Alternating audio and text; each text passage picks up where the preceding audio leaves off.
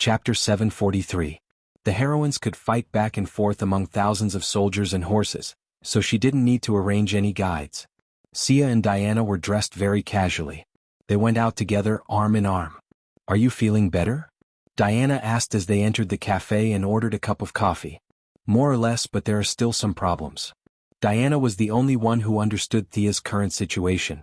Defeating Darkseid was not an easy feat. She had used up a huge amount of divine power in a short period of time, and it was a burden on her mental state. This was also why she was so dizzy every day. She did not have the energy to think about anything else. She only put up a no-entry sign in her soul sea. This was not a joke. She simply did not have the energy to enter. Darkseid's divine power must still be lingering in the sea. She could only put it aside for now. As for the Earthlings who were not afraid of death and thought that there were many secrets hidden in the sea, she would just let them be. In the fight with Darkseid, the dark divine power had infected part of her. She had her own understanding of the dark domain. She could get rid of it with time. Otherwise her origin would be damaged. How long do you think Darkseid will take to recover? This question stumped Thea. She had not thought about it. She took a sip of her coffee. The warm coffee flowed down her throat and into her stomach. The warmth was very comfortable. I'm trying my best to dissolve the dark divine power. He has more soul divine power in his clone. If he doesn't want to give up his clone's divine power, he'll have to dissolve my soul divine power before he can merge them again. Theoretically speaking, I think it'll take 2 years. Because of his level, he has more tricks up his sleeve than I do, so the process might be shorter. However, to recover and replenish his divine power, I think it'll take at least 3 years. 3 years, huh? Diana was silent. She had done her best in this battle. Unfortunately, she had not done much damage. The difference in strength between her and the great Lord of Darkness was too great. Thea grabbed her hand. "Don't worry. I'll be back to normal in half a year. Father will also be mostly recovered. Next time, even if he fights in his true form, we'll have a good chance of winning." "All right. I believe you." Looking at Diana's determined gaze, Thea didn't know what to do. In this world, the only one who could infinitely improve was Superman. After hiding in the sun for thousands of years, he would definitely be invincible when he came out. He was the real protagonist of destiny. No other person or god had this potential. As for Thea and Diana, their paths were already set in stone. They could only accumulate godhood until they reached Darkseid's level. As for what would happen after that, only the heavens knew. It was a pity that there were only so many godhoods. The ones that were suitable for Diana were all with Heavenly Father. Unless Heavenly Father was killed, it would be very difficult for Diana to take a step forward. As for asking Diana to comprehend the shadow of origin, that was pure nonsense. Not to mention whether or not she could comprehend it, even if she could, Diana's personality would change greatly. Without her sunshine-like warmth, Thea herself would also sink. When that day really came, it was simply unimaginable. 2 demonesses, torturing the earth and attacking the apocalypse star and the new star of creation. Killing all the old and new gods and returning the world to its original state. That was really good and powerful. Diana's warmth was the most important thing that kept Thea's heart. Thea couldn't let her see the shadow of origin. "Let's go to the beach to sunbathe?" she suggested, seeing that the atmosphere was dull. Diana didn't care. When they were about to walk to the beach, they realized that neither of them had brought swimsuits. The customs of the Amazon were originally from ancient Greece. Diana grew up on Paradise Island, which was full of women. At first, she didn't have the concept of swimsuits at all. Now, she had more or less restrained herself, but she still felt that swimsuits were troublesome. Thea wasn't that bold. Her secretary, Miss Maisie, had taken leave to deal with Luther's matter. She didn't have an assistant by her side. She was also not in the right state of mind for the past 2 days. She took out her travel bag from the space ring and searched for a long time, but couldn't find a swimsuit. She had no choice but to buy one. The shops here were all female shop managers and female employees. There was almost no one who didn't know Thea. The 2 of them picked a few swimsuits according to their sizes and went to the fitting room to try them on. The swimsuit that Diana chose in the end was the same as her. It was a fiery red swimsuit, revealing her firm and smooth stomach. The slender belt went around the back and tied to the back of her neck. Her hair was tied into a ponytail. Thea casually chose a swimsuit. She was happy when she put it on. It was a classic black and white style. The left side was white and the right side was black. There was a thin belt at the back. Overall, it didn't look too seductive, but it was very beautiful and refreshing. She didn't plan to go into the water. Her hair was still loose. The two of them put on sunglasses and moved 2 beach chairs to lie on. As for the sunscreen, it was completely unnecessary. Diana had been on Paradise Island for thousands of years and never knew what sunscreen was. She didn't have this habit even after entering human society for hundreds of years. Miss Maisie didn't need to mention, she also had a physique that absorbed sunlight. The two of them weren't the only ones on the beach. A few female heroes who were close to the water were also here. Mela the water controller, Caitlin the frost killer, and Dora the ice controller were seriously practicing. Inadvertently looking over, Thea realized that Dora's energy attribute was very similar to that of a mage. It was just that the way she cast spells came from her bloodline. She had the ability to control and create ice. When she gave it her all, her eyes were white and she could control the weather. She could even create a strong snowstorm. Ice arrows, ice walls, ice storms, and all kinds of ice applications were used by the three of them. The Queen of Atlantis, the descendant of a human scientist, and the Norwegian royal family. The three of them had similar abilities and combat power. Waves and ice were constantly being created and transformed between the three of them.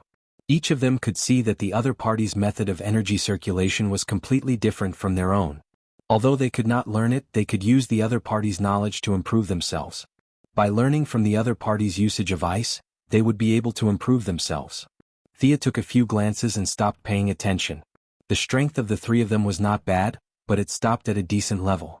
With a wave of her hand, she created a barrier and blocked the cold current. Under the warm light of Heshi, she relaxed and slowly fell asleep. He didn't know how much time had passed when he heard shouts in his ears.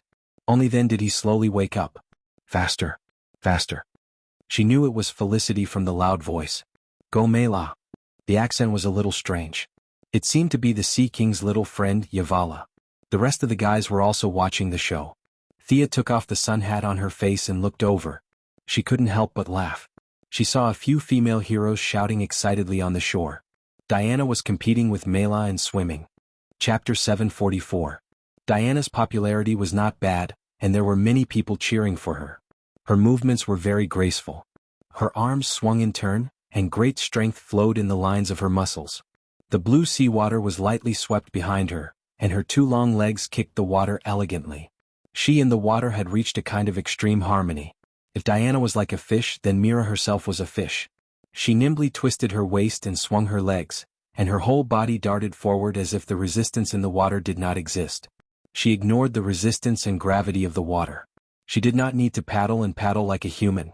She was like a sharp arrow that had been released from a bow, piercing through the water. When Thea began to watch, they had just finished their warm-up and were each exerting their strength. Diana's swimming skills were very pleasing to the eye. With a few consecutive strokes, she overtook Mela with the help of her divine power and was 5 or 6 meters ahead. Mela smiled. Swimming to her was as natural as breathing. She did not make any extra movements and easily overtook Diana with the help of the current. There was not much suspense in the competition between the two girls. Even if the Valkyrie used all her strength, she was still no match for the Atlantean. Mela was much faster than her. Even if she was no match for Diana, she still swam the entire distance.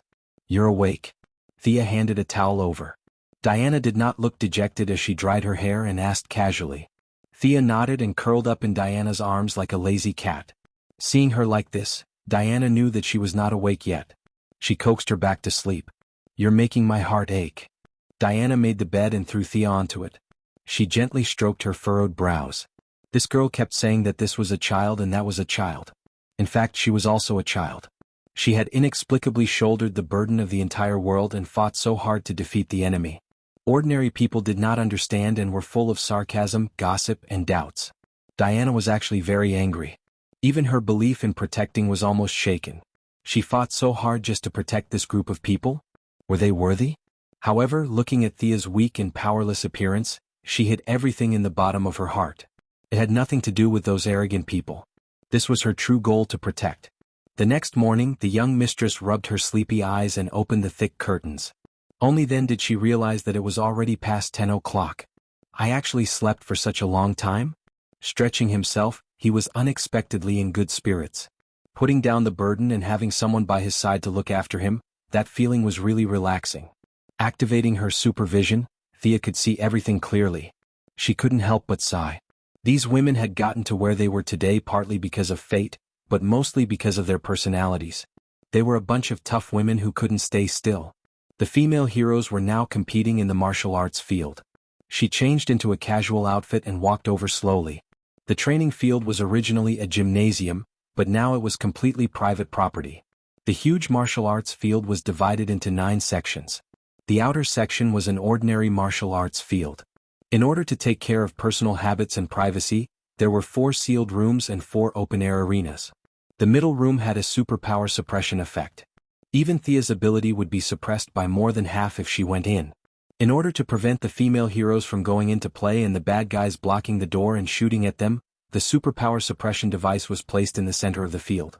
The control system was controlled by Gideon, and there was an emergency gem underground that could teleport them to the new world. At this time, the Danvers sisters were training in the central room. They were similar to her cousin.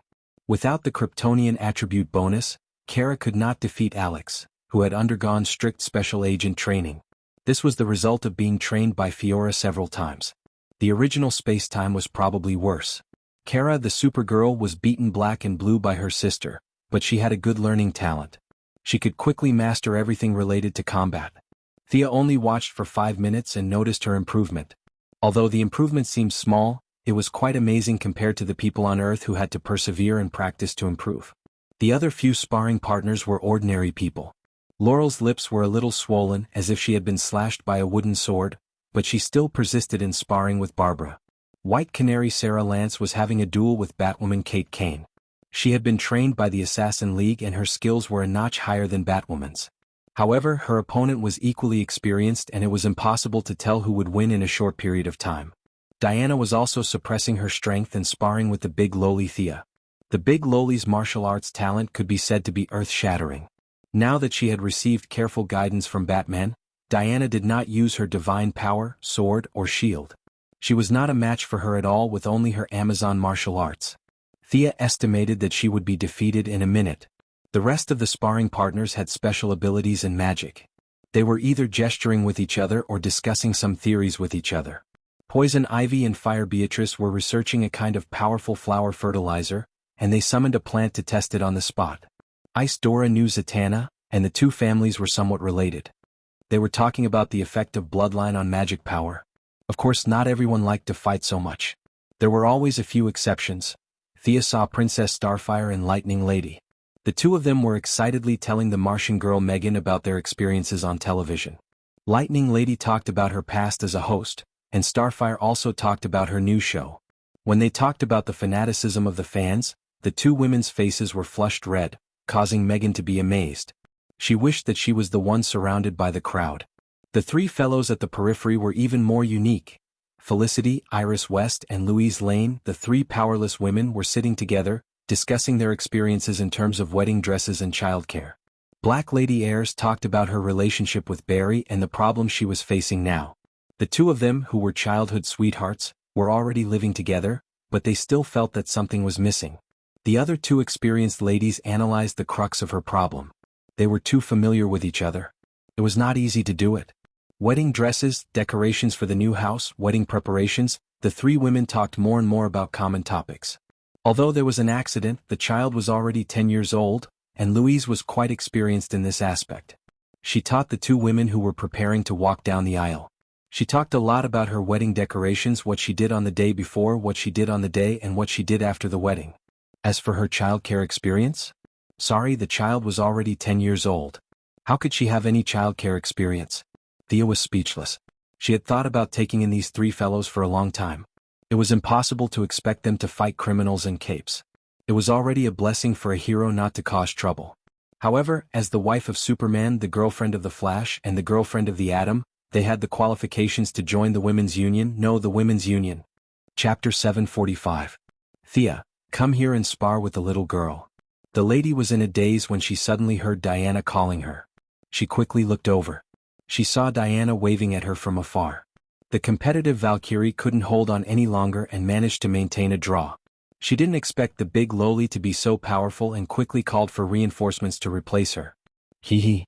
Thea was about to laugh when she saw the Valkyrie glaring at her. She quickly restrained herself. She took off her coat and revealed the elastic singlet inside. Her hair was also tied up. She took a deep breath and placed all her divine power in the deepest part of her body. She also wanted to see how powerful Cassandra was. "Do you want to take a break?" she asked. The big loli shook her head, indicating that she was fine. "Her fighting spirit is very high." How troublesome. Thea didn't have such a strong desire to win. She originally wanted to play casually, but seeing how serious the big loli was, she could only correct her attitude and respect her opponent. This was the basic virtue of a martial artist. Right hand in front, left hand behind. She stood still with both feet and gestured for the opponent to attack first. The big loli's eyes narrowed. Thea's starting position was often used by Madame Shiva. It was as if time had reversed, and she had returned to the time when she and her mother depended on each other. She realized that this was a martial arts competition. She hurriedly focused her mind and stared at Thea without blinking. In the blink of an eye, she suddenly sped up and rushed to Thea's side in 2 short steps. She punched out with her left fist. When Thea blocked, she twisted her waist and kicked at her abdomen. "You're fast." Thea withdrew all her divine power. Her attributes were only slightly higher than an ordinary person's. She pressed her palms down to block the kick. At the same time, she raised her leg to hook the big loli's supporting leg. The big loli bent her knees and jumped lightly. Her body was like a bird.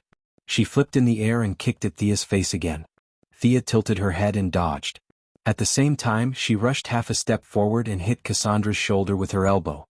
The big loli missed her kick and slapped away Thea's elbow with her left hand. Unfortunately, she had already lost by half a move. In the face of Thea's pressure step by step, she was not in a hurry. She did 3 backflips on the spot and widened the distance between them again. Thea repositioned herself and waited for her opponent to attack. The two of them leaped up like rabbits and swooped down like hawks. After exchanging a few blows, their levels could be seen. Although the big loli's attacks were fierce, her reaction speed and battle awareness were at an extremely high level. But compared to Thea, she was still lacking. Thea's talent in martial arts was not bad. After all, she was what Malcolm called a natural warrior. However, this good depended on who she was compared to. She was average, but she was nothing compared to the big loli. Fortunately, she did not walk the path of martial arts to the end. Now that she stood at a different height, she naturally had a new perspective on martial arts. Although this process could not be replicated by others, she called herself a contemporary martial artist and no one would object. On the other hand, the big loli's body was not fully developed yet. Secondly, her martial arts were still in the ascendant stage and her combat experience was not rich enough. It was obvious from her kick that she was a little impatient. "Continue." Thea waved her hand and motioned for her opponent to continue the attack. Their attacks were fierce and ruthless. The few heroines who were competing slowly stopped. Even those who were discussing the wedding dress were attracted. Kara was also dragged out by Alex like a dead dog to watch. Her attacking style is very similar to the Alliance's martial arts. I've known her for so many years, but this is the first time I've seen her fight like this. I always thought she was from the mysterious side and did not know any martial arts. Although there were many examples of Ms. Shiva's martial arts, White Canary Sarah Lance could see Thea's background with just a few glances. This was too familiar and it was difficult to mistake. Was this young lady related to the Alliance? She could only ask her sister Laurel. Laurel vaguely had some guesses, but she was very smart and did not ask anyone for confirmation. Was the truth important? As long as everyone was together in harmony, it was more important than anything else. If she wanted to know the truth, she felt that Batman must have some inside information, but she had never asked. She used the excuse of not knowing to fool her sister and watched seriously. There was almost no growth potential in martial arts in this world. It was impossible to break through the void and become a celestial being. However, it was impossible not to practice. Not to mention Laurel and Barbara, who relied on their martial arts to survive. Even Zatanna and Zach Kong knew some martial arts to some extent. Because of this, they could see the essence of the battle between Thea and the big loli. There were many female superheroes, but there were almost no women in the martial arts category. Other than Thea and Shiva, the rest of the martial artists were all men. The big loli was now a quasi-martial artist. She basically relied on a flash of inspiration to fight. If she was lucky, she could win against an opponent of the same strength. If she was unlucky, she could not win. She now felt a lot of pressure when facing the serious Thea. Batman was busy every day and did not have much time to train her. There were differences between men and women, and the martial arts were different. The big loli could only gain some experience with Batman. Sia, on the other hand, was different. After Lady Shiva's careful guidance, Her general direction was exactly the same as Cassandra's. The tricky, quick, and ruthless fighting style made the big loli exclaim in her heart. This was a real battle. The two fought for a full 15 minutes. Seeing that the big loli was tired, Thea slowed down. In the eyes of outsiders, the two ended in a tie. Seeing that the big loli wanted to say something to her, Thea hurriedly interrupted her. I set up a large illusion barrier in Building 15 on West Street. If you want to fight, you can go there. Every person who enters will be created an illusion with the same ability as themselves. You can fight with yourself and see your own shortcomings. This is what you need now. The big loli's eyes lit up. Fight with me? That sounds interesting. She bowed to her, picked up her clothes, and went to find the so-called Building 15. I think you're just lazy. The Valkyrie easily exposed her intentions. Thea scratched her head. She was so busy now that she really had no time to teach children. She set up a large illusion. If there was a need, they could go in and practice. She called it self-improvement. How practical. Hearing that they could be challenged, the heroines were interested. Can my magic be simulated with illusions? Zatanna asked. Yes. Thea answered happily. As long as their strength was not higher than hers, they could basically replicate an illusion 100%. With a whoosh, a few more people who loved to fight ran out. Kara also wanted to go, but he was dragged into the small dark room by Alex and brutally trained. The celebrity trio went shopping, or rather to enjoy the enthusiasm of ordinary fans. The wedding trio teamed up to look at wedding dresses. Hearing that it was such a meaningful thing, Shadow, who was going to marry Oliver, also went with them. Chapter 746. After sleeping in and sparring with the big loli, Thea felt refreshed. Let's go shopping. Before Thea could finish, her phone rang. She looked at it casually. 2 minutes later, she showed her phone to Diana, not knowing whether to laugh or cry. Look at this golden vanguard. He can't stay still. He endorsed shampoo, sportswear, and even wants to film a superhero movie. This guy is too shameless. Heroes shouldn't be like this. The definition of a hero is to protect. It's to use one's abilities to protect more people, not to gain benefits for oneself. This guy likes to be in the limelight too much. Diana was very unhappy. Thea did not mind. The other party's actions could also divert the firepower against superheroes. Overall, it was a good thing. Let's go shopping. I saw a dress that suits you last time. The sky was blue. It was close to noon, and the light was not too strong. There were not many pedestrians on the road. Without exception, they were all women. Seeing them walking hand in hand, no one disturbed them. Diana had high standards. When the two of them were shopping, it was usually Thea who made all kinds of bold suggestions. After that, she would either nod or shake her head. The color of this dress suits you, but it shows a little too much of your back. Yes, this belt suits your skin color. Diana, who was already tall, liked to wear high heels and slim-fit dresses. Unknowingly, she looked even taller. Thea's fashion sense was impeccable. With the blessing of the art god, she could look stunning without revealing her skin or a deep V-neck. Under her careful selection, Diana chose 2 pairs of boots, a pair of high heels, 2 dresses, and a belt. As one of the richest people in the world, Thea did not even have enough clothes to wear. She only chose 2 t-shirts and a pair of boots. Did you see that? Her legs are so long, they are so close. I heard that they are. I'm so envious. Did you see the news on the website? They all said that the taller woman is Wonder Woman. The 2 goddesses walked past many shops. Many shop assistants were whispering in corners that they could not see. Unfortunately, their words fell into the ears of the goddesses. Thea nudged Diana's shoulder. Your identity is about to be exposed. This was something that couldn't be helped.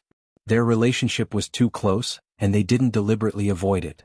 No matter how serious their face blindness was, there were always a few people with normal eyes. It was only a matter of time before their identities were exposed. Let them be. It's a pity that my job is going to be ruined. Valkyrie revealed a rare coquettish expression. I'll take care of you. Eldest Miss patted her chest and promised. The 2 of them smiled. They both knew that this was impossible. Diana's personality was too strong.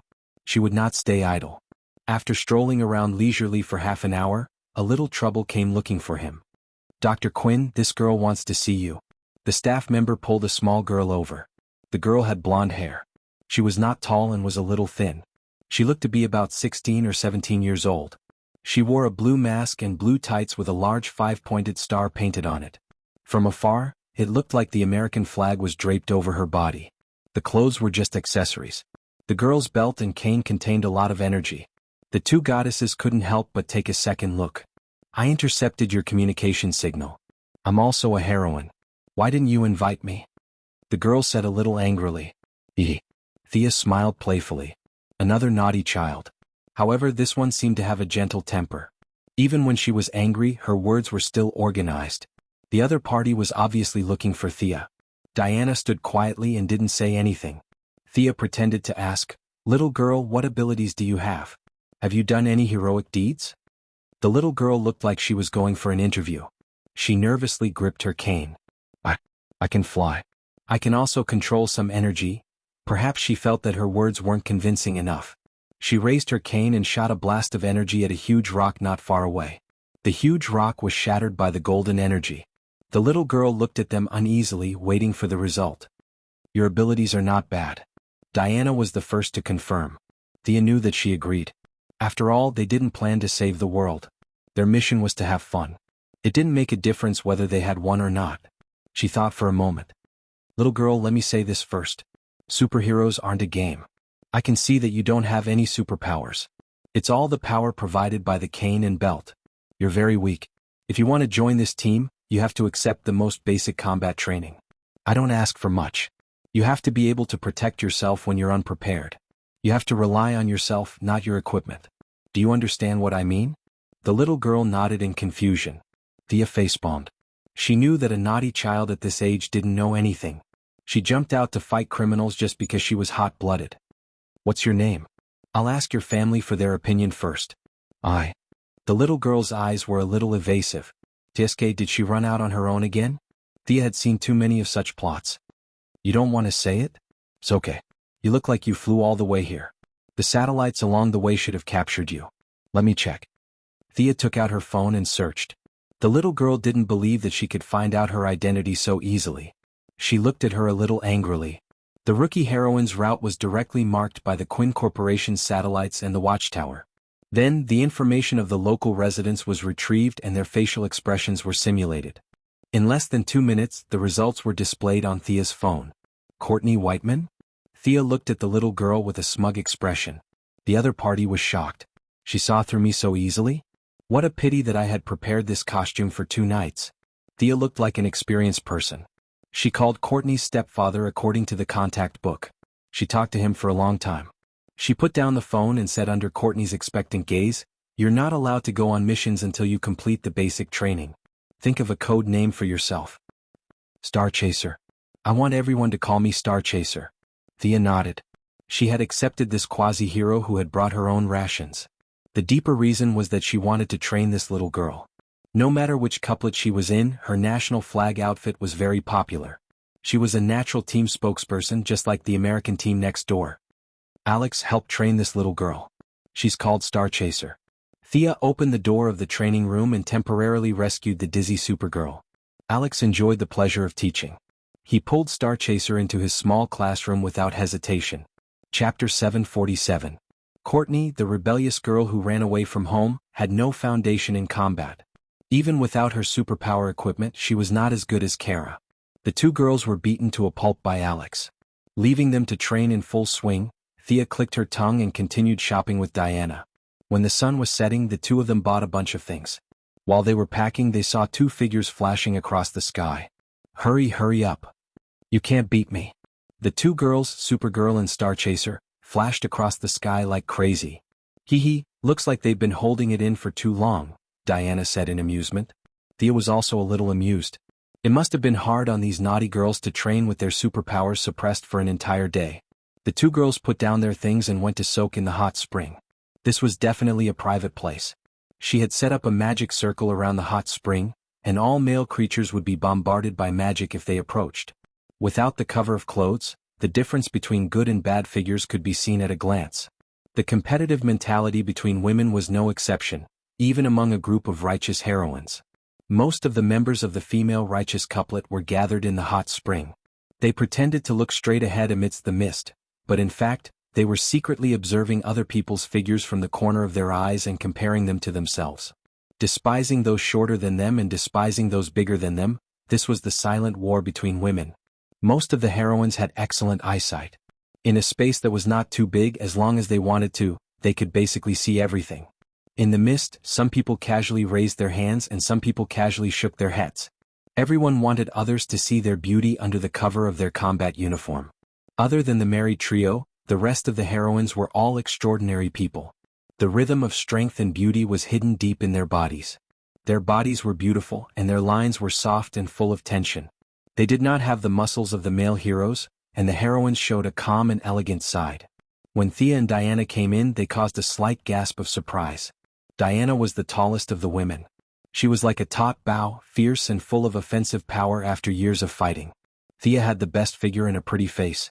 Her eyes seemed to be able to see through people's hearts. Her status as a goddess of literature and art was not for show. She was full of artistic qualities, which was reflected in her figure. She was not fat, not thin, not tall, not short, not big, not small. Even Diana, who was also a goddess, was lacking in proportion. The two goddesses found themselves a small pool and lay in the hot spring. They seemed to be closing their eyes, but in fact they were gossiping in their telepathic channel. Barbara's waist is a little thick. Spark's eyes are green, but his body structure is the same as ours. Hey, what do you think they are saying about us? Of course it's because Goddess Thea is so sexy and charming. Eldest Miss was about to speak when she heard footsteps. She knew that another woman had entered. She quickly turned her swan-like slender neck to look at the entrance. There were many people who were doing the same thing as her. It was just that some were doing it secretly while others were doing it openly. Supergirl, Starchaser, Martian Girl, Raven and Cassandra, who had been fooling around for half a day, felt contempt the moment they entered the hot spring. They were just a few children. This was the first thought in the minds of many heroines. Raven's development had always been slow due to her Tripalis demon bloodline. Now her body was about the same as a flat plate. Cassandra had been practicing martial arts too hard and had been running around with her mother. Her development was also very slow. The Martian Girl was very shameless. Her body was obviously average, but when she saw the other girls looking at her, she used her special ability to control the density of her body and made herself look hot. When she turned around and saw the dissatisfied gazes of her friends, she scratched her head and retracted her body. Kara was the oldest. She had a job and pocket money, so she ate without holding back. Now her body was bloated like a balloon. However, she was still not as good as Starchaser. Starchaser was 3 years younger than her, but her body was at least a cup size lower than hers. Usually she was wrapped in tights and could not be seen. Now that she looked like this, she had developed quite well. When the group of perverted sisters saw that the half-grown children were not interested, they all turned their gazes away. Thea did not want to be surrounded by a group of people. She set up a barrier in front of her, blocking all sight and sound. The people outside could not see them, but they could see outside. The two girls stretched out their legs to compare. "Your legs are still longer than mine," Thea said embarrassedly. Diana cautiously glanced outside and felt the magic flow of the soundproof barrier. Even Zatanna wouldn't be able to eavesdrop on them. She slapped away Kara's hand that was stroking her leg. "That's my only strength." Thea bit her earlobe. "Who said so? Your fingers are also very strong, unlike us mage-type gods who are weak and powerless, right?" After saying that, she stretched out a slender index finger and stroked Diana's red lips. Her finger and her tongue mixed together, and the two of them looked a little intoxicated. "You're not thinking of playing here, are you?" Diana wanted to say something, but unfortunately, Thea's finger was still in her mouth. She could only ask in the telepathic channel with a hint of hesitation in her voice. Thea pretended that she did not understand what she was saying and continued to tease her. "Let's go back to the room." Diana showed a rare little girl's pleading expression, which amused Thea. She thought that she had succeeded and wanted to teleport back to the room. Unfortunately, her magic skills were far inferior to Thea's. Thea pinched her teleportation spell and looked at her with a faint smile. Thea would of course not spar in public. Diana was thin-skinned and she was not that bold. "We're just talking. I won't do anything else." As she said that, she licked Kara's delicate earlobe with her tongue. "You vixen." Diana wanted to take out the true word lasso and tie the eldest miss up and down 3 times to hang her up and beat her, but she also knew that she couldn't make too much noise. Passively defending was not the Valkyrie's style. She pushed her index finger out of her mouth and moved quickly. She turned Thea's shoulders 180 degrees and tied her hands behind her back. Diana looked at her proudly. Thea's long and strong fingers entered the predetermined battlefield. The two goddesses' eyes were filled with lust. Their tongues were teasing each other in their mouths. Their long legs were snuggled together like two snakes. Why don't we have a friendly match here? As soon as this thought popped up, they immediately extinguished it. Let's go back to the room. Just as Thea was about to teleport, gunshots came from outside the block. Let go of me first. There seem to be enemies outside, she said softly. Diana did not have X-ray vision. After listening carefully for a while, she snorted with her cute nose. Don't try to trick me. They're just a few small fries. You don't have to fight with so many heroes. I'll untie you tonight. Big sister, you've become naughty. Is it really okay to play like this? But it seems quite exciting. Chapter 748. The enemies outside weren't strong and Thea found it interesting. Since Diana wanted to play this way, she would play along. After all, she was the one who started it. With her hands tied behind her back, she couldn't wear the quilt in this position, but the god's punishment robe wasn't affected. She turned around and put on the divine robe.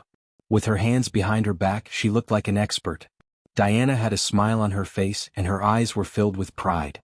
She had also changed into battle armor. The two girls removed the soundproof barrier, and the girls in the hot spring were stunned when they saw their outfits. A few of the superheroines with supervision and superhearing immediately noticed the abnormality outside. Their breasts surged and they started to change their clothes. Zatanna and Raven used magic the fastest. They got rid of the water on their bodies and put on their clothes. The rest of the superheroines used their abilities too. Ice, fire, lightning, plants, they all got rid of the water on their bodies and put on their clothes. The normal superheroines were a little slower, but only by a little. The fastest way to change into a battle armor was the first lesson for these superheroines. Barbara and Laurel changed their outfits very quickly. Other than the water stains on their hair, they looked almost the same as usual. I thought Star City would be safer. Vixen, a black female hero from Zambia, used her necklace to see the enemies in the distance. She said with a knowing expression, "Haha, it's just a small problem. Just think of it as an entertainment for the first gathering of the Women's Justice League." Thea replied generously. She then glanced at Shadow, who was wearing a green robe and holding a bow and arrow skateboard. She whispered to Vixen, "I heard you know Oliver too. Are you with my brother too?" "Don't joke around. We're just good friends." Vixen denied. Thea had her reservations. It was rare to find a woman who hadn't slept with Oliver, but she didn't think too much about it. Although she didn't arrange this entertainment, she still felt that it was meaningful to gather all the superheroines to fight a monster, so she pulled Felicity, Louise, and Airs up. Those who had the ability to fly directly flew in the sky, while the rest used spells, abilities, and gliding wings. The last few who couldn't fly were all taken away by Carol Ferris of the Purple Lantern Corps. A group of people flew out of the street in a grandiose manner. All the female heroes were curious. Just how blind were the enemies that came to kill them at this time? The attackers and defenders fought fiercely, and the sound of gunfire was endless. Thea hired the Blackwater Company to protect her, and they were all female soldiers who had been on the battlefield. They were well paid and they knew how many people were backing them, so they fought back calmly against the intruders. When Thea and the others arrived, they heard a man speaking in a low voice. "Oh he? Was there someone important here? I just want to go in and take a look." Before he could finish his words, he was interrupted by a group of figures descending from the sky. In this day and age, there were basically no weaklings who could fly on their own. He began to size up this group of people. Thea wasn't wearing her signature quilt outfit, but a mysterious robe with a hood. This image wasn't widely known. Diana was very recognizable, and there was almost no one who didn't know her. This made the middle-aged man's eyes shrink slightly, as if he didn't expect to meet a superhero just by following the magical wave out for a stroll. He looked around and didn't seem to see Superman or Batman, which made him feel relieved. Most of the female heroes' brilliance was overshadowed by the male heroes.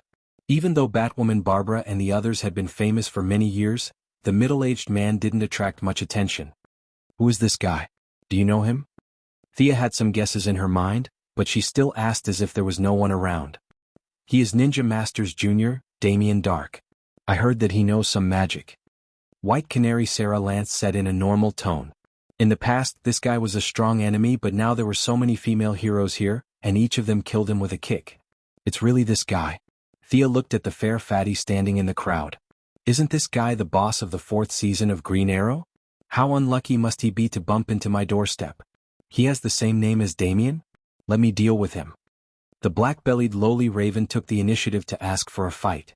How could such a silly guy deserve to be called Damien? Let me. My energy weapon is very powerful." Starchaser raised her arms and asked for a fight as if she was answering a question in a classroom. She ran out excitedly. She thought it was going to be a big battle, but there were only 30 people below, including the boss and his minions. This was not enough to fight at all. Me too. Supergirl was a little itchy after being beaten up by Alex for the whole day. You guys are pissing me off. Damien Dark, who was on the ground, was very unhappy that they didn't take him seriously. In his opinion, other than Diana, the rest of the women were no match for his powerful magic. That was what he thought, and that was what he did. He opened his right hand abruptly, and an invisible force rushed toward the women in the sky. Seeing that he had made his move, the more than 20 fully armed mercenaries behind him also raised their weapons and aimed at the people in the sky. Who was going to stop them? Thea looked at Zatanna and then at Raven. In the end, the lowly couldn't hold it in anymore. Raven waved her hand and swatted away Damien's magic as if she was swatting away a fly. It was simple and violent. There was no technique involved. It was just a head-on clash. This kind of battle is meaningless. Whoever wants to fight can go down and have some fun. Don't kill them. After that, send the ordinary people to the Star City police station. Thea said calmly. This was just an entertainment activity. Everyone was just exercising their bodies after soaking in the hot spring. You don't have to thank me. Starchaser took the lead and rushed down. The rest of the women looked at each other. They couldn't tell if these people were here to put on a show or if they were just unlucky. The girls giggled as they each found a random soldier to play with. Kara, remember the special training during the day. Don't use your ability. Alex grabbed Supergirl and whispered to her. Supergirl had no choice but to pretend that she was an ordinary person and fought with a mercenary. Thea saw that Diana was giving her a playful look, so she also picked a random soldier to play with. So what if her hands were tied? Thea's spiritual power wasn't hindered at all. She grabbed an unlucky guy and sealed his mouth. She lifted him upside down and threw him into the air. She caught him again and made him look like a flying man. The rest of the heroines showed off their abilities. For example, Mira, Caitlin, and Frost Dora had similar abilities. There were many things that couldn't be explained clearly during the day. Now that this was a good entertainment activity, they could try out their skills. Chapter 749. The trio of Frost each pulled a random soldier to test their ability to control water and make ice. As for how they felt, sorry, as long as they didn't die it was fine. These guys broke into private property at night with weapons. They were not good people. Some were full of academic spirit, such as the trio of Frost. Some were purely for fun, such as Lightning Lady, Poison Ivy, and other villains from the original Time and Space. They made their opponents almost unable to take care of themselves. On average, each person had one or more opponents. It was really not fun. Most people stopped after defeating one person. To them, this was just an entertainment activity, similar to the end-of-year lottery. The important thing was to participate. Cassandra was very serious. Her thin figure kept turning back and forth. She only stopped when all the random soldiers on the battlefield fell to the ground. Seeing that all his subordinates were taken care of almost like a joke, Damien Dark would be too stupid if he didn't know that he had encountered a tough opponent. But he had to ask Raven Lowly if she was willing to let him run. His magic was pitiful and laughable compared to the demon princess. Thea whispered a few words to Felicity. Felicity looked at her strangely. What did she mean by keeping her hands behind her back? It was so strange. The former hacker didn't think much of it. She quickly used her phone to call a drone over. The huge camera captured all the heroines' postures. It was a group activity for the heroines. Many heroines saw the camera and hurriedly posed in what they thought was very handsome. Not knowing that he had become part of a group activity, Damien Dark was still fighting desperately. Unfortunately, his magic couldn't beat Raven Lowly, and his martial arts couldn't beat Cassandra. Damien Dark had always thought that he had reached the limit of what a human could do with his magic power that he thought was invincible.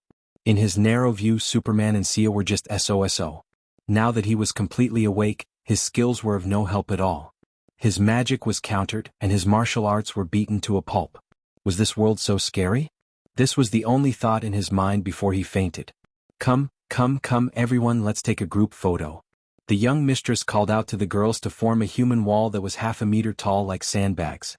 Then the girls stood behind the human wall and took a group photo. Some of the bandits on the ground were still conscious, but none of them dared to act rashly. At this moment, they were all obediently acting as the background for this human flesh hunt. They were extremely dedicated. The heroines were not fools. They could tell at a glance whether they were fainting or not. However, they still giggled and posed. With a click, the 29 official members and Starchaser, who had brought her own food to join in the fun, were officially frozen in the photo. Some were serious, some were funny. In short, the first collective activity of the Women's Justice League had officially come to an end. It was already late at night and the police had already gotten off work. This group of people were all tied up and waiting to be sent to the police station in the morning. The group of heroines greeted each other and returned to their rooms to rest. In Thea and Diana's room. "Hurry up and untie me. Feels weird." Thea pleaded a little coquettishly. At this moment, Diana's face was overflowing with a smile. "Let's play a game, a role-playing game." The bandits who were acting as human flesh tools were all sent to the Star City police station at dawn.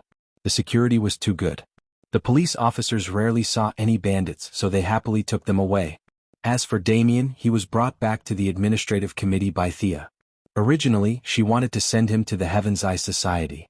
However, when she thought about the high rate of escapees from the Heaven's Eye Society, she felt more at ease locking him up in her own territory.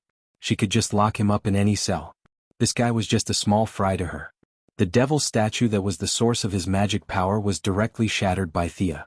This method of trading with the devil was obviously an old tradition of the Assassin League. It was dangerous and did not have much room for development.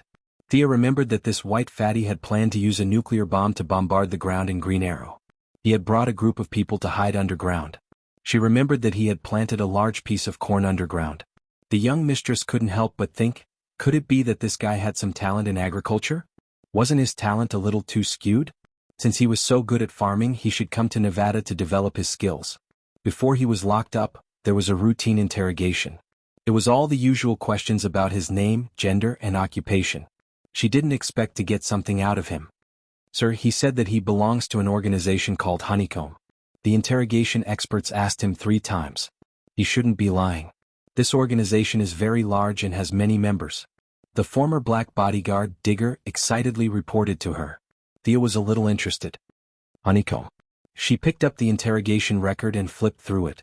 Fortunately, there was no umbrella or hydra. This organization was more like a fraternity for rich people. This fat Damien was trying to instigate Sia to fight those rich people with the intention of, "I'm not having a good time, so don't you all." He didn't know that his malicious revenge had given Thea a good excuse.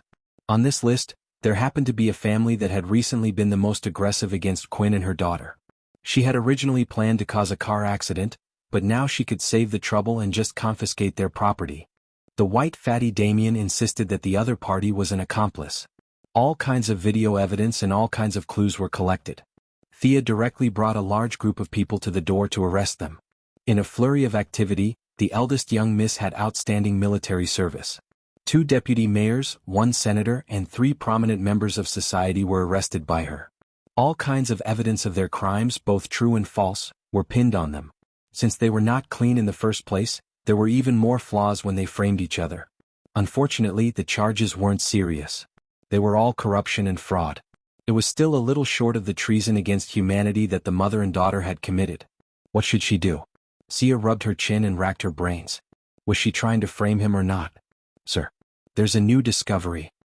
The black bodyguard took out the latest confession and showed it to her. Thea glanced at it casually and hurriedly looked up. "Mr. Digger, are you sure that this Honeycomb organization was premeditated by aliens? We have to be responsible and have evidence." The black bodyguard took out an evidence bag.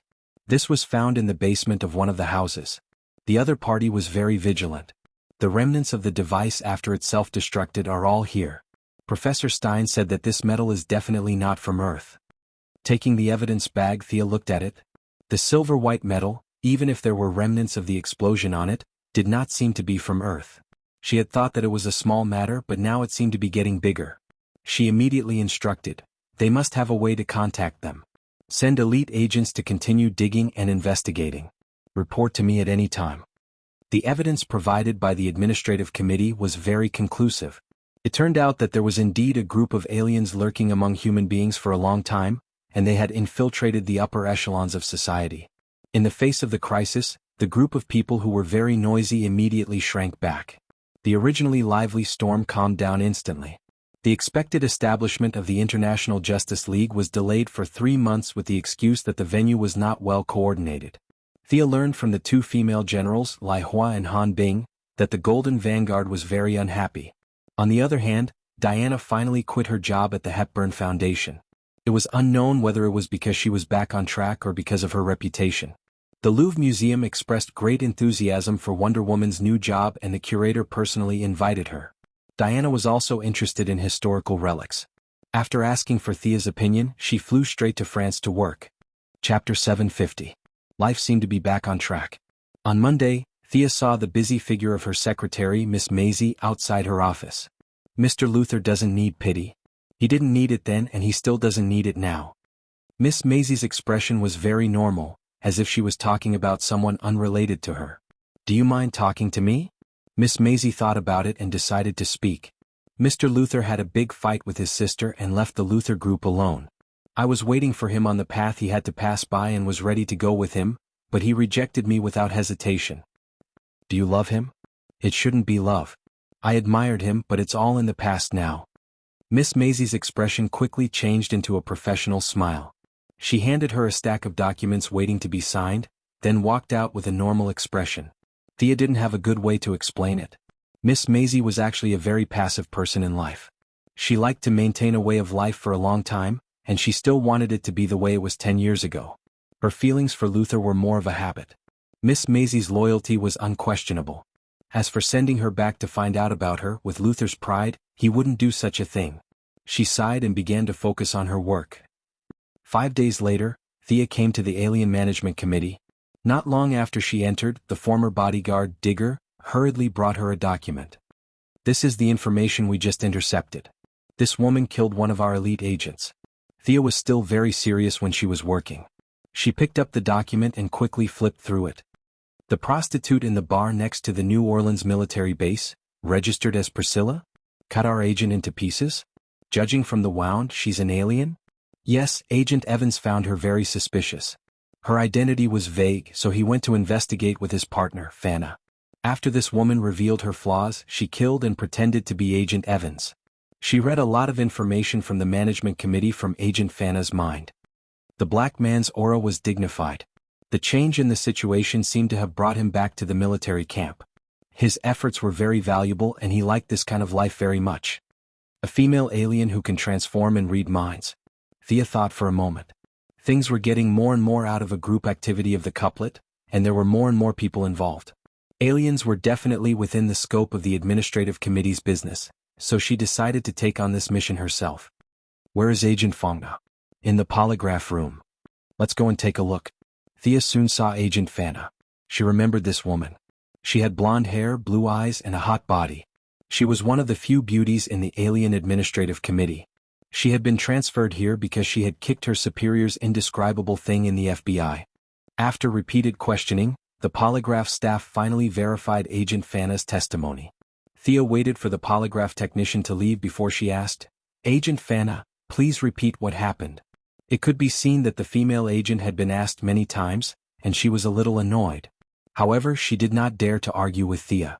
She lit a cigarette and recounted her experience. It was similar to what was described in the report. She and her partner, Evans, went to investigate a stripper. Perhaps Evans's perverted look was more obvious, so she slammed the door in anger and left. What happened after that was bizarre. Evans found her an hour later, and the two had a friendly match. When she went to the bathroom, she received a call from her superior, who told her that her partner had been dead for 2 hours. If this was a horror movie world, Agent Fana would have been dead. Fortunately, this was not a horror movie. She realized that something was wrong. When she returned to the bedroom with her gun, Evans, who had a friendly match with her, was long gone. The administrative committee's agents also analyzed that the alien had the ability to transform. Sia clicked her tongue in wonder as she listened to her story while flipping through the lie detector personnel records. This alien's original body should be female, but she could actually transform into a man to play a friendly match. Besides, her own subordinates were also very strange.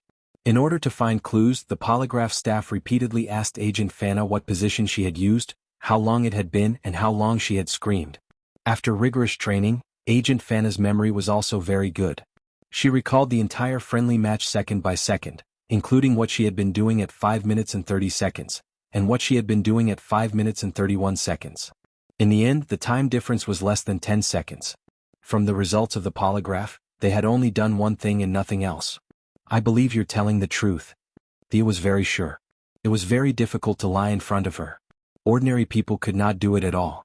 Even the slightest soul fluctuation would attract her attention. It was too difficult to lie in front of the divine position of the soul. Sir, I apply to join the follow-up manhunt. Even if Evans is a scumbag, I want to avenge him. Okay. Thea turned to ask the black man, how's the preparation for the manhunt going? We can leave at any time. We need your authorization and operation code. Okay, bring Agent Fana and send out 5 single mechas with anti-mind-reading jammers. We'll leave in 30 minutes. Since that bar is called Voodoo Bar, let's give this alien the code name Voodoo. Thea quickly made the decision and ordered the black man and Fana to go and prepare. She stayed where she was and looked through the records. Even if this alien's strength was nothing to her, she would not underestimate it. In less than 20 minutes, the 5 single mechas, including the black man and Agent Fana, were ready to go. This kind of mass-produced mecha was definitely not as advanced as Thea's self-made ones, but it was still much stronger than the kinetic skeleton used to attack the Cold Flame Vatican. It was equipped with energy weapons, could fly, and could fight in close range. It was the symbol of the elites in the management committee.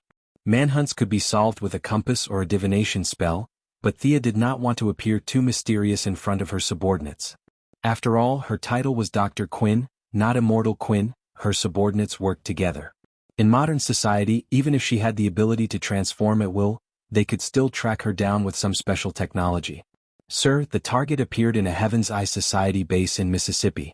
The Heaven's Eye Society replied that a lot of information was stolen. Just as they were about to leave, an agent came in and reported.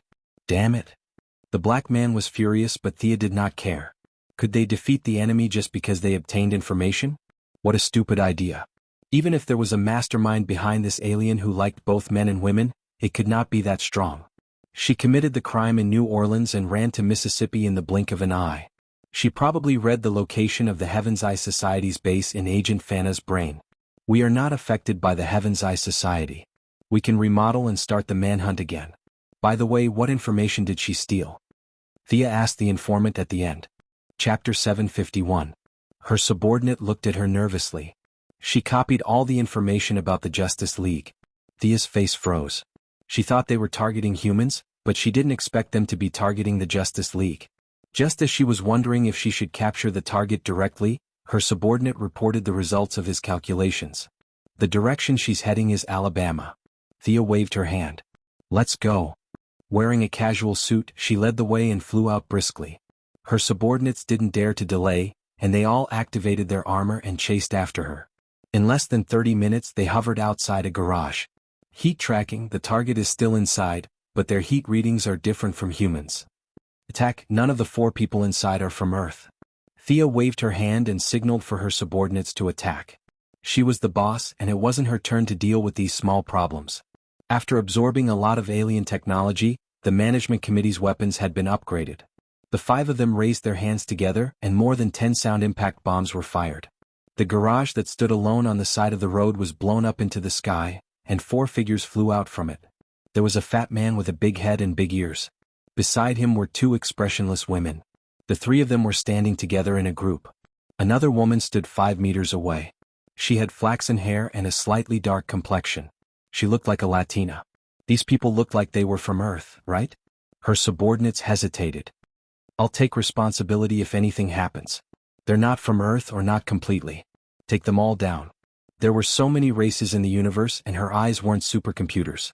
Thea could see that their body structure was different from that of Earth's, and that was enough. Military orders were like mountains, and this saying was effective at any time. The black man took the lead and rushed out. He felt that the fat man seemed to be very powerful. Agent Fina went to kill the target, the woman codenamed Voodoo. The remaining 3 began to attack the 2 women who seemed to be trembling. Most agents were cold-blooded and had undergone cruel training. Unlike superheroes, they did not care much about the lives of ordinary people.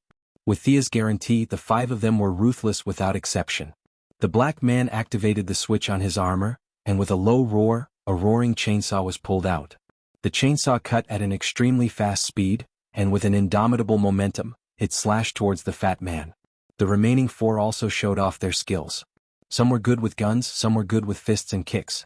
The individual armor could completely magnify their strengths and unleash these strengths on the enemy 10 times or even 100 times. The fat man did not expect the agents to be so ruthless as soon as they arrived. He transformed in a hurry, his skin turning dark brown, and black hair growing all over his body. His eyes became extremely small, flashing with a ferocious red light. His jawbone protruded forward and opened at a 90-degree angle. Among his green fangs was a tongue full of barbs. The other two trembling girls also transformed at the same time. Their heads squeezed and stretched into two octopus heads, and the hair behind their heads turned into slippery tentacles. Their skin turned light blue and their arms, thighs and waists were full of barbs. Their index and middle fingers, ring and little fingers were glued together. Their originally delicate fingers now looked like the claws of some kind of animal. Tiske, how disgusting. Miss Fina was very glad that she did not participate. This was clearly not a characteristic of a normal species. God knows what kind of messy genes were added to this. The original target, voodoo, was much more normal. Of course, this was relatively normal. A crocodile-like skin covered her entire body. She had huge claws and a lizard-like mouth. If she were to perform a striptease with this appearance, she believed that no matter how thirsty the New Orleans soldiers were, they would not support her. A bright green light flashed across her eyes. Thea was a little surprised. Hi, Hal. Why are you here? I don't remember informing the Alliance. I flew by not far away. The light ring said that there was a high-energy reaction here, so I came over to take a look. Who are these people? Looks like they are based on the human body mixed with extraterrestrial and animal genes. As for what kind of extraterrestrial genes they are, you can use the green light to check. WAR's database is much richer than the yellow light. Hal raised the ring and scanned the four of them. The light ring quickly gave the answer. They are the biochemical experiment subjects of the Dino people. Thea thought for a moment. I'm afraid they are not just experimental subjects. They are here with a mission. That lizard-like woman has just infiltrated the secret base of the Heaven's Eye Society. She has stolen information about the Justice League. Hal Jordan, who was passing by, also became serious. He did not hide the establishment of the Justice League. However, to be so anxious to obtain information, it seemed like it was premeditated and organized. Aren't you going to take action? Hal could not stand it anymore. My old injury has not healed yet. All right, send me a copy of the information about the Dino people. Afraid of provoking Hal, Thea did not use the yellow light ring. She took out the green light ring and copied a copy of the information. It included the language, ethnic characteristics and social structure of the Dino people. Leaving Thea alone to study the information, Hal went down to capture the enemy. With his help, the agents who had the upper hand became even more ferocious. The two octopus women were the first to be defeated. They were injected with large amounts of sedatives and put on energy suppression bracelets. The foreign genes gradually disappeared, revealing their original appearance. The fat man who looked like a black bear took some effort. One of his arms had been chopped off by the black man digger. In a fit of anger, he was ready to self-destruct. Hal Jordan immediately used the green light ring to wrap him up and only released him when he exploded into powder. The last voodoo woman was surprisingly powerful. Not only did she use the biological technology of the Dino people, she also mixed the steps of a stripper into her attacks with her sharp teeth and claws. Her body had a strong sense of rhythm. She moved left and right, causing the few of them to run in circles. In the end, the impatient Thea used the body immobilization spell to take her down. Should we take her back to the Alliance or? Hal asked tentatively. Thea was too lazy now. If it was in the past, they could just drag her away if they liked her. She could not be bothered. However, this person involved aliens. Since she was the chairman of the administrative committee, she did not care if it was inappropriate. This is the work of the administrative committee. If you want to participate in the interrogation, you can come and watch. If you want a written report, I can get my assistant to choose the parts that are not confidential and print a copy for you. She replied formally. All right. I'm not interested. You can deal with it yourself. Hal Jordan was also very busy. Earth was not the only planet in Sector 2814. It was not just the solar system. There were too many things that he had to take care of. After informing Thea, he hurriedly flew away. The agents took down the enemy without any casualties. They cleared the scene of various explosive fragments and brought the three captives away. The black bear man who had self-destructed also collected some cell information for later analysis. Chapter 752. Take them all back. Feed each of them 2 kilograms of true water and interrogate them about who they are going to hand over the information to. Who is the contact person? The agents were very obedient, but the results were not very effective. Thea waited until the evening of the same day before they tiredly produced the preliminary results of the interrogation. An agent wearing thick glasses was so nervous facing Thea that it took him 3 minutes to finish stuttering. What? You said they have a spaceship on the far side of the moon? Thea stood up from the chair, and her cold eyes made the agent nervous again. He only had the strength to nod. Things were serious. There was an alien spaceship so close to the Earth? And no one had found it? It was incredible. Thea and Diana often went to other planets to play, and Green Lantern and Superman flew out from time to time. Plus, there were the two bugs, Batman and Luthor. How could so many people not find it? Batman had a huge experimental base on the far side of the moon. Thea took the report and calculated the location of the coordinates. She really had not paid attention to this coordinate. Seal all the information and list it as top secret. The woman whose real name is Priscilla and code name is Voodoo, continue to be detained. Wait for me to go to the scene. After she finished speaking, she flew into the sky under the admiring eyes of the agents. In a few minutes, she flew to the far side of the moon. There were densely packed craters and there were no signs of microbes at all. It was empty and barren. This was a land of death. No matter how she looked, she did not see anything unusual. Were those investigators trying to trick me? This idea was quickly denied. They did not dare. Did that woman say it casually? Thea felt that the thread of fate above her head was swaying slightly. Something must be going on here. She searched several times with her mental power and supervision, but still found nothing. The universe was full of strange things. The other party must have used some advanced technology to hide the spaceship. Thea turned around and went to find Batman. He was better at technology than she was. You mean there is an alien spaceship hidden on the far side of the moon? They have been monitoring Earth? Even the usually calm Master Bat was shocked by this news. Thea nodded. If I'm not wrong, your every move has been under the enemy's surveillance. Batman also realized that the situation was tricky. His base on the dark side of the moon had been moved away, but he still left a lot of observational equipment. He mobilized all of them to analyze and calculate. All of this was caused by that white fatty that day? Catwoman Barbara rushed over when she heard the news. Only after a bunch of women asked her did she find out that the origin of the matter was related to her. Thea didn't know whether to laugh or cry as she explained, "The fatty white you guys are talking about isn't specially arranged to liven up the show. He really came here himself."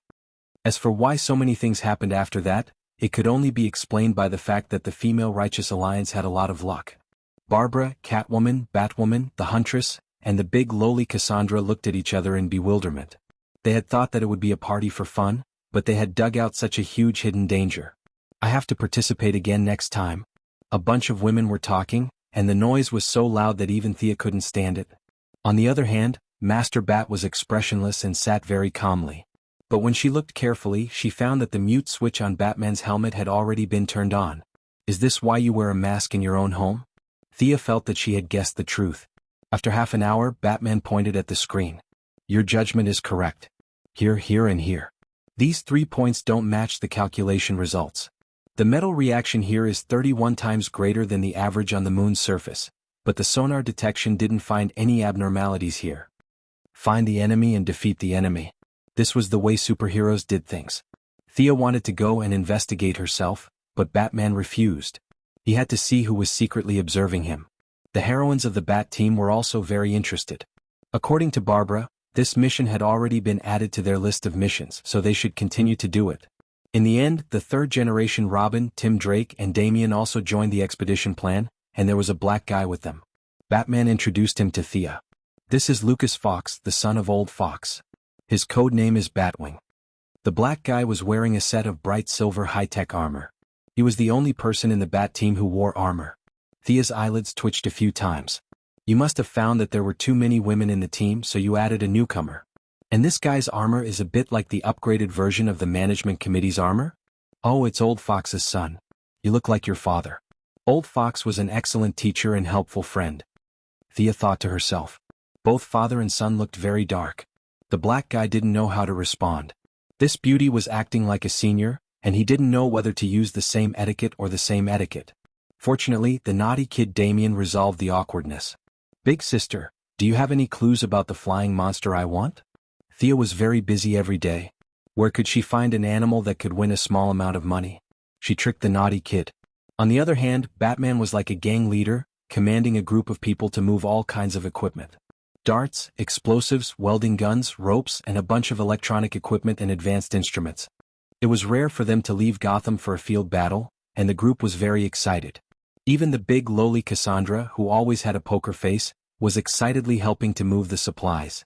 She originally planned to fly by herself, but when she saw the space shuttle prepared by the Bat family, she went with the flow.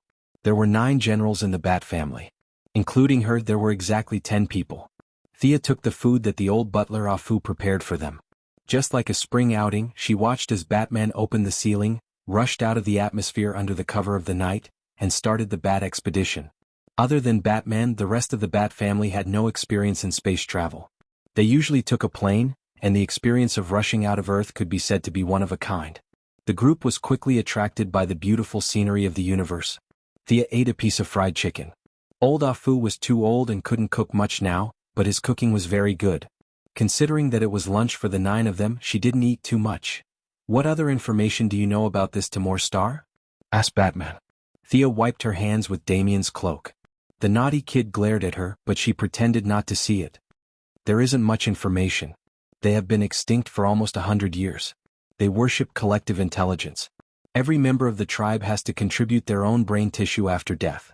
A large amount of knowledge, experience, and memory gathered together to form the main brain that governs the tribe. Usually there is a clear division of labor. Perhaps this is the reason why the people on Earth named them the Hive Organization." Chapter 753. Mind reading? You don't know mind control, right? The third-generation Robin, Tim Drake, asked the key question. Actually, I suspect that the guy who read minds is a genetic mutation and not a normal ability. The other 2 women we captured did not have the ability to read minds," Thea answered with certainty. "Right, since we will be entering the alien spaceship later, I have copied some of their language. Come and take a look if you have time." The light ring could connect to existing computer equipment. As Thea spoke, she downloaded the language of the Dino people and sent it to the few of them. They were constantly discussing and revising the plan. At this moment, Thea could see that the third-generation Robin, Tim Drake, was very intelligent. He rarely participated in the conversation between the 2 of them, but he gave many suggestions for the subsequent battle. On the dark side of the moon, Batman was familiar with the route. The space shuttle was not as fast as Thea's flight. It took 40 minutes before they finally landed at their destination.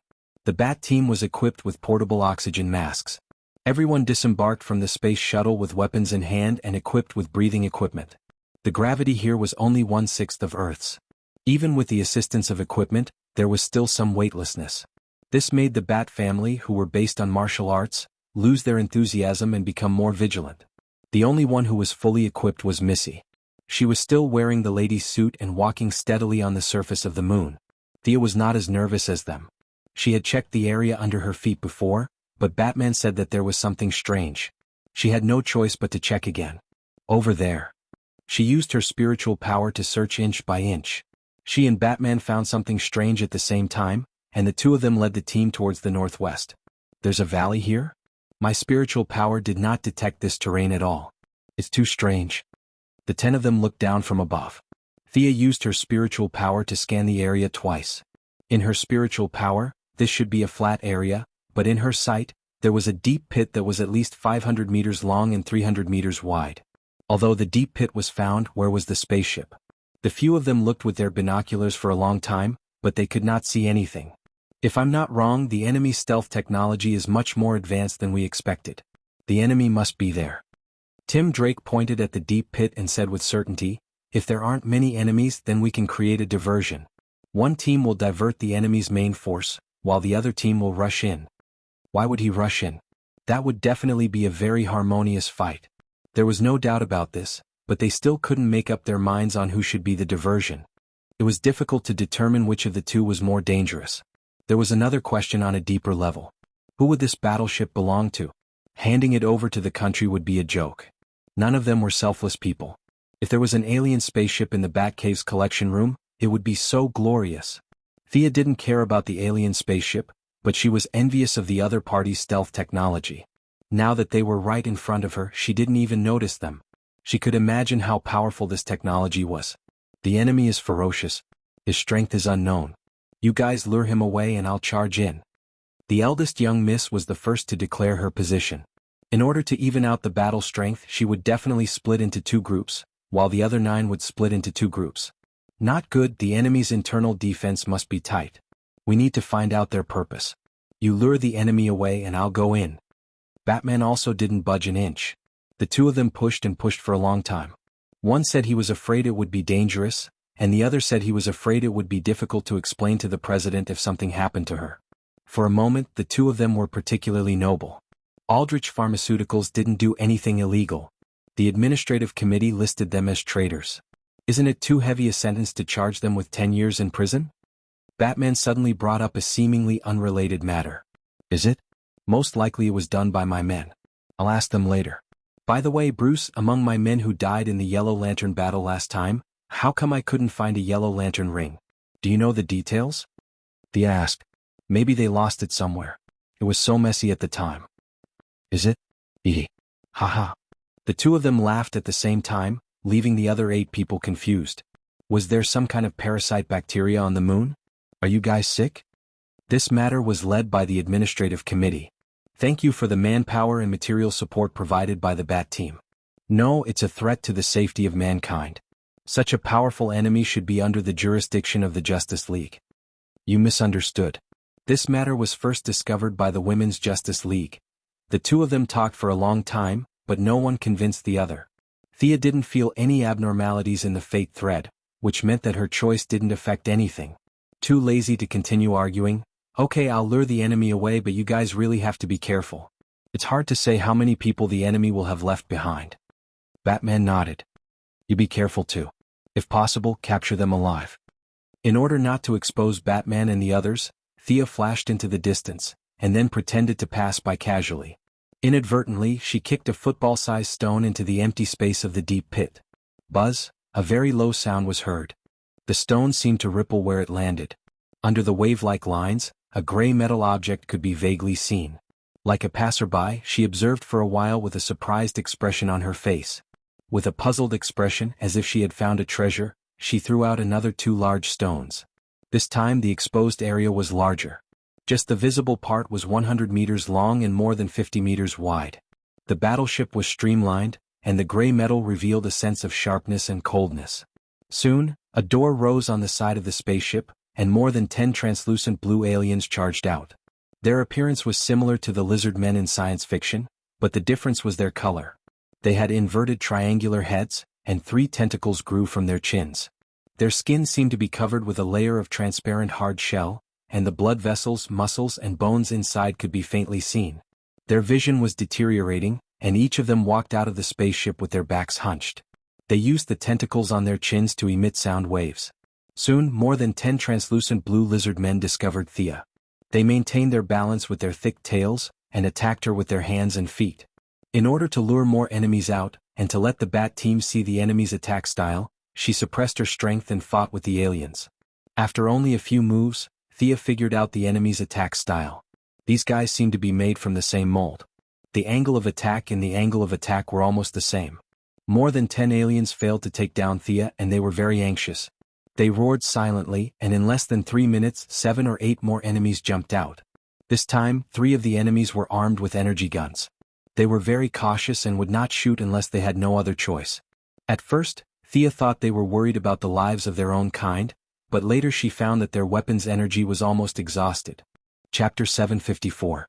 Thea fought for another 2 minutes. When there were no more aliens coming out, she pulled the group of enemies and ran away. The transparent lizard man definitely could not let her leak the news. Moreover, they did not think that Thea was very powerful. The group of people charged forward as if they were hunting. These guys don't have mind-reading abilities, but their close combat skills are as accurate as a computer. They don't seem difficult to deal with. Their weapons are seriously lacking in energy. Also, when the door opened just now, I checked inside. There seemed to be 3 or 4 enemies inside. You guys should be able to deal with them if you guys are careful. Thea reminded Batman through telepathy before she left. Seeing that Thea was pulling the group of enemies further and further away, Batman's side finally started to move. When the enemy opened the door, Damian had already turned into a shadow and sneaked in. After receiving his father's signal, the 2 groups worked together to open the hatch. Be prepared that the enemy has already discovered us. Batgirl, you and Batgirl Cassandra will search along this side. Pay attention to the weapons. Catwoman, Batwing, and Huntress will search along the northern path. Robin and I will take the middle path. Damian, stay on guard. We have to guard this back path. Let's move. Ignoring his son who was pouting, Batman quickly assigned the tasks. He had seen the strength of the aliens just now. The three of them could definitely defeat them. This was not Gotham where they could fly. Walking carefully in the alien battleship that was full of technology, the few of them had a strange feeling. Batman's team was very organized. The personal computer that Barbara carried with her had recorded the Timor language that Thea had taught them. Batwing's mechanical armor also had a personal computer. There was no language barrier between the two of them. As for Batman himself, he learned the language as he flew the plane. Although they felt that the aliens would not be so bored as to install a bunch of traps in their home, the three groups were still very careful. There were very few words on the spaceship. They could roughly understand the purpose of the words through translation. The social structure of the Dino people was like a bee. They saw a few soldiers' rooms in a row, but none of them had any personal belongings. Everyone was like a part of a machine doing the same job day after day. The spaceship was filled with a sci-fi vibe, the cabin door that automatically opened and closed, and the many unknown devices gave the Bat team, who had been cooped up in Gotham, a sense of excitement that they had not felt in a long time. Catwoman was the best at searching. She was born with good eyesight, a keen sense of smell and a little bit of luck. She was the first to make a big discovery. Gentlemen, I found a large area of artificial cultivation chambers. They seem to be cloning humans. The people in the cultivation chambers all look alike. The second discovery was made by Barbara. There are a lot of animal corpses and they all have distinctive limbs. Some seem to have mutated with human cells. These guys were experimenting with human genes. It didn't take much knowledge to figure this out. I have 3 fellows here. They seem to be the leaders. Oh no, we've been discovered. The last one to speak was Batman. There was a burst of static in the earpiece and then nothing could be heard. An experimental subject delivered to my doorstep. I recognize you. Batman gestured for Robin to hold back for now and jumped out himself. An alien with 5 tentacles on its chin said to him playfully. Batman was angry at the mention of this. What he had done on the dark side of the moon all these years had undoubtedly been seen clearly by these fellows. However, he didn't realize it and this made him very unhappy. What's your motive? How long have you been on Earth? He asked. We've been here since long before humans came to the moon. You're a very smart human. Your brain is worth keeping. The translucent lizard man seemed to have seen a treasure. 2 more aliens walked out from behind him, each with 4 tentacles. Capture him. I want his brain and intelligence to be used by the people of Gotham. The 3 aliens surrounded Batman in a triangular formation. How could Batman, who had seen countless storms, be taken down by these fellows? He knocked back the leading alien with a dart. Then he flew up and kicked the face of the alien behind him. Another alien jumped up and tried to pounce on him, but Batman fired his hooked claw gun and flew out horizontally, escaping the encirclement of the 3. While the 3 of them were distracted by Batman and had their backs facing him, Tim Tarek jumped out of his hiding spot and smashed an alien in the head with his baton. The few of them turned back again and at that moment Batman charged at them again. The 2 of them cooperated very well. The 3 aliens were leaders, not warriors. Even if they had precise combat skills, they used them very inflexibly. Their enemies, on the other hand, were the best martial artists among the humans. Batman and Tim made full use of their flexibility, and fought the 3 aliens with their exquisite cooperation. The blade on his forearm blocked the enemy's sharp claws, and Batman grabbed the enemy's right hand. The enemy, who was wide open, was hit in the back of the head by Tim's pole. He wobbled for 4 to 5 seconds before falling to the ground with a thud. After finishing off one, the remaining 2 were quickly taken down. It was worth mentioning that the leader was very troublesome. Batman only managed to knock him out after 3 punches. The 2 of them quickly found the control panel. Both Batman and Tim were computer experts, and they could understand most of the alien language. The 2 of them guessed and finally removed the interference device and restored their communication channel. What's the situation with each of you? Normal.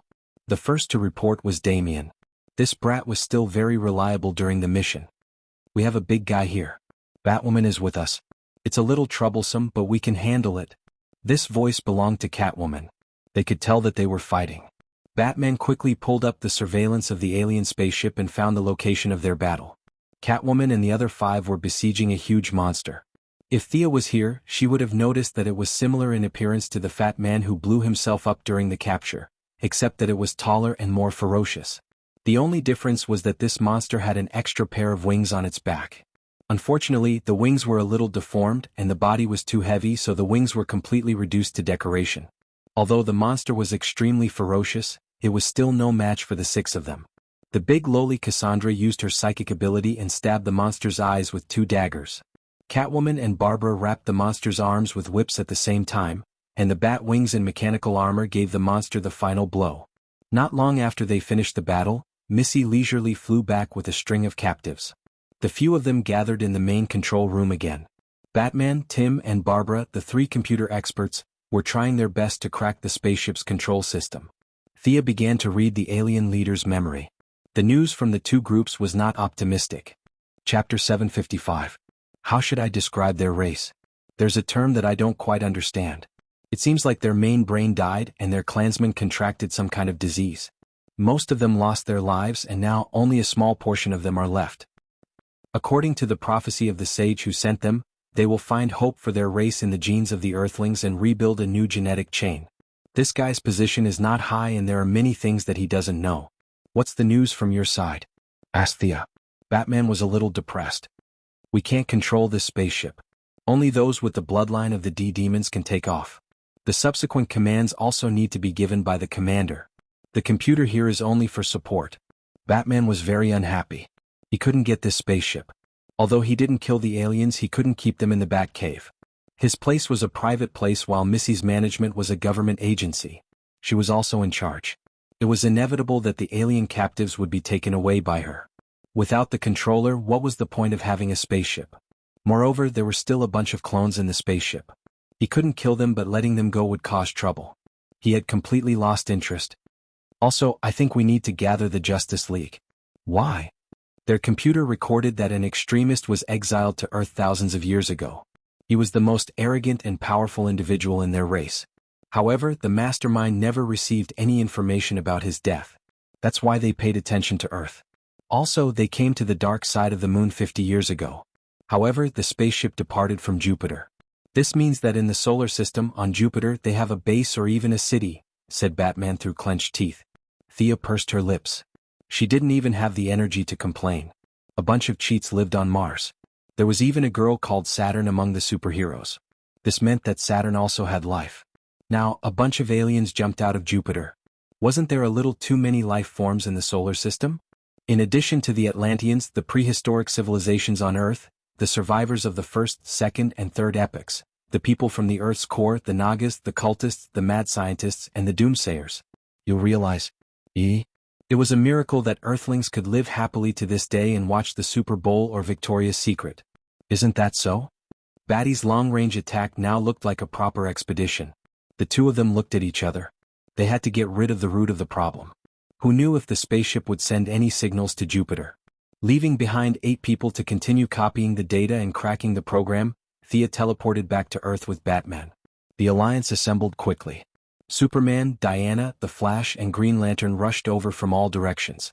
The Sea King was slightly slower, but Mela had many new ideas after the Women's Alliance conference. The husband and wife worked together and used the pressure of the sea to launch people out. Their speed was quite fast. Thea was absent-minded as she listened to Batman talk about his latest discovery. It was not surprising that there were aliens on Earth. What was surprising was that they had been secretly observing Earth and paying attention to superheroes. That was a little scary. Thea also talked about how they had genetically modified ordinary people and sent them into human society to intercept information. The other party was collecting information about the Justice League.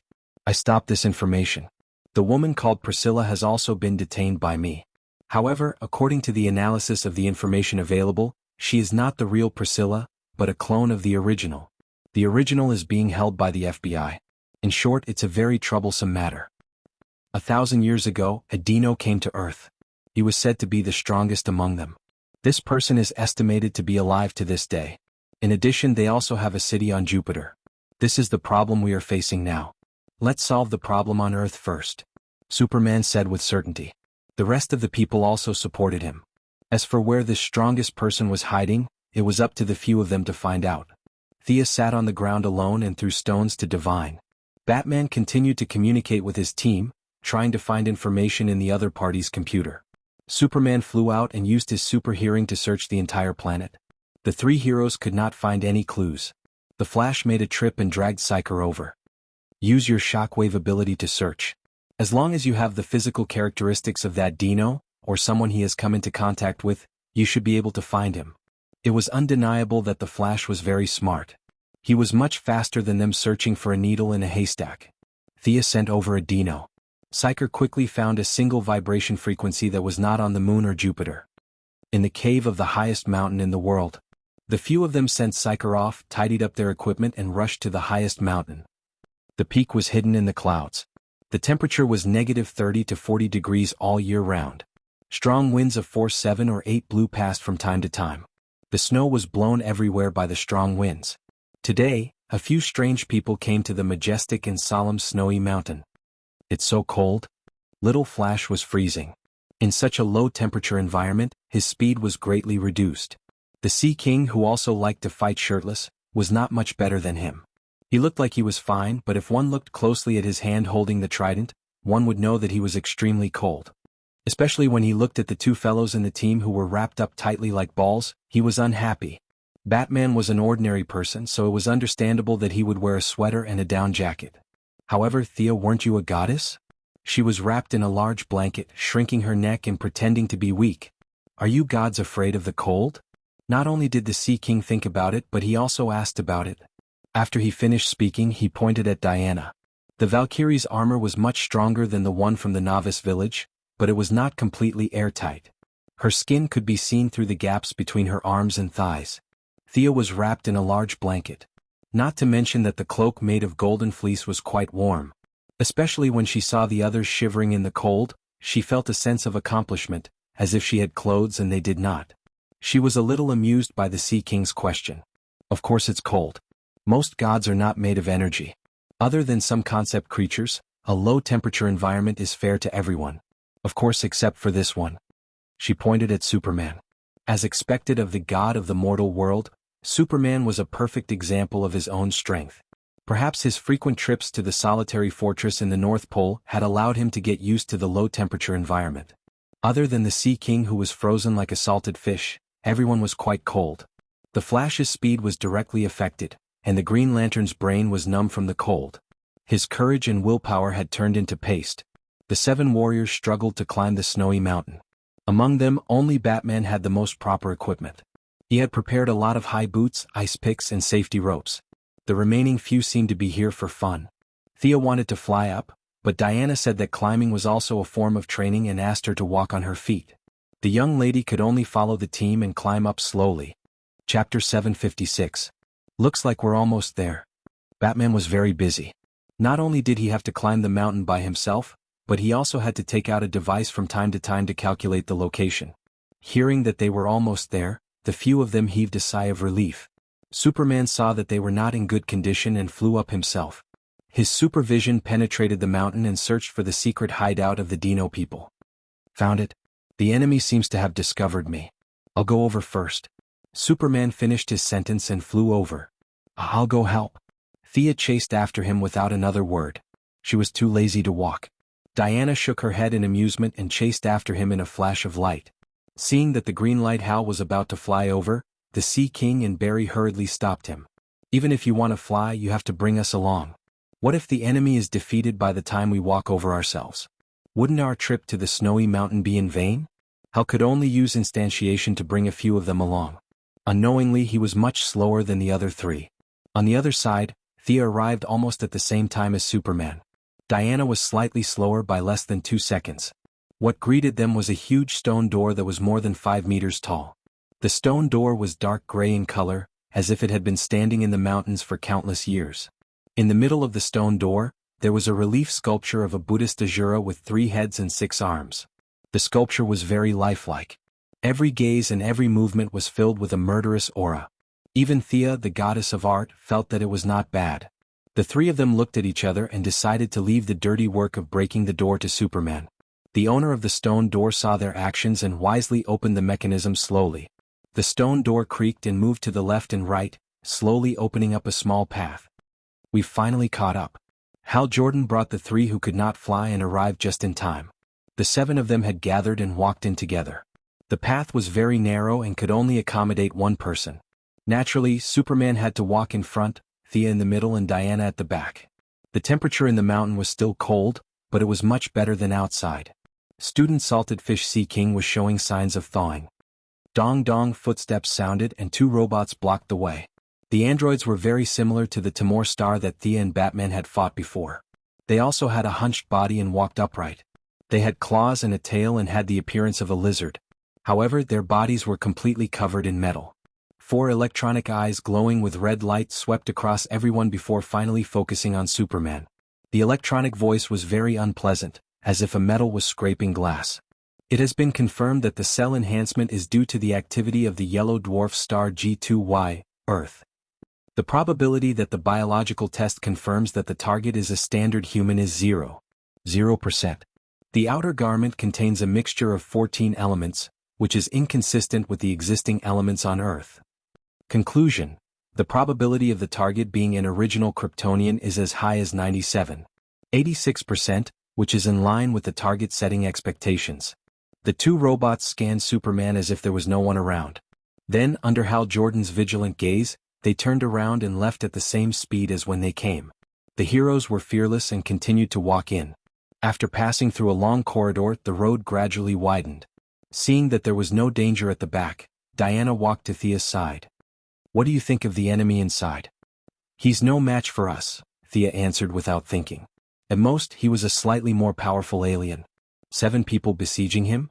That would be giving him face. Diana was 1000% convinced of her lover's judgment. She also let down her guard and discussed the relief murals around them in a low voice.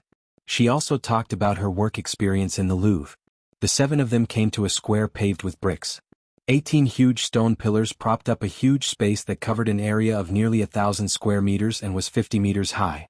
There was a corridor that the 7 of them had walked through in the north, south, east, and west. Looking at the color of the rocks, it was at least 2,000 years old. One could only imagine how much manpower was used to excavate such a huge space inside the mountain. The architectural style was full of ancient Buddhist symbols. White elephants, lotus flowers, monks sitting cross-legged, and various stone carvings could be seen everywhere. It was not difficult to guess that this was most likely some religious holy land that was later occupied by the Dino aliens. A guy with a blue flame head, golden armor, and a black cloak was looking at them with interest.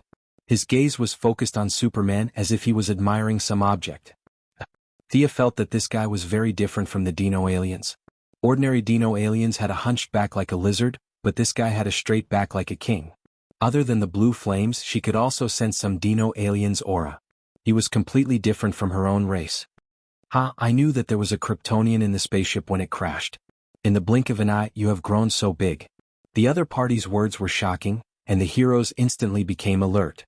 This guy actually knew the time when Superman came to Earth. Or was he present at that time? The Dino alien's blue flame head swept across the rest of the heroes. When he saw Thea and Diana, he was obviously stunned. Who were they? Or were they from some race? Thea met his gaze and sneered. She took the opportunity to strike him with fear. How dare you? You should kneel before the great Lord Hespentor, not play these damn tricks. It was obvious that Thea's fear had reminded him of some bad memories. His original arrogance was instantly shattered, and he roared in exasperation. He turned to look at Superman. "Kryptonian, I will give you a chance. Kill these Earthlings and I promise to give you new knowledge. This planet can also be yours to rule." He thought that the Kryptonian should have kowtowed to him for his generous offer. However, all 7 of them looked at him as if he was a retard. Was this guy an idiot? Diana gave Thea an inquisitive look. "Haha, this is hilarious." Thea laughed impudently. She had even provoked Darkseid before. This ridiculous alien in front of her really thought she was a pushover. "You have a death wish." The Dino alien named Hespentor stretched out his hand and shot a blue beam of light that was half a meter in diameter at Thea. She did not know how her opponent had gotten rid of her fear. Thea had been on her guard all this time. Faced with the enemy's attack, she did not hesitate to draw her holy sword and slashed at the blue beam. The holy sword was a little sluggish at the initial contact, but Thea quickly increased her strength and cut the blue beam in half. What a strange power. It's vast and majestic. It's a little similar to my holy sword. This feeling? It feels a little like Buddhism? This is not your original power, or rather, it's not the original power of a Dino alien. Thea looked at the skull in Hespentor's blue flames. There was a frontal bone, a nasal bone, and a jawbone. This skull obviously belonged to an Earthling. Thea looked at it again, and the more she looked, the more suspicious she became. And your golden armor, the patterns on it? Is this the armor of the Akalanatha? Are you an alien who believes in Buddhism? Chapter 757. Hespentor stared at Thea for a long time but could not figure out her origins. He had never even seen an old god that had been sealed for 1,000 years, let alone a new one. Earthling, you have good taste. How about this? Help me complete a mission and I'll forgive you. You have the right to kneel at my feet. F***ck, where did this idiot come from? Even Darkseid had to think twice before saying this. You're too blind. Thea rolled up her sleeves and was about to chop him up when Batman spoke in her earpiece. Listen to what his mission is. She quickly realized. That's right, there was no harm in getting information. However, it was impossible for her to kneel. She could only use her acting skills. Her face was pale, and she pretended to be severely injured by the blue light but was still holding on. What are you trying to do? She said, pretending to be strong. Even Superman and the rest were stunned by her excellent acting skills. She would definitely win an Oscar this year. The Demo native introduced himself arrogantly, saying that he was the eldest son of Hal Spire, the leader of the Second Territory, Montos, and a bunch of other names that they did not understand. If they ignored the fact that his planet had been blown to smithereens, and that his people had not only exiled him, there were not many of them left. Just listening to him recite his family tree made them think, wow, he's a big shot. He looks so high and mighty. My benevolence is limited to today. You are all elites among Earthlings. Be thankful for this rare gift. Today you have the honor of calling me master. Hespentor got more excited as he spoke. He stretched his hands to the maximum as if he was releasing some gospel. Blue energy surged from his body, and there was even a faint singing voice. Thea was well versed in psychology. From his behavior she could tell that this guy really believed what he was saying. He was not provoking them. He really felt that he had given the Righteous Alliance a great gift. However, his trash talk disgusted them. Green Lantern Hal wanted to charge forward a few times. Even the good-tempered Flash wanted to beat him up before questioning him. Unfortunately, Batman stopped them. The sly Batman even signaled for Thea to continue. The young mistress could only use an illusion to show Hazepont. In the illusion, she arranged for Batman to be the first one, and he fell to his knees with a thud. She and Diana were standing far away from each other. Due to the visual error, it was impossible to tell whether they were kneeling or not. Good. Your humility has allowed you to escape certain death. I have to say that you have good taste. High-Spender was getting happier and happier. The people of the Righteous Alliance looked at each other. What did we do to make you so happy? Only Diana sensed Thea's magic fluctuations. I'll give you a mission. If you can do it, this planet and this young galaxy will be yours. Thea didn't waste any time. She controlled the Batman in the illusion to count out twice. In a place called Jupiter by the people of Earth, there is an ancient temple of my race. I've obtained a few words from the remnant will of the Cortex Prime. There is a weapon that can overturn the entire universe. Your mission is to get it for me and give it to me. In return for your loyalty, I'll allow you to rule this planet forever. High-Spender's tone carried a hint of madness. The heroes looked at each other. Was this guy an idiot? They didn't do anything and he spilled the beans on his own? We have to get rid of him and then go to Jupiter. Superman felt a sense of urgency. The so-called weapon that could overturn the world was a bit boastful, but they couldn't ignore it. Then let's go. Thea dispelled the illusion. The scene in front of him disappeared and High-Spender was slightly stunned. How could he not know that he had been fooled by the people of Earth, whom he regarded as ants? Just as he was about to curse, he saw Thea raise her hand and send out a bolt of lightning. He hurriedly changed his form and dodged the attack. Superman's casserole-sized fist followed closely behind.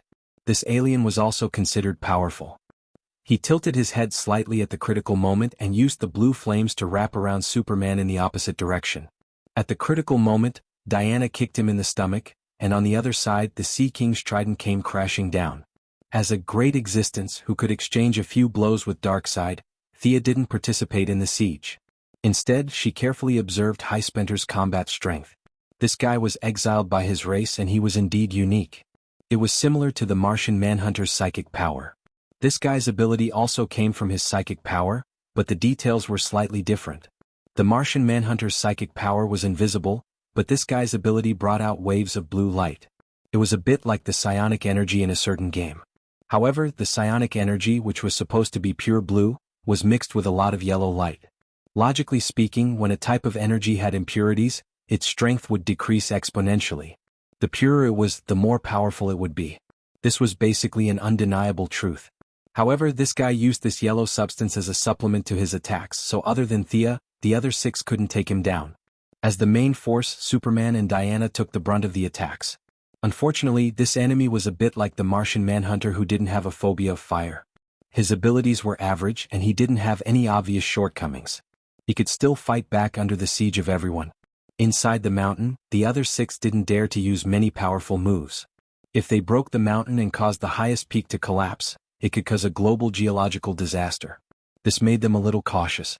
Highspenter, on the other hand, didn't have such concerns. He went all out and fought against 6 people at once. It seemed like he was on par with them. Superman was holding back, unable to use his strength. On the other hand, Batman was throwing left and right uppercuts. He looked very fierce. Diana's dual swords were stained with Darkseid's Omega effect, and they were still in Thea's dimensional ring. She was using a high-grade imitation of a lightning spear. Her problem was similar to Superman's. She didn't dare to go all out and tried to control the enemy as much as possible. She couldn't even use 20% of her abilities. Normally, the power of lightning could suppress the mind and psionic energy to a certain extent. However, the yellow light that flashed on this guy's body from time to time could always resist the lightning. With the yellow energy on his body, Highspenter's strength and agility increased greatly. He seemed to be on par with Superman. The Flash's high-speed attacks were all blocked by his adamantine armor. Green Light's materialization could only trap him temporarily. Highspenter also had the ability to transform between reality and illusion. The attacks of the remaining people weren't very effective. After familiarizing himself with their attacks, Highspenter began to fight back. His psionic energy turned into all kinds of sharp blades. Some flew at the others and some were used as weapons in his hands. Seeing Hal Jordan's lantern ring appear, he fell into deep thought. The psionic energy immediately underwent a drastic change. It changed from a simple throwing knife to a variety of weapons. The blue psionic energy was pulled into a weapon that looked like a mace. It smashed down on the few of them. Chapter 758. That's quite impressive. Thea looked thoughtfully at the empty wall. Master, don't you think so? Stop hiding, I've already seen you guys. 9 illusory figures of old monks walked out from the wall. They were of different races. Some of them looked kind and benevolent, while others looked miserable. Behind the illusory figures, there was a faint Sanskrit chanting. It could be seen that they were all senior monks with profound cultivation. With the soul god's position, Thea noticed them hiding and peeking at her the moment she entered. However, she did not say anything as she could not tell if they were friends or foes. Goddess of unknown origins, please restrain your companions. The devil cannot be killed, only suppressed, said the old monk in the lead kindly. Thea did not say anything. Her starry eyes looked at the other party, waiting to hear the old monk's story. The story was cliché and cliché. Highspenter had been exiled to Earth by his people for 2,000 years. Therefore, his appearance was obviously different from the current Timor star. In these 2,000 years he did not eat, drink, or play. Instead, he was bitterly trained by a group of old monks behind closed doors. These 9 old monks came from different sections. They often fought with each other over some doctrinal issues. However, Highspenter, who descended from the sky, slowed down their sect's conflict. These were not monks in modern society. They existed in an era even older than Merlin, and each of them had magical powers. 9 against 1, they actually only had a slight advantage. The final result was a cliché method of suppressing the devil. What made Sia not know whether to laugh or cry was that this group of old monks did not know what an alien was. They saw Highspenter's strange appearance, his language barrier, his violent temper, and the fact that he killed people and massacred villages for no reason. They thought that he was some kind of evil demon or something similar. After they sealed him, they did nothing but chant scriptures at him every day, hoping to dispel the evil aura in his heart. Being exiled by his people, he definitely did not have any evil aura. The old monk's powers were not as effective as the green lamp's brainwashing, but they could not withstand the long duration. Even if their bodies had reached the end of their lifespan, their souls would still be there, chanting scriptures every day.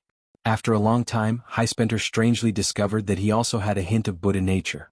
A guy who used psionic energy and was not inferior to a Martian hunter at his peak had been forcefully converted just like that. As a psionic energy user and one of the best in his tribe, Highspenter subconsciously knew that he could not let Buddhism completely control him. He still had some resistance, which was why he was usually crazy and spoke incoherently. He would often be immersed in his own world like an idiot. At the end of the story, Master Highspenter finally succeeded in his cultivation. Relying on his Buddha nature, he forcefully removed the seal. However, after 2,000 years, his alien body turned to dust as soon as he came out. He could only use his remaining psionic energy to wrap around the remains of an eminent monk around him, surviving as a half-psionic half-corpse. The devil, us, and this seal have been deeply engraved in the mountain. Once one side is destroyed, the entire mountain will collapse, the old monk concluded. Thea's expression darkened. Even if the old monk's powers were profound, he could only see the mountain. He did not know how great of an impact it would have on the entire Asian continent if something happened to the highest peak. It would be an apocalyptic disaster. Thousands of miles or even tens of thousands of miles would be affected. The global climate would definitely change, and what would follow would be the rise of the sea level. All coastal cities would be affected. The death toll would be immeasurable. I promise you I will help you reseal this devil. I have high hopes for your results. Work harder and convert him completely. Thea explained the consequences to the heroes. They did not dare to kill him. No one could bear such a serious consequence, not to mention that Highspender was not that dangerous to the world. Superman was a little regretful. Wasn't it too reckless of him to start a fight with this lunatic? Hold him back. I will reactivate the seal, Thea said through the earpiece. After that, she apologized slightly and began to read the memories of the old monk. Soon she found their sealing technique. It could be said that the Buddhist divine arts were the best at sealing techniques. There were many wonderful ideas, and even at her current height, she felt that her eyes lit up when she saw them. To be honest, the old monks were very unhappy with her forceful reading. However, they could not resist when they had a body, not to mention now that they were only left with their souls and had fallen in front of the God of Souls. Fortunately, Thea was not some evil god. Although she did cross the line, she still had a bottom line. While they were smiling bitterly, Thea finished reading all their knowledge. She was at a different level. No matter how ingenious the skills of mortals were, they were still mortals. She could understand 70% to 80% of it at first glance. She could understand everything with a second glance. Under the nervous gazes of the old monks, she stretched out her hand and sent out 9 light balls. I won't take your knowledge for nothing. Your souls have been strengthened by me. I also added some of my understanding and enlightenment of sealing techniques. The understanding of gods was far beyond the limits of the old monks' vision. They were a little excited. They did not know what the green lamp was, but they were itching to learn all kinds of incredible enlightenment techniques. It was a pity that they did not have a body. Otherwise, they would go down the mountain and convert another 100 or 80 people. The 9 old monks sighed together. It was impossible to go down the mountain. This was the only target left. Highspender, who was struggling to deal with the main connection, felt an inexplicable sense of guilt. He did not know that it was his subconscious reminding him of his tragic future. All of you return to your positions. I will seal him. The 8 old monks hurriedly went to their positions. Only one was left silently looking at the skeleton wrapped in Highspender's psionic energy. Thea patted the ground gently. Her divine power was not in the same system as that of Buddhism, but she could control it by force. An invisible gray breath entered the ground and spread through the walls. In a loud rumbling sound, 9 giant stone tablets broke out of the ground. Only the middle one was stepped down by Highspender. Thea sneered and did not care. The stone tablets glowed with a layer of mysterious light against the fire in the room. Over the years, the surface of the tablets was seriously weathered. Every stone tablet was engraved with dense Sanskrit characters, and a sense of history hit her in the face. Originally, the sealing process needed hundreds of monks to chant sutras together. Now she did not have this condition. Where could she find hundreds of monks with supernatural power in modern society? She let the 9 monks chant the beginning as the guide for the whole ceremony. The rest of the process was ignored. After that, she would use her method. You monks only needed to watch from the side and shout Lulu Lulu. Thea was on one side arranging the modified version of the Buddhist sealing formation. On the other side, Highspender had a premonition that a disaster was coming. He wanted to rush out of the encirclement in a hurry. After that, he did not know whether to attack Thea or run first. His thoughts were in a mess and he could not make up his mind. Chapter 759. The idea was good, but it was hard to do in practice. Diana's defense was unparalleled. She only defended and did not attack, firmly guarding the passage. He tried 3 times but failed. Instead, his head was bruised by the shield. I'll trap him. The rest of you retreat. Thea shouted. Hal focused her emotions. The green lamp trapped Highspender like an iron cage. The 9th stone tablet that had been stepped on also rose in response. Thea forced the 8 stone tablets to move. They emitted rays of golden light. Scriptures appeared on the mountain walls. These were carved by the believers with their blood and sweat. At first they were as thin as silk. Then they became trickles. Finally, the golden light gathered on the middle tablet. It instantly erupted with an irresistible suction force, about to suck Highspenter in. Superman finally had a use this time. You don't want to go in? I'll push you in. The 8 old monks began to chant sutras in unison, and Highspenter's resistance was visibly weakened. The old monk who had been standing beside Thea saw that Highspenter was about to enter the tablet. He leaped forward. The monk, the skeleton, and the alien were finally mixed together. They were sucked in by the stone tablet's golden light. Retracting the divine power, the 9 stone tablets slowly descended to the ground again, just like how they came out. They became part of the underground palace. Cool. The Flash touched the floor tiles for a long time. He could not figure out what the mechanism here was. The battle was not intense, but they knew that this was just an appetizer. The battle on Jupiter was the key. Let's search around. See if the 2 guiding robots from before are a threat. See if there are any other hidden dangers here. Batman gave the order casually. He then lit a torch and walked to the side of the passage. The remaining 6 looked at each other in silence. Hey, when did we choose him as our leader? Why didn't I know? Hal said a little angrily. Thea and the others had different expressions. Some shrugged, some smiled bitterly. However, it was a good idea to search separately. They quickly went their separate ways. The young lady did not think that there were any hidden dangers here. She pulled Diana to look at the words on the stone wall. Sanskrit? Diana's knowledge allowed her to enter the Louvre. She could recognize most of the words in the world. Even if there were a few she didn't know, she could fully decipher them with her divine power. That's right. Buddhism is very positive. It advises people to do good. It has some similarities with your guardian. All living beings have the wisdom and virtue of the Buddha. I don't know where the Buddha is now, but he has gone further than us and his realm is higher. Look at these words left behind. They should be helpful to you. In order to help Diana, Thea really went through a lot of trouble. Although the Valkyrie was persistent, she was actually a little inflexible. Her worldview was also influenced by her mother, Hippolyte's Greek version of, with great power comes great responsibility. She had to understand something positive and positive. In fact, the Christian God's love for the world was more suitable for Diana's values, but Thea always felt that it was strange. Love me is enough. What kind of people were they? Stand up and let me see? She would never allow her daughter-in-law to walk on the path of loving the world. Reading the old monk's memory gave her a lot of inspiration. Wisdom. Reality. These were all very good choices. At a higher level, one's appearance was born from one's heart, and the world was in one's heart. One could create paradise with a single thought, and there was a faint taste of rules. It could be said that it was very suitable for the current Diana as a reference. In order to maintain the faith, modern Buddhism added a lot of ideas of giving love to others and contributing to society. However, in ancient times, there were no such things in the theory in this underground palace. It was just some very pure cultivation experience. Not knowing what her lover was thinking, Diana read very carefully. Many of the Buddhist theories seemed very simple, but the more she thought about it, the more she found that it contained great wisdom. The 2 women discussed from time to time. Thea's real realm was much higher, and with the memories of many old monks as references, Thea's views on many theories were superior. Diana kept nodding as she listened, feeling that she had benefited a lot. Looking at her lover's eyes getting brighter and brighter, Thea knew that she had learned a lot. It was a pity that even though she spoke clearly and logically, she didn't even understand the surface of it. The Buddhist theory was too different from her original intention, so she could only slowly walk with Diana. Soon, 2 muffled sounds came from the passage. Superman and the Flash had each taken care of a robot. Diana looked at the wall regretfully. She was going to take a closer look next time. The 7 of them left the underground palace.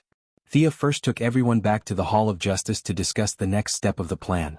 Back in the warm house, the Sea King finally breathed a sigh of relief when he saw the sunlight shining in through the floor-to-ceiling windows. He would never go to such a cold place again. However, in less than 2 minutes he frowned again. Superman and Batman had a new dispute. Superman's intention was for a few heroes with space survival skills to fly over and solve the problem, while Batman's intention was for a few Earthlings to follow. His reason for insisting was that Jupiter was too big, and they did not know where the temple was. The more people there were, the faster the search. All right. Let's go together. The more people there are, the faster the search. It's been a busy day. In the end, Thea supported Batman. She didn't have any impression of the people from Dynamo. It was obvious that they weren't famous enemies. A few more Earthlings wouldn't be a problem. The administrative committee has a few alien spaceships. However, it's troublesome to register with the council. Let's use the Dynamo spaceship on the moon. Is there a problem with the control? The woman called Voodoo was captured by the administrative committee. She has Dynamo blood and can be controlled. I'll take care of these problems. Bring your equipment and wait for me on the moon. After teleporting back to the administrative committee, they easily met the female alien codenamed Voodoo. I recognize you. The president's daughter. A superhero. Wearing equipment that suppressed superpowers, her body was hanging in the air with her arms and legs spread out. The true mixed-blood woman looked at Sia with a mocking smile. Very good. You know me. That's easy. However, I have a question. Do you know yourself? Do you know who you are? Humph, the patriotic and human stuff again? I know the consequences. What's wrong with working for an alien? Don't try to kidnap me with morals. How would a rich girl like you know the suffering of the bottom rung? Thea quickly raised a hand to interrupt her. You misunderstood. I'm not that bored. I don't know how much you know about genetic engineering, but I can tell you with certainty that you're a clone. She had done many cloning experiments. Initially it was all for Shizan. Now she had no use for it. However, knowledge couldn't be forgotten. Thea could tell that Miss Voodoo was a clone just by looking at her report. Chapter 760. You weren't born naturally and your name isn't Priscilla. Your previous memories, your childhood, everything is fake. They were all forcefully instilled in you by the Dino people. Hello. Are you listening to me? Miss Voodoo's gaze was completely blank. If she wasn't Priscilla, then who was she? Where was she? What was she doing? A bunch of philosophical questions surrounded her. Thea could only find a chair to sit down and wait. After a full 10 minutes, she recalled all the things that didn't seem right. Finally, she had an answer. Miss Voodoo's gaze slowly recovered. Does this Priscilla exist or not? She was a pitiful person. She was kidnapped by the Dino Star when she was 4 years old. The local police recorded her as a missing person. She only reappeared 5 years ago. She looked similar to you after you transformed. She had a lizard head and sharp claws. The only difference between the two of you was that she had wings and you didn't. It was determined that she had escaped on her own. She was captured by the FBI not long after she returned to Earth. Hearing that she was a clone of someone, Miss Voodoo was completely speechless. The meaning of her existence had disappeared. Her previous life was completely fake. This made her feel an invisible fear. After a long silence, she spoke again. Why are you telling me all this? What use do I have to you? Thea clapped lightly. You're very smart, even smarter than the original Priscilla. She actually wanted the FBI to help her return to normal. You're better than her in this aspect. Hee, better than the original? I'm still a prisoner. She stretched her neck and looked around. What's the difference between you and the FBI here? We've captured quite a number of Dino people. They should be the group you were trying to contact previously. However, their spaceship requires a special bloodline to operate. This is why I'm looking for you. Help me operate the spaceship. After that, I can pardon you. You can go back and do striptease or do something else. Unexpectedly, Miss Voodoo didn't intend to go back and flirt with the New Orleans soldiers. She actually wanted to be an agent. Thea waved her hand. Aren't you afraid that I'll betray you? Miss Voodoo was put down. Her eyes flashed as she asked. Do you have this ability? Thea asked curiously. Voodoo was about to teach this beautiful hero a lesson and let her know that he was not someone to be trifled with, but he found that his body was completely stiff and he could not move at all. Thea said matter-of-factly, See? You can't even move in front of me. What's so great about reading minds? You can't threaten me at all and I can even control your body. As she spoke, she directly controlled Miss Voodoo to do a few movements, and in the end she even did a front flip. I follow the principle of a deal. You help me control the battleship and I give you freedom. Isn't that appropriate? Miss Voodoo immediately expressed that her boss was wise. I'll follow you from now on. Before she could say anything, a green light flashed. When she regained consciousness, she was already in a high-tech spaceship on the dark side of the moon. Thea looked around.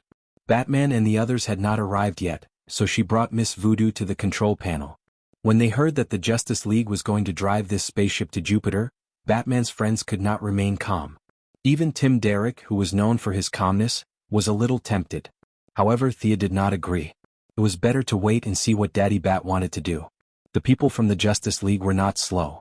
Thea had just finished studying the control instructions when Green Lantern Hal had already brought 3 people who could not fly to the moon. They had only heard of it before, but now that they saw a real alien spaceship docked so close to Earth, the heroes could not believe it. The spaceship started moving quickly. Unsurprisingly, the Bat team was driven back by him. It was said that he wanted to prevent accidents from happening to Gotham. In fact, everyone knew that he was afraid that something would happen to his team. Jupiter was the most massive and fastest rotating planet among the 8 planets in the solar system.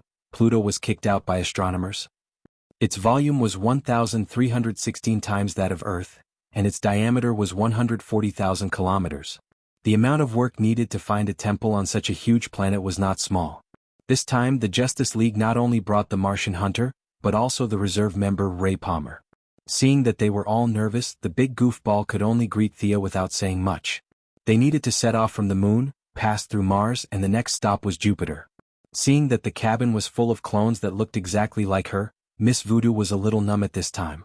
She mechanically set the position of Jupiter according to the coordinates and stood in the distance. Batman, the Atom, and the Flash got together and discussed the search for the temple according to the records in the spaceship. The 3 guys also studied an algorithm seriously. Thea and Diana hid in a corner and continued to study the relationship between Buddhism and the Guardian. 4 hours later, a bunch of superheroes landed on the surface of Jupiter. Jupiter was farther from the sun, and the environment was worse. The temperature difference between day and night was huge. The lowest temperature was -168 degrees, which was much colder than the highest peak. Fortunately, they had learned their lesson. They turned on the temperature adjustment technology and used their superpowers. Student Salted Fish Poseidon was tightly wrapped. He was wearing a coat sewn with the skin of a special sea beast. At this time he missed his warm sea water very much. Wow! So cool! A satellite the size of the moon flew past in low Earth orbit, and the light on the ground was instantly blocked. In 2 minutes the originally blurred ground was completely dark. The satellite came and went quickly, and in less than 3 minutes, it returned to normal. The Flash and the Atom couldn't help but exclaim loudly. Unfortunately, when the 3rd satellite flew over their heads, their excitement completely disappeared. The first time they saw it, the second time they saw it, the second time they saw it, and the 3rd time they saw it, they felt annoyed. There were 69 known satellites in Jupiter's orbit. Jupiter's mass was large and its rotation speed was fast, causing the satellites to fly with a whoosh. The Earth's rotation was about once every 24 hours, while Jupiter's rotation was once every 9 hours and 50 minutes. There was only one moon in Earth's orbit, but there were 69 of them here. The barren land, the sudden hurricanes, the ultra-low temperature, and the occasional debris from the collisions between the satellites made the heroes, who had never been to an alien planet, feel a little uncomfortable. The rest of them were also confused. This place was too big. Fortunately, they had calculated the approximate location with their advanced technology. Otherwise, they wouldn't have been able to find it. Our landing is still a little off. There are signs of life 20 kilometers away from us. The humanoid probe Martian Hunter soon brought good news. Chapter 761. Hearing that it wasn't far, everyone heaved a sigh of relief. They didn't want to stay in this lousy place for another minute. Green Lantern Hal Jordan volunteered to investigate and then flew over.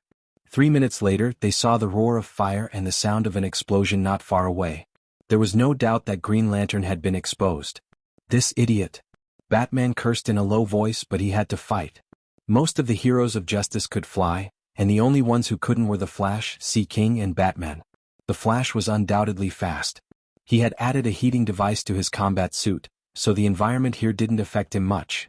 Sea King had the physique of an animal, and he wasn't slow when he ran and jumped. Our Batman couldn't do the same. There were no trees or buildings here, and he couldn't use his hook gun or glider at all. His human speed was nothing. In the sky, Sia saw that he was chasing after them with all his might, and the gap between them was getting wider and wider. Her shoulders trembled as she covered her mouth and snickered. Diana elbowed her, and she hurriedly cast advanced haste on Batman, so that he wouldn't fall behind. Before they finished running 20 kilometers, they saw Hal flying in front with a bunch of enemies chasing behind him. How King melodramatic. That was what everyone thought at the same time. They were supposed to sneak in and observe, then come up with a plan before starting the battle, but now it had become a tough battle. There are 2 big guys and there are about 500 enemies left, Hal shouted as he ran. Is this what you call investigation? The heroes were speechless as they watched the dust fly behind him and the enemies shouting to kill. The Green Lantern Corps' tactical concept was very advanced. Attack. Superman took the lead and charged out. Diana followed closely behind. Sia took a look and also chased after her. There were a bunch of enemies on the ground and it was just these guys? They're different from the enemies we encountered before, Diana said curiously. The first ones they encountered were all translucent lizard men. Later on, the High Spenters became blue skulls. Now these fellows on the ground were all muscular and powerful. Their skin was as rough as sandpaper, and their large heads were filled with crisscrossing sharp teeth. Their bodies were wrapped in something like animal skin, and they wielded crude cold weapons. Other than the tentacles on their chin, it could be said that they were a completely different species from the Dino people. It was unknown if they had the ability to adapt to the environment and change their genes, or if it was some kind of mutation. The heroes did not want to know. Quick, these two big guys are very powerful. Hal saw them and quickly called for backup. Thea didn't know if the two big guys behind her were powerful or not, but they definitely looked impressive. With a height of 200 meters and a body made entirely out of obsidian, two gigantic stone golems were chasing after Green Light Hal. They had shields in their left hands and swords in their right hands. Wearing helmets and capes, they looked like ancient Spartan warriors that had been magnified hundreds of times. Hal's materialization couldn't hurt them at all. Instead, they were beaten up by the stone men. Superman saw that he was in danger and was ready to help. Clark, leave it to us. Thea could tell that these two stone golems were extraordinary. They were definitely magical creations. Were they left behind by an ancient wizard? Fearing that they would be broken by Superman's chaotic punches, he signaled Diana to take one each. Superman didn't care and flew into the battle below. Stop right there. Thea waved her hand lightly at one of the stone golems. Two gigantic hands made out of magic reached out from the ground and tried to grab the stone golem's legs. At the same time, a huge vine spell was cast. The green vine started to climb up the stone golem's legs rapidly. The stone golem swung its sword to cut the vines and broke the gigantic hands, as if it had done something insignificant. It continued to move forward. As expected of an ancient wizard. Looks like normal methods won't work. Thea was a little depressed. She gathered a torrent of lightning in her hands and threw it at the stone golem from afar. The stone golem was still expressionless and raised its shield to disperse the lightning. Magic shield. The more Thea looked at the two stone golems, the more she liked them. If she took them to a magic school, she would see two giant stone golems on the left and right. Would be so cool. Not to mention, she was also very interested in the stone golem's activation magic. The fact that it could still function normally after so many years meant that the design back then must have been very ingenious. Previously, she had captured two iron golems from the Cold Flame Vatican, but their activation magic was nothing but trash. The two iron golems in front of her were obviously high-quality goods. On the other hand, Diana realized that her lover wanted to take down the two stone golems without losing any damage. She began to give it her all. The Valkyrie's fighting spirit rose rapidly. Ever since she became a god, she had never met an opponent who was on par with her. Even with her courage, she was afraid of Darkseid even before the battle. The stone golem in front of her gave her a chance to vent her anger. Her fists rained down like a storm, but the stone golem did not back down. In the blink of an eye, she had attacked more than 100 times. Cooperate with me. Sia once again trapped a stone golem with a spell. Diana shook off her opponent and flew to her side, striking the stone golem's knee with a lightning spear. A large amount of lightning struck, causing a slight delay in the magic circulation in the stone golem's body. Then the Valkyrie threw out the true word lasso with a swish, binding the stone golem tightly. Thea landed on the stone golem's head, which was as big as a house. She slapped the stone golem's head and poured her spiritual power into it, trying to find the control center of the stone golem. It was not difficult. In front of her profound magic knowledge, the stone golem structure was completely revealed. There were no more secrets. Ingenious. It was really ingenious. In the eyes of modern magic, the control system of the stone golem was not that complicated. It was just that Lucian had ingeniously used a lot of knowledge and skillfully combined them. In Sia's opinion, the power source of the stone golem was somewhat similar to solar power. Stop it. After finding the control center and observing it for a while, she figured out the structure. After a burst of magic power, the stone golem stopped where it was with its shield raised. The two women did the same thing and took down another stone man. Only then did they heave a sigh of relief. The ground battle could only be described as a stalemate. Theoretically speaking, superheroes had an advantage. Although there were more than 500 enemies, they did not have any superpowers. They were purely relying on their physical strength and their cold weapons. They did not cooperate with each other and could only roar like beasts. To deal with such a motley crowd, people like Superman and the Martian Manhunter could defeat them without suffering any damage. They would not be afraid even if there were several times more of them. The problem was that they did not kill. She controlled her strength and knocked the enemy down with a punch. The enemy rubbed their head and stood up after half a minute. She kicked the enemy away and the enemy ran back after a while. It was as if no matter how hard he tried, he could not defeat the enemy. No matter how hard he tried, there was no end to it. Chapter 762. Thea had the urge to cover her face. This was the essential difference between her and this group of heroes. She wanted to ask if the bad guys on Earth could not be killed, then were the aliens human? Could the aliens not be killed?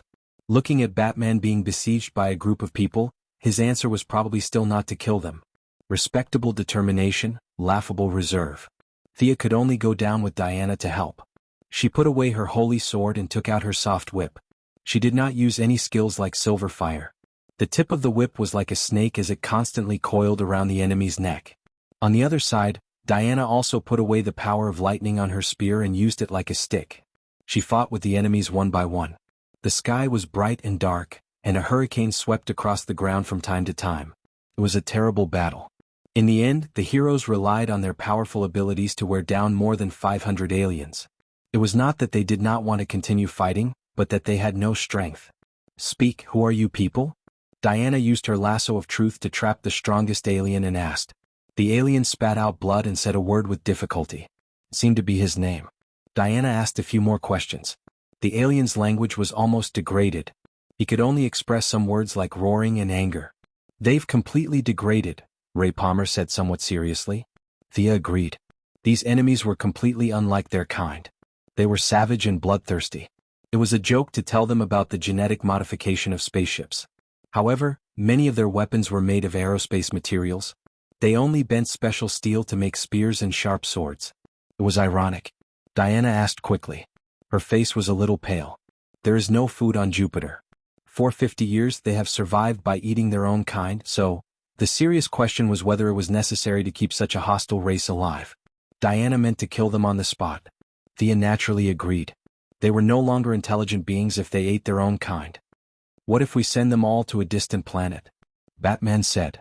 "Even if we can send them there, have you considered whether the bacteria in their bodies will cause a disaster on the new planet and damage the local ecological balance?" Thea immediately retorted. Batman lowered his head and didn't say anything. He seemed to have come to a decision and walked forward with his head lowered. Thea looked at Superman and Superman hurriedly avoided her gaze. She looked at everyone in turn and no one dared to look at her. What was the meaning of this? Are you afraid of dirtying your hands? Are you waiting for me to cut you? With a single soul extraction, 500 people would die instantly. It was convenient, fast, safe, and painless. The only downside was that it would make her look evil. The young miss was still very concerned about her external image. Sigh. She shook her head and sighed. "None of you want to kill them and I can't kill so many of them. Let them go. What if they continue to devour their own kind?" The Flash wanted to be tactful, but it didn't work. No one could answer this question. The heroes were bound by all kinds of morals. These enemies could not be killed or let go. Diana whispered a few words to Thea. "Are you sure you can do this?" Thea asked. Diana nodded. As she spoke, she unfolded the lasso of truth and tied up more than 500 people in an instant. Thea drew a complicated magic circle in the void. A huge amount of magic power was mobilized. Her hands emitted a bright light. With a crisp snap, she threw the magic circle on the captives' heads.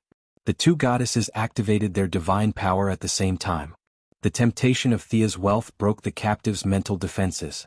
Referring to the brainwashing model of the green lamp, and mixing in many theories that they saw from the old monk on the highest peak, they created a group version of the brainwashing magic circle. At the same time, Diana's lasso of truth allowed them to see their original hearts that had been lost for a long time. It was difficult to maintain one's original heart. Normal people might not be able to see their original heart in their whole life, let alone this group of sinners who were deeply trapped in the mire. At this time, their persistence in their divine position played a role. The ferocious gazes gradually receded. Various memories of the past surfaced in their minds. Many people finally remembered their identities. The organs that had long mutated let out a low sob. Their turbid eyes regained some of the vigor of intelligent creatures. Thea shook her head slightly. These people woke up too late and sank too deep. Of course, she was not a compassionate person. She just felt that there were too few people and the brainwashing effect was not strong enough. Such a subtle change did not give Diana much experience before it ended in a hurry. If they found tens or hundreds of millions of sinners to create a super large magic circle, Diana might be able to obtain a new divine position. The people of the Alliance did not know what the young miss was thinking. They all applauded their methods. A big problem was finally solved. Leaving behind a group of sinners who were repenting, they walked towards the way the aliens came. Looking at the bloodstains and many utensils in the alien camp, and the dried meat, the heroes were speechless. A group of intelligent creatures had degenerated to such an extent in just 50 years. To a certain extent, civilization was really fragile. Is this the place? They stopped at the entrance of a cave that was 2 people wide and 3 meters tall. The cave was filled with orchids. The weapons that Spenter had mentioned should be stored here. There were obvious large scratches at the entrance. There were many broken limbs. As for the white bones, they were piled up like a mountain. The 2 stone golems were standing here. I wanted to rush into the cave directly, but I was slashed down with a sword. Green light, Hal said with lingering fear. Thea imagined that scene. It was really exciting. Hal poked his head in to take a look. He thought that the stone golems were just decorations. He did not expect them to be powered by solar energy and had their own warning system. If not for his quick reaction, he would have been chopped up. The stone golems were controlled and the people of Dynamo outside were all brainwashed. This place was already open to the Justice League. The group entered in a single file. The cave was not big, but the interior was cut neatly. This must have been opened up by the first batch of Dynamo people who came to Jupiter. Green light, Hal saw many lizard statues placed around.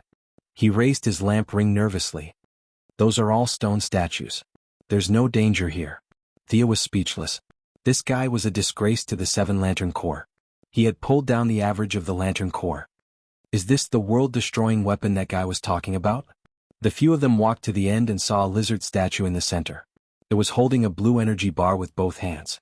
The energy bar was flashing with a dazzling light. It was floating there quietly as if it was waiting for some mission. Thea nodded. This energy bar contained a large amount of energy. If placed on those technologically advanced planets, it could be used as the main energy source for some super interstellar cannon. It was indeed an unparalleled super weapon. The few of them looked around. At least nothing unexpected happened. This trip to Jupiter had come to a perfect end. Chapter 763. There were no traps or traps. The energy bar was in their hands. The old problem popped up again. How should they deal with it? This was obviously a technological energy source. The 2 technological heroes, Batman and Atom Man, fell silent. They really wanted it but were afraid that they would not be able to keep it safe. If news of it leaked out and some villain stole it, it would be an earth-shattering event. Especially Batman, he immediately thought of the clown. If the clown knew that he had a weapon that could blow Earth to smithereens, it would be a disaster. Forget it, I'll bring it back. Thea reached out and took the energy bar that was floating in the air. The few of them did not object. After all, the battle was over and the hidden danger had been eliminated. There were many things that needed to be dealt with. The disposal of the alien spaceship, the clones that looked exactly the same, the 500 captives who were ready to turn over a new leaf, and the energy bar that could blow Earth to smithereens. Each and every one of these matters was extremely troublesome. Only Thea, who had close ties with various government departments, could handle them. They returned to Earth in the spaceship. The spoils of war were all sent to the administrative committee. The heroes sang their songs and went home, leaving Thea to deal with all the follow-up matters. Diana wanted to run away at first, but under the stern gaze of Thea, she shrunk her neck and stayed to help. Thea felt that the Dynamorians were fated to be Buddhists. According to ancient sayings, they were rather intelligent. Even Spenter had some magical powers. If one ignored his honor, he would have been an eminent monk 1,000 years ago. She went to the highest peak for a stroll. The entire cave was completely sealed by her 2 seals. The 500 captives who had turned over a new leaf were easily dealt with. 200 of them were sent to various construction sites to make full use of their remaining power. The remaining 300 were allocated to Damien Dark. This former Green Arrow Season 4 boss was now a captive of the main female team. He was very talented. Thea took a large piece of land in Nevada. The 300 musclemen were all given to him to plant corn. The 20 or so authentic Demo natives on the spaceship had also been brainwashed by the 2 goddesses.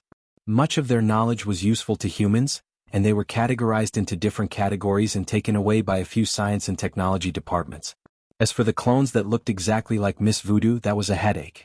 It was unrealistic to humanely destroy them, and it was also impossible to arrange them into human society or government organizations. There were more than 100 women who looked exactly the same. Even a blind person would know that they were clones. Currently, the issue of cloning humans was still being debated on a moral level, and it was not suitable to be pushed out. Thea waved her pen and decided to raise them first.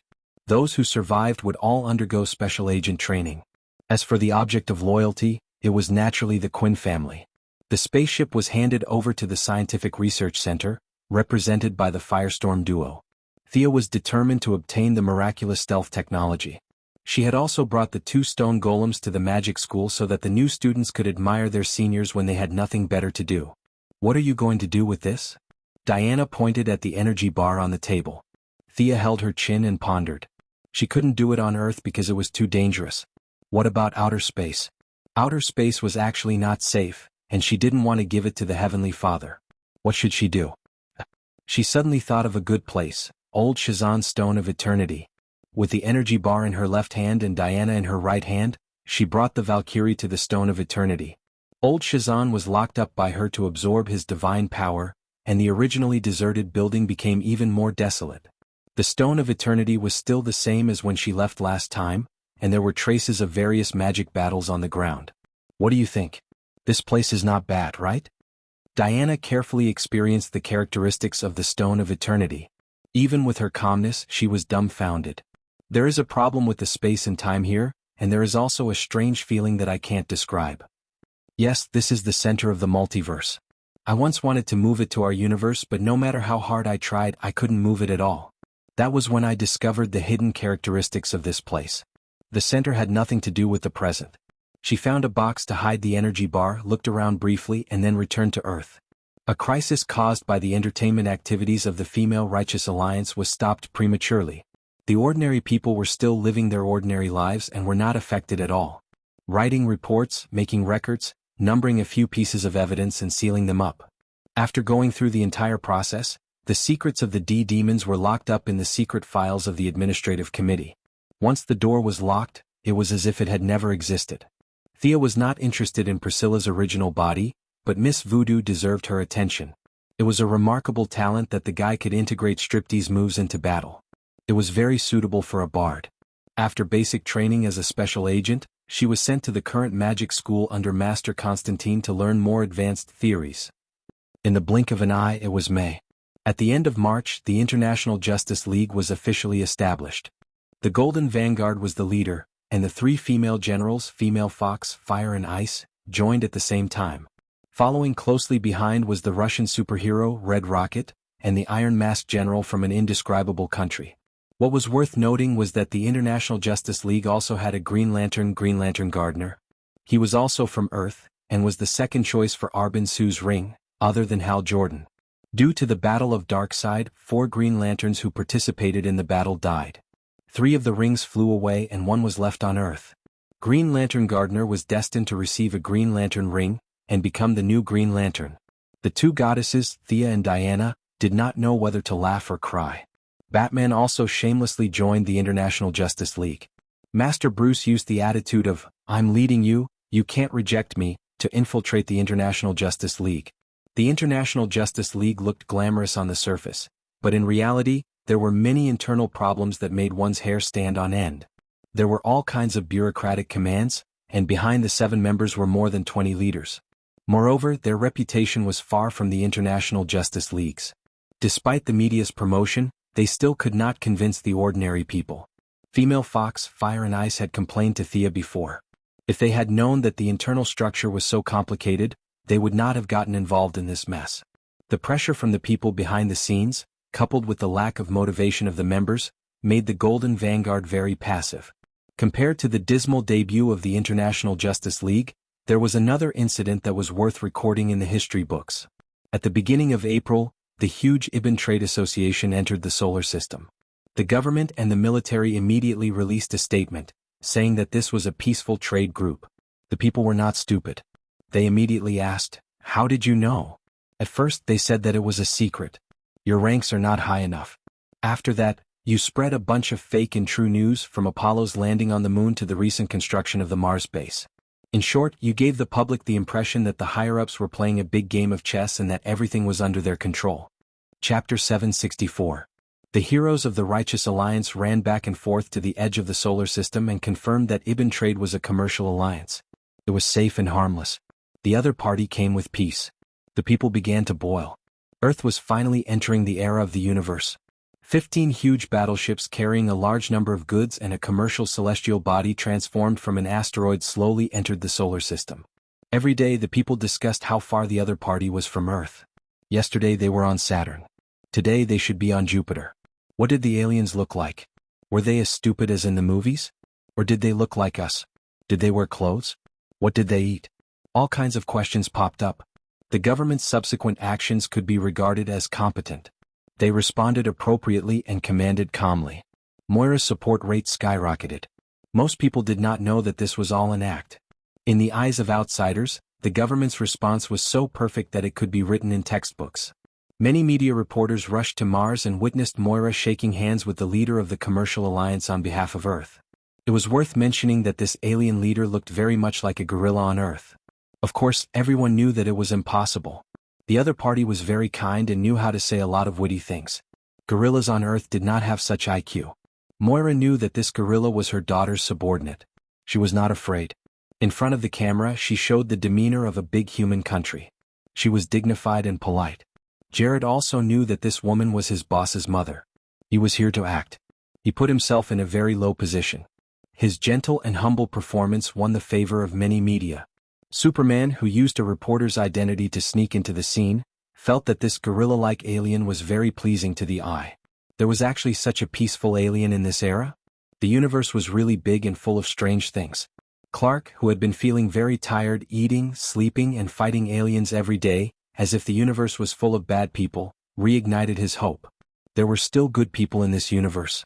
The Righteous Alliance did not find any problems. Thea knew far more about the light ring than Hal Jordan. The result of the light ring scan showed that Jared was a real alien. The group of people who did experiments with the U.S. military and reverse lightning had seen Jared before. However, the face of a gorilla was almost the same in the eyes of people. Jared had changed from a small gorilla to a gorilla. Even if he kept his original size, the Americans would not be able to recognize him. Jared landed on Earth with a small landing ship and gave a keynote speech on the peace of the universe at the United Nations headquarters. This was in line with the spirit of the current theme. The representatives of the two sides quickly negotiated a bunch of trade agreements. The Ibn Trade Association established 3 trading points on Earth, one in Asia, one in America, and one in Europe. Large amounts of extraterrestrial resources, technological equipment, and weapons had entered the human race's field of vision, and they only traded various minerals, steel, and fuel. In an ancient manor located in the embrace of trees, today's tranquil time was broken by the continuous sound of brakes. Many small animals among the trees did not know what was happening in this area today. They hid in their own tree holes and shivered as they watched the humans coming in and out. "Big brother, look at my holographic watch, it's so cool. It's completely controlled by brainwaves. I dare say that Earth's technology won't reach this level in 20 years. A young man was showing off his new watch to the people around him. This kind of thing happened more than once. Many people in the manor were talking to each other. Large amounts of extraterrestrial technology had entered their field of vision, and the first to benefit were naturally the wealthy. You're still buying yachts? How lame. I'm already using the magnetic airship. What? You said that this dress was personally tailored by an international master? My dress can make people fly, can you do it? Young people who loved to show off gathered together and showed off the new items they had obtained, enjoying the admiring gazes of others. This caused them to unknowingly become intoxicated and unable to extricate themselves. The younger generation gathered together and chatted. Those who were popular were talking loudly, and those who did not have much knowledge were clapping and cheering. In contrast, the older generation closed their doors and discussed the future. We received news from Ibn Trade that they are preparing to sell 10 space battleships from a level 5 civilization. What do you think? The white-haired patriarch of the family asked a few elders of the branch. Families that had lasted for hundreds of years would always have a lot of nonsense to deal with. In order to avoid meeting each other with submachine guns and drinking water, they lived in different places. When there was a big matter, they would gather together and pretend that they did not know each other. This was the only way. However, the arrival of Ibn Trade had broken many traditions. It was very necessary for them to gather under the same banner and discuss the future together. The family needs to move forward. If we don't, we will die. I feel that we should wait and see. The current situation is not clear. Wait and see? Have you seen the star map provided by Ibn Trade? There are only a few planets near the solar system that are worth attacking. Let's wait and see. Have you thought about the other families? The group of elders had not finished speaking and were about to quarrel. The old patriarch who was leading the group sat steadily and did not move. He waited until they finished quarreling before slowly saying, "We may be able to wait, but our descendants cannot wait." The family's policy of controlling the world behind the scenes does not satisfy them. They want cheers, applause, and worship from the people. However, the current system cannot give them these things. The old patriarch's words caused the few elders to fall silent. Their branches all had this problem. The elders considered more and were overcautious when doing things. The young people were born with a silver spoon in their mouths. It was very troublesome for them to sit on a large amount of wealth but not know about it. It was not difficult for the young people to choose whether to continue being a wealthy person on Earth or go to an alien planet to become a tyrant. They could forcefully suppress one or two of them, but if the entire younger generation stood together to oppose, they would have to compromise. After all, they could not kill all the heirs. The DuPont family is one step ahead. I heard that they are mobilizing a large amount of resources. They might even be able to take down a battleship before the military. You must know that our Earth is only a third-class planet according to the universe's standards, but that battleship is a fifth-class one. The old patriarch sighed. A space battleship was too good, so good that he could not sleep. We don't have that many resources. Can we use currency to exchange for some with other families? The old men had wolf-like personalities. When they saw something good, they did not want to let it go. If others had it, they wanted it too. The Quinn family has always been a steel company. Previously, steel was their main business during Robert's time. After that young lady came to power, she wantonly bought many energy companies. The mother and daughter pair have a large amount of resources in their hands. What are their opinions? An old man with triangular eyes asked. Chapter 765. The old patriarch sneered when he heard Quinn's name. President Quinn wants to finish her term and leave behind a glorious name. A woman blinded by fame. As for her daughter, she is a superhero. Of course, she will take it as her duty to protect the people of Earth. What a ridiculous idea. Just let them watch over Earth. The remaining people also laughed with different characteristics. In their opinion, they had seen through everything. The actions of Quinn and her daughter were simply ridiculous. It was unwise to let go of the huge benefits and be tied down by fame. The triangular-eyed old man suggested that there was no need to buy it. In the dark night, they could just take people and snatch it. A group of people despised this idiot who spoke without thinking. Who was that? That was an alien. Their technology was hundreds of years ahead of Earth. Even if they managed to snatch it, no one would know how to drive it. A giant battleship tens of thousands of meters long was not a bicycle in front of the door. With a huge amount of materials in exchange, the other party promised to teach, provide all the learning materials and provide food and accommodation until they learned it. If they wanted to snatch one, who would teach them? The families quickly reached an agreement. They wanted what other families had. There was nothing to say. But Thea certainly knew what they were thinking. All of this was the result of her secretly pushing. She knew the young people's thoughts too well. Using their psychology, a strong barrier would always be broken from the inside. When the arrow was on the bow, they would have no choice but to retreat. They spent a huge amount of money to buy the space battleship. They couldn't open a theme park at home or take young models to have sex in it, right? Weren't they greedy? I'll give you a big pie. Let them take the space battleship with their family's materials and children to explore the outer space. This was her plan. Did they really think that all the aliens in the universe were as polite as Jared? We were lying to you, all right? When Jared was angry, even he was afraid of himself. If these wolves won, they could share the pressure of Earth. If they lost? If they lost, then so be it. It had nothing to do with Thea. Things were not unexpected. Several families took out their 100 years of savings to exchange for space battleships. Thea also helped by controlling a lot of media to speak wantonly, comparing the interstellar era to the great voyage of the past. She encouraged the ordinary people to resist the rich people's illegal actions of taking the lead. The more ordinary people said so, the more the hidden families were motivated. The more they said it was impossible, the more they did it. In the end, they boasted of being the Magellan da Gama. Under Thea's secret command, the major families bought 6 out of the 10 warships, while the major countries in the world only bought 4. With such a huge amount of wealth exposed, their seclusion policy could no longer continue, and they could only return to the spotlight. Every day they had to deal with all kinds of verbal and written criticism. Finally, a month later, the DuPont family led a huge escort team and advanced weapons to attack a planet not far from the solar system. The civilization there had just entered an agricultural society. Faced with the advanced weapons of the Earthlings, they had no power to fight back and were beaten to a pulp. The news of the first victory was secretly sent back to Earth, and the big families were very encouraged. Under the instigation of many young heirs, several great clans set off for the starry skies one after another. Humph, those old bastards are finally gone. Thea sat in her office chair with her legs crossed. Driven by greed, the big families abandoned Earth like it was a pair of worn-out shoes, leaving only a small number of people to watch over their homes. They majestically charged into space, and one of the families even shouted that their target was the Sea of Stars before they left. In order to strengthen their confidence, Thea first revealed a few planets that were both strong and weak, but they were all within an acceptable range. The strong ones were in the era of gunpowder weapons, and the weak ones were in the era of cold weapons. With the elites of the big families and all kinds of mecha and extraterrestrial weapons, it was no problem for them to flatten those planets. As for what happened after that, Thea could only maintain a limited amount of attention. To her, Earth was the most important.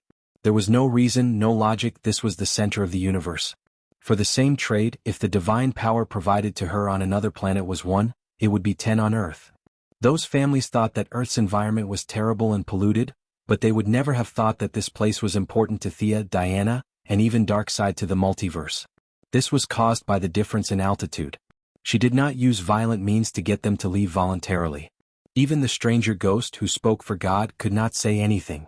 What she did was in accordance with the rules, be it official or unspoken. Of course, they did not get a total of 6 fifth-level spaceships for free. They had to shed tears and sell everything they had to buy them. Real estate, stocks, energy sources, and all kinds of resources that the big families had monopolized for hundreds of years were all in Thea's hands. She only paid a few spaceships, and these spaceships did not belong to her in the first place. They were snatched by the Yellow Lantern Corps and Death Knell. "Tell me, how much did we get this time?" she asked the secretary. The secretary's tone was very excited as she reported to her with a thick stack of documents. Quinn Group's shares were recovered by 17%, Wayne Group's shares increased by 19%, Rhodes Technology 26%. In addition to the above-mentioned companies, you have added 19 pharmaceutical factories, 14 aircraft manufacturing companies, 9 shipping companies and 13 media companies under your name. Krupp Company, Springfield Munitions Factory, Beretta Company. You hold a lot of shares in all of them. You have more than half of the shares in 12 of them. The rest of the properties, islands, private castles, oil fields, and real estate around the world are still being calculated. And we paid for all the steel, oil, and rare metals in Quinn Group's inventory. Speaking of this, the secretary laughed softly. She was also a member of the Green Lamp Gang. She had cut off her connection with Luthor. Recently, her relationship with Poison Ivy had improved by leaps and bounds. Of course, she knew that Sia had gained something from her left hand to her right hand without any loss to herself. Instead, she tricked a group of greedy fools into risking their lives in the universe. There were too many dangers in the universe and these people would be finished in a few years. All their wealth had changed hands and even if they came back they would be poor. If she told her real thoughts, Thea would laugh at her. Come back. What a joke. In 2 years it would be the darkest night. It would be a catastrophe for the entire universe, and these people's chances of survival were slim. Sigh, it seems like a lot of money but it's just a number. Of course, Thea would not sleep with a pile of money. She wanted to add this part back into the wealth cycle and redistribute the wealth of society. The top of the pyramid had been completely emptied. Using the government as a cover, she slowly returned the wealth accumulated by these families for hundreds of years to the people. This was what she needed to do in the future. It was impossible to completely eliminate poverty, but she could make most people live better and richer. In the next few days she began to work with Moira. The government introduced a lot of policies to encourage and support the manufacturing industry. Many low-tech alien products were copied by human beings. The rich used the original alien products, and the poor ordinary people used the counterfeit products. Thea would not say that this was a trick she learned from the counterfeit mobile phones in the indescribable country. The heavy manufacturing industry directly increased the employment rate. Many people suddenly found that their income had increased a lot. The idle people were pulled to work in the factories. They did not need a degree as long as they had brains. They could support themselves and buy houses and cars. Many ordinary people did not know what had happened. They only knew that after the aliens came, life on Earth suddenly became better. Chapter 766. The big shots were playing all kinds of games, and the small ones also needed to survive. Jenny was a young girl from Arkansas. She was young and beautiful, and she thought that she was very capable. She wanted applause and cheers, and she ignored the opposition of her family. With an indomitable spirit, she rushed into the Vanity Fair of Hollywood. Unfortunately, an ideal was still an ideal, and reality made her bleed. Not to mention becoming a big star in Hollywood, she couldn't even touch the door of Hollywood. She could only work as a hostess in the nightclub. In the early hours of the morning, Miss Jenny walked back alone with heavy makeup, wearing a cheap dress and high heels in her hand. "Gina, you stupid pig. Go and work as a worker. When I become a big star, you will regret it." Miss Jenny drank a lot tonight, but she still kept a little sober. She scolded her roommate as she walked. As a member of the bottom rung of the Hollywood pyramid, there were countless people like Miss Jenny. Her current roommate was originally in the same situation as her. Although they didn't have a deep friendship, the two of them still had some common topics to talk about. But everything changed last month. Gina gave up her dream of Hollywood, washed off her heavy makeup, took off her earrings and went to work in a small factory. She was as tired as a donkey every day, but her income was 10 times more than Miss Jenny's. This made her both envious and jealous. When the other party invited her to work together, she flatly refused. "Are you kidding? I came to Hollywood to be a big star. Do you think I have nothing better to do than to work in a factory? I might as well go back to Arkansas to farm." As an ordinary person, she didn't know why the manufacturing industry suddenly burst out with such a huge amount of energy. Not to mention her, even those promising young people, who often came to the nightclub to have fun, couldn't figure out the relationship behind it. Whenever she saw customers fiddling with alien technology products, she could only look on enviously. She didn't know anything about the big shots. She only knew that she couldn't afford those technological products with her meager income. Miss Jenny, who did not have any academic qualifications and was only focused on getting rich and famous, was even less clear about the complicated logical relationships here. She only knew that due to the huge demand of the manufacturing industry, there was a rare round of labor shortage. Even the nightclub she worked at had a few of her sisters taken away. As the only remaining employee, her workload had increased tremendously. In the past, he could still throw flirtatious glances at people who were suspected to be Hollywood actors, and leave a note. Now he was as busy as a spinning top and had no time for that. Why is this F***king country so busy all of a sudden? What? Everyone was busy, so naturally fewer people came to play. Her daily income, which accounted for a large portion of her daily income, plummeted. She angrily kicked a rock, only to realize that she wasn't wearing shoes the moment her foot touched the rock. The result was self-evident. She could only sit on the ground and rest while hugging her legs. Everyone was exhausted. Most people chose to go home and sleep after a tiring day. Naturally, no one came out to rob them. Compared to a month ago when single women could not walk at night, the security on the streets was unprecedentedly good. Miss Jenny, who had great ambition but little talent, sat on the ground, hugging her feet. She wanted to curse, but she did not know who to curse.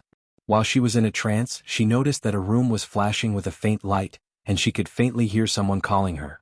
He passed by this place every day. Had he ever seen this house before? After drinking a lot of wine, Miss Jenny felt dizzy. After thinking for a long time, she felt like she had seen him before, but she also felt like she had never seen him before. "Shall we go in and take a look?" "Please don't go in. What if there are ghosts inside?" All kinds of thoughts appeared in her mind. Miss Jenny subconsciously felt that something was wrong, but there seemed to be a voice tempting her to go in and take a look. Anyway, she had nothing. If she found a treasure, wouldn't she be rich? That's right. "I don't have anything with me. There's no need to worry." Jenny did not know if this idea came from her or if it was forced on her by the outside world. She did not hesitate and pushed the door open and walked in. The interior was very well furnished. It was like a rich man's house. She had never seen a real rich man's house before, so she could only refer to the things she saw on TV and the internet. The floor was covered with a gorgeous carpet, and there were expensive oil paintings hanging around. Walking through the magnificent corridor, Miss Jenny looked around as she walked. Her curiosity was like a cat tightly clenching her chest. She did not dare to breathe too hard, afraid that she would break something if she exhaled too hard. "Hello, is anyone here?" she said softly, her voice so soft that she could not hear it clearly. Just when she thought that no one would respond to her, a thin layer of fog rose from the stage not far away. The light smoke surrounded the body, and the fog dispersed like a light cloud. A languid woman appeared from within. "Customer, is there anything you need?" There was a faint layer of gray on the woman's skin, but it was easily ignored. Her voice was too seductive. Even though she was also a woman, Miss Jenny felt her heart beating faster. "Me?" she stuttered. She did not dare to say that she came in to see if there was anything cheap here. "My name is Siren. Is there anything you need? We can buy and sell anything here, hee." This languid woman was naturally Thea's creation in the Sea of Souls. She was a demigod banshee siren, a mixture of soul god power, wealth god power, and art god power. In order to promote economic circulation, well, at least that was what Thea thought. Since she had nothing to do, she sent the Banshee Queen out to do some small business. "Don't be nervous. Sit down and eat something." The Banshee waved her hand and a huge dining table appeared. All kinds of exquisite food that Miss Jenny had never seen before were placed on the table, waiting for her to enjoy. "Can I eat?" After drinking with the Banshee Queen for half a night and being worried for half a day, Miss Jenny was really hungry. After receiving the siren's signal that she could eat as much as she wanted, she grabbed a drumstick and started eating. She had never been to a Michelin restaurant before, but she felt that her mouth was filled with joy. It was too delicious. She ate in a daze and drank a bowl of soup at the end. Her thoughts were simple. Since she did not have the money to pay, she would just owe the Banshee Queen. The siren did not care about her petty thoughts. The demigod Banshee maintained a smile. "Customer, is there anything else you need? Would you like to make a deal with us?" Thinking that she had taken advantage of the situation, Miss Jenny regained some of her rationality. She asked uncertainly, "What kind of deal?" She wondered if these people were selling organs. Should she run? Cars, houses, weapons, superpowers, anything you can think of is within the scope of our deal. The siren saw her confusion and continued, "Of course, your deal includes everything you have, money, resources, and even your life and soul." Chapter 767. At first, Miss Jenny was a little cautious, but in the end she almost laughed out loud. What a joke. Soul. It was the 21st century now. Aliens had already entered the Earth. How could anyone still believe in souls? Was this charming woman a fool? Or was she not a fool? Was she also a Hollywood person? Was this luxurious house actually a reality show? Intelligent beings were used to interpreting everything with their own worldview. Miss Jenny was now in a strange circle. She classified everything that was wrong here as an act. The house belonged to the production crew, and the carpets and sculptures were all fake. This seductive woman also wanted to be a big star. The previous meal was most likely a smokescreen used by the production crew to let him eat a big meal as a reward. In fact, there were countless people hidden in the dark watching his performance. Now that he thought about it, everything made sense. This was a large-scale reality TV show. Realizing that the scene of her eating was seen by so many people, Miss Jenny was a little annoyed. She had to salvage the situation. "Can I really exchange anything?" As if she wanted to show off her acting skills, she was suddenly full of courage and asked fearlessly. The siren was a little surprised. This human was scared like a quail before. Why was she trembling now? However, as long as the transaction was completed, she did not care about the details. She nodded naturally, as long as the customer says so. Miss Jenny lowered her head and pondered. If she said that she was the king of the world or something like that, she would definitely become a joke. She did not want to leave the impression that she was shallow and ignorant. $1 million. Do you have it? She pretended to ask casually. The siren nodded, yes. She took out a check from the drawer and looked at the amount before putting it on the table. Miss Jenny reached out to take it. The siren held her hand with a serious face. "I need your transaction item. What do I have that is worth $1 million? Miss Jenny chuckled. This crew was quite serious. It was most likely a big production. It was easy to be fooled if one did not know the inside story. She thought that she had succeeded and said, "Didn't you say that souls could pay? How many souls do I need for $1 million? The siren's eyes glowed. "The soul is the source of your life. If you want to complete this transaction, then I need to strip some essence from your soul. It is equivalent to 10 years of life." It would be a lie to say that Miss Jenny was not afraid. Under the mysterious atmosphere, she felt her hair stand on end, but she suppressed it with the idea that the film crew was good at creating a scary atmosphere. She wanted to appear calm and collected, so she said in a tone as if she had seen through everything, "Do you still need to sign some documents, parchment or something?" A hint of mockery appeared in the depths of the demonist's brows. "My master is the god of wealth of souls. The methods of a mere demon are far too inferior. No, I'll explain it clearly. If you don't mind, this is yours. Siren pushed the check over. Miss Jenny felt as if she was about to lose something. Before she could think about it, her eyes were attracted by the check. She had met a few young talents in the nightclub who squandered money like water. She had seen checks before. She directly reached out and grabbed it. Using her knowledge, she looked at it for a long time. She felt that this check seemed to be real. But how was that possible? Sir, do you need anything else? No need. Thank you. I'll leave first. Miss Jenny felt that the film crew most likely used the wrong prop and gave her a real check. She hurriedly ran out of the house. It was not until she ran out of the street that she turned around to look. Seeing that no one was chasing after her, she held the check tightly to her chest and ran back to the rented house. In a place where she could not see, in a luxurious room, Siren bowed to the air. Master. The young mistress took a step forward and received the soul shadow from the siren. It was fragrant and abnormally agile. Compared to the stinky smell in Karen's river Styx, this was a true soul. Those in the river Styx were all souls of the dead. The trade deity position was compatible with the soul deity position.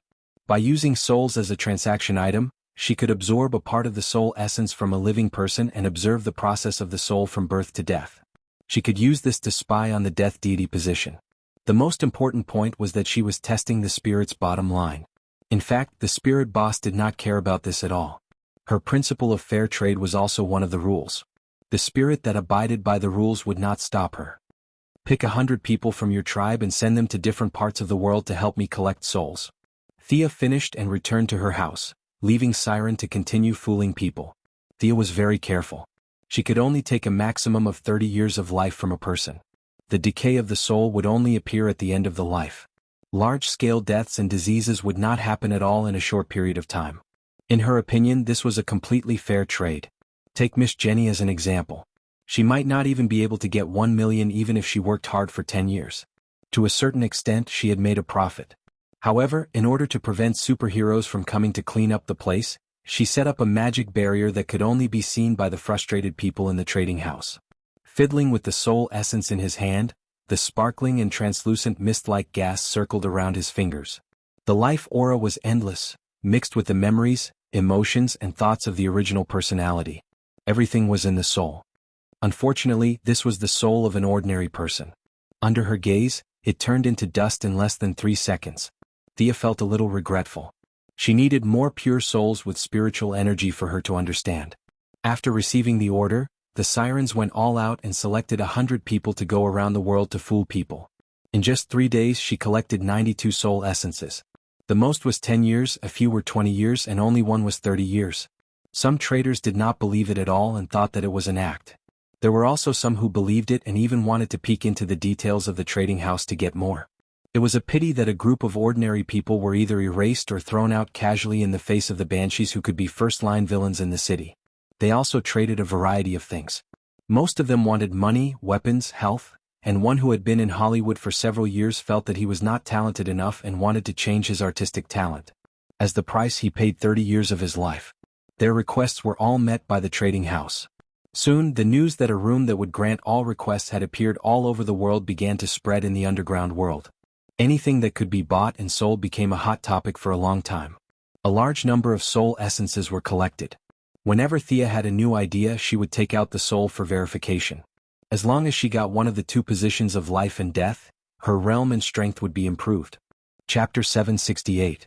Early in the morning at the White House, Missy yawned as she walked out of her room. Her mother, Moira, had been busy for quite some time. Thea, take a look at this document. Her mother handed her a thick stack of documents. She quickly flipped through them. The DuPont and the other families feel that their population is too small? That's easy, I was just thinking that Earth's population is too high. Thea sighed as she read. Even though these families were blinded by greed in the face of huge profits, they really burst forth with 200% of their strength. Under the Alliance, they occupied 5 of the 7 planets outside the solar system. The original civilization suffered heavy losses, and the intelligent life was enslaved and killed like the Native Americans. Under the rapid expansion, not only were the young people cheering, even the old people couldn't help but be inspired by the continuous victories. Everywhere they looked there was money. But even a tiger would sleep, and the enslaved intelligent life was not weak. They would resist, and no matter how advanced the technological weapons were, they would still die if they were stabbed in their sleep. A few big families pulled a spaceship back to Earth to discuss with the government. They needed weapons, energy, and more importantly, people. The situation of overcrowding in the prisons was finally solved. Thea didn't need the government to intervene. She instructed Death Knell to open up all the connections and use money to bring the criminals who couldn't be taught to the outer space and sell them to the big families. It wasn't expensive at all, just a few melons and 2 dates would do. The free cooking system couldn't change the nature of these criminals. Now, the big families who were already somewhat like slave owners needed these people to help them reclaim the wasteland. Whips and iron rods could be used to reclaim their personal value. As for running, the spaceship was controlled by the families, and the criminals could only unite around the big families in the outer space where enemies were everywhere. Blackgate Prison and Belgrave Prison were all swept by Death Knell, and thousands of them were loaded onto the spaceship. If the people didn't report, the government wouldn't investigate. Not only was it tiring to manage these people, it was also dangerous. There were cases where they would stab a few prison guards to death with a toothbrush. Now that there was money, the government pretended not to see. No one cared where these criminals went, from the prison warden to the old man who cleaned up. No one said a word. With many policies and money, the social order was unprecedentedly stable, and the crime rate instantly dropped to the lowest point. The group of people were exhausted, but they were all very happy. Their income had increased several times compared to before. Robbing a burger shop with a gun? You must be joking. I don't have the strength to do that. Thea only paid attention to the macro level and did not pay attention to the details. During the transition period of society, pain was inevitable. Just like Miss Jenny, who had been frustrated before, a policy could not benefit everyone. Thea believed that she had minimized the losses, so she did not feel guilty at all. He worked hard to refine old Shazan's godly power and studied the usage of the godly power of the soul. During the weekends he would spar with Diana. His days were pretty good. When he entered the Sea of Souls again, he took away all the substances related to Darkseid's godly power. The sirens had reported to her that humans had extracted substances from the sea. Thea also felt that the total amount of godly power was not right, but she could not trace it. Humans had too many dark technologies and she could not figure out who did it. Diana's twin swords were tainted with the most basic Omega effect, and Darkseid's blood was also rich in it. Thea studied it for 2 days, but she had no clue. This was far beyond her understanding. Perhaps this was why Darkseid had been able to suppress the Heavenly Father. She returned the twin swords to Diana and sealed all the godly power and blood away. He would study it when he reached a higher level. You got off the plane? How's the weather in Cambodia? Wet and rainy? Diana wanted to learn more about Buddhism, so she carried a travel bag around the world alone. Thea was so busy that she could only call her every day to show her concern. On the other side of the world, Diana hung up the phone happily. A girl beside her elbowed her. Boyfriend? The war goddess answered with certainty, girlfriend. Wow.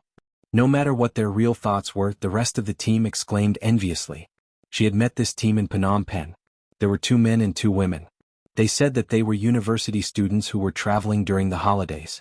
Their destination was Cambodia's tourist destination, Angkor Wat.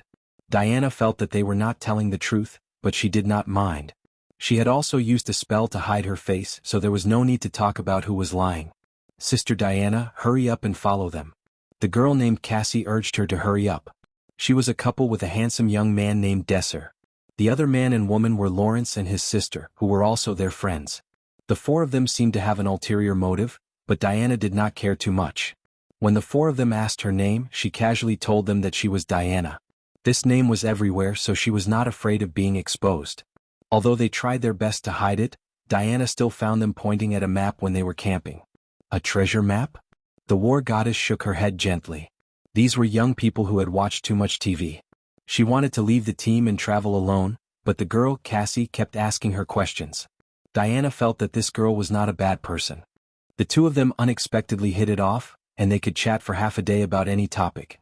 Although she was not as knowledgeable as Thea, Diana was still a deity. Her knowledge and experience were vast, so she easily won Cassie's respect. In Cassie's heart, this sister Diana was a complete scholar. The 5 of them drove for 6 hours in 2 cars, and under the guidance of a guide, they entered the Angkor Wat complex. Angkor Wat was built in the 12th century. It was famous for its magnificent architecture and detailed reliefs. At that time, Hinduism was prevalent throughout the Indochina Peninsula. In the local language, Angkor Wat was the temple of Vishnu. Vishnu was one of the three main deities of Hinduism. Brahma was in charge of creation, Shiva was in charge of destruction, and Vishnu was in charge of protection.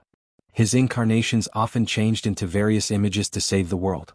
It could be said that his doctrine was the closest to Diana's creed.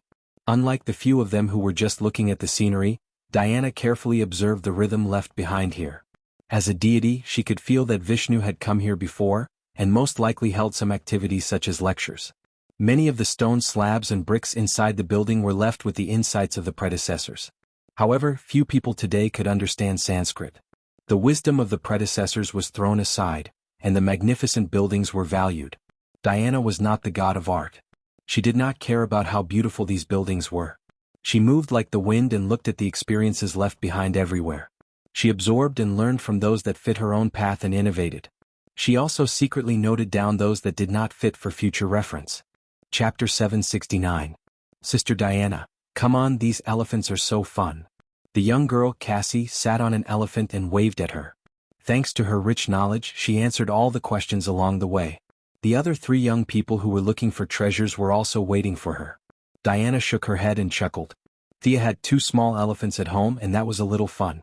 The elephants in this tourist attraction were dull and had been tamed to the point of numbness. What was so fun about them? Instead of riding with them on the same elephant, he found one that looked a little more spirited, stepped on the pedals, and with a nimble somersault he mounted it. The power of the goddess was not just for show. The elephant felt a fear that struck its heart, and its limbs went soft. It almost knelt down before her. Fortunately, Diana comforted it with her divine power in time, so it did not attract the attention of the tourists. Let's go to Mount Bakken. In the excited cheer of the young girl, the 2 elephants walked forward slowly. Mount Bakken was a small hill in the main ruins of Angkor Grotto. It was the only commanding height in the vicinity. On the hill was the ruins of a temple of Angkor Grotto. It was the first national temple built in the era of Yasovarman I, after the area near Angkor city of Great Wu became the capital. It laid the foundation of the later architecture of Angkor Grotto. The scenery was unique and the view was broad, so it was the first choice of many tourists. The 5 of them rode slowly up the hill, and the whole complex of buildings was in sight. Cassie's boyfriend, Desai, seemed to care about Diana and asked her if she was tired, whether she needed rest, and so on. In the end, he pretended not to care and asked a few questions casually. In Diana's view, these questions were at least questions that could be asked by a professor who specialized in ancient Hindu history. She was a little curious, but she did not ask more and gave the answers very quickly. Desai thanked her profusely and left, leaving his girlfriend to talk to Diana. What is your boyfriend studying? You guys are not doing anything illegal, are you? In fact, Diana had always disliked Americans.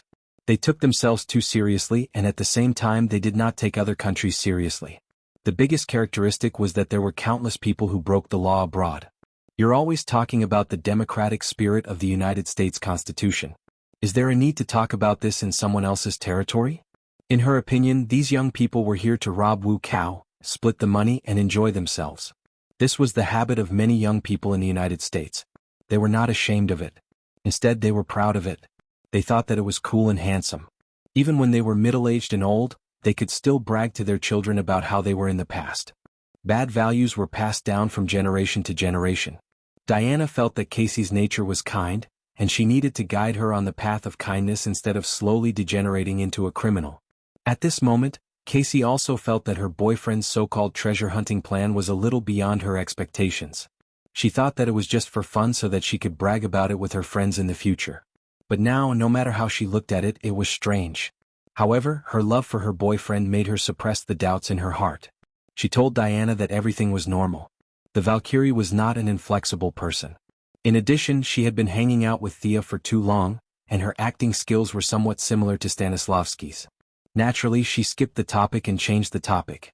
The next day at dawn, seeing that they were packing their bags, Diana said goodbye to them. They told each other to take care and exchanged contact information with the young girl Cassie. Diana carried her bag and walked towards another road alone. When the young people saw that Diana had disappeared at the end of their sight, they packed their bags and hurriedly walked in the other direction. Little did they know that Diana took a detour and walked back. Her magic skills were not as good as Milady's, but she still knew how to use a basic invisibility spell. She watched from afar as they constantly adjusted their direction and finally stopped in front of a very old temple. This was the outermost area of the entire Angkor Wat. Even the children begging for food would not come here, let alone tourists. The young girl, Casey, was anxiously talking to her boyfriend, but Desser decisively pushed her away. He then cut his palm and smeared his blood on a very ordinary stone pillar. There was no earth-shattering noise, nor was there any gorgeous curtain. The four of them simply disappeared into the air. Damn it! It's a teleportation spell. Diana cursed in her heart. She should not have watched. She should have stopped them in time. No longer hiding her tracks, she flew over. Before the teleportation energy disappeared, she took the opportunity to sneak in. After breaking through the water ripple-like spatial barrier, the first thing that came into view was a dim yellow sky and a blood-red ground. The temperature in the air was very high, and in the dense mist, there were faintly discernible strange figures moving not far away. It's like a small plane of hell. Following Thea, Diana was now much more knowledgeable than in the original timeline. She just glanced around and determined her location. She was not worried about herself. Even if she could not find the exit, she could rely on the mother box to return to Earth. She was worried about the few young people. She looked around with her clear eyes. The few young people were nowhere to be seen. She could only search in one direction. Behind a small slope tens of kilometers away, Desser and Casey, the young couple, were lying on the ground. Casey's body was much stronger than ordinary people. She woke up the fastest. She shook her head and slowly got up. When she saw her boyfriend lying unconscious not far away, she hurriedly ran over. Desser was shaken by her a few times and slowly woke up. Looking at the different atmosphere around him, his eyes became more and more spirited. It's here. Yes, it's exactly the same as what was recorded in the book.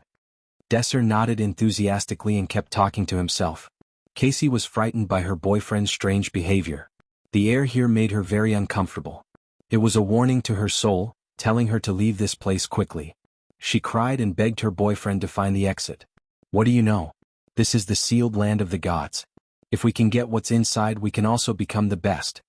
Desser saw that his girlfriend was just crying and he really loved Casey. He thought about his words and took out a palm-sized notebook. This is a record passed down from generation to generation in my family. My ancestor came to this land during the age of exploration. He learned about the legend of the sealed land from many locals. It was said that there was an unparalleled power that could destroy the world. Unfortunately, he was just an ordinary person, and the door to the mysterious world was never open to him. I thought that I would be mediocre for the rest of my life working in a garage. I didn't expect fate to favor me. Look at this. As he spoke, he took out a tattered piece of parchment. The young girl Casey took it in a daze. She looked left and right but could not understand the crooked words on it. Chapter 770. This was exactly the effect Desser wanted. Did you know this is magical text, magical text? This piece of paper fell into the market along with a pile of books belonging to the Rockefeller family. I don't know why these large families would abandon so many of their treasures to the market. I only know that it recorded some of the essays of the great alchemist Magnus. In the eyes of ordinary people, it was worthless, but it helped me decipher the secret treasures left behind by my ancestors. Desser held up the notes and parchment. The records of our ancestors, the interpretation of the magical text, and the knowledge of that Diana. All of these together allowed us to reach this place today. This is the arrangement of fate, you shouldn't resist it. As if the words that had been bottled up in his heart for a long time were finally spoken, his eyes emitted a strong obsession, or perhaps it could be called fanaticism. Casey didn't know why her boyfriend had become like this. After all, last month they were still discussing about getting married once they reached legal age, researching about the mortgage and whatever alien trade was too far away from them. Casey didn't understand the relationship between her boyfriend and the Rockefeller family. She only wanted to know how her originally peaceful and happy life had become like this. Follow me. Desser looked at the dusky sky. He was actually a bit scared, but he forcefully suppressed his fear and checked the surroundings with the notes, indicating for Casey to follow him. Aren't we going to look for the Lawrence siblings? Why would we look for them? Desser asked in a cold tone as if Casey had said something stupid. Casey's face was full of helplessness. She could only follow her boyfriend as they walked through the scarlet ground. Desser kept checking the notes. He walked faster and faster. If it wasn't for the unknown power in Casey's body, she would have been shaken off long ago. It's here, it must be here. In front of a deep pit, there were 5 stone pillars surrounding each other. Desser looked at the patterns on the pillars as if he had found some kind of treasure. He used all his strength to kick down a stone pillar, but he was afraid that it wasn't safe enough, so he used all his strength to knock down all 4 pillars. He hurriedly ran down and tripped over a stone on the road, but he didn't care as he rolled and crawled into the pit. Desser. Casey stood at the edge and shouted. The warning in her heart was on the verge of exploding. She really didn't want to go any further. Desser turned a deaf ear to his girlfriend's call. He rolled all the way to the center of the deep pit. His hands were like a windmill as he crazily dug into the ground. From time to time he would mutter, My baby, I'm coming." His movements were very fast. In the middle of the deep pit, he dug out a blood-red gem. The stone was as big as a watermelon. It had a bumpy surface, but every edge of the stone was sparkling and translucent. Inside the stone, there seemed to be a dense and splendid cloud of fire moving around. Desser held the stone with a sacred look. His eyes were filled with expectation, as if he was looking at an extremely precious treasure. Neither of them saw that when Diesel picked up the gem, a black mist emerged from the deepest part of the ground and slowly wrapped around Diesel's body. Ah! Desai hugged the jewel and looked forward to his future. Tycoon, president, king, emperor? Who would have thought that a sharp spike would emerge from the gem and pierce his palm with a pu sound, shattering his beautiful dream? He hurriedly let go of his hand in pain. The gem retracted its spike and didn't fall to the ground as he expected. Instead, it strangely floated in the air. The red cloud inside the gem circulated even more intensely, as if a red ink was wantonly dancing in the air. After absorbing a bit of his blood, the ruby became even more resplendent. Fragments of light scattered in the halo, illuminating the area within a few thousand meters. Don't. Desser saw that the ruby ignored him and flew towards Casey. He suddenly thought of something. He was jealous and regretful. His heart hurt as if it was dripping blood. The ruby disintegrated in the air and turned into a set of deep red armor. The surface of the armor was covered with sharp spikes. It was filled with a murderous aura.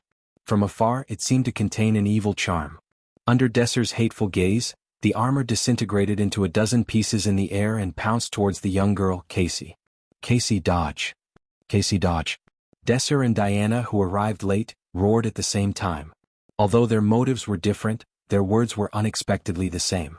The young girl, Casey, reacted half a beat slower. When she wanted to dodge, the ruby had already turned into a meteor and collided with her.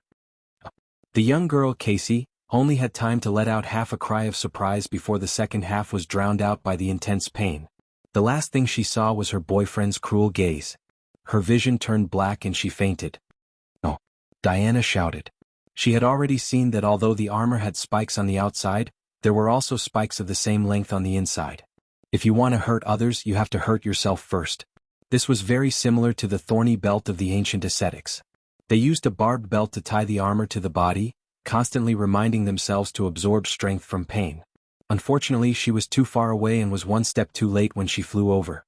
Shoulder pads, arm guards, leg guards, cloak, and helmet were all equipped in less than a third of a second.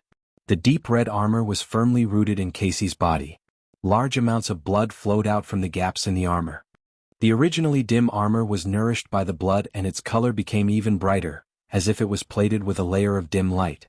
"Casey, hold on, I'll get you out." Diana couldn't be bothered to teach Desser a lesson. She reached out to take off the armor, but her arm was stopped halfway by the deep red vambrace. The helmet emitted 2 rays of light. Diana's aura soared. Casey was now completely unconscious and had become the armor controlling the human body. This armor was nothing in her eyes.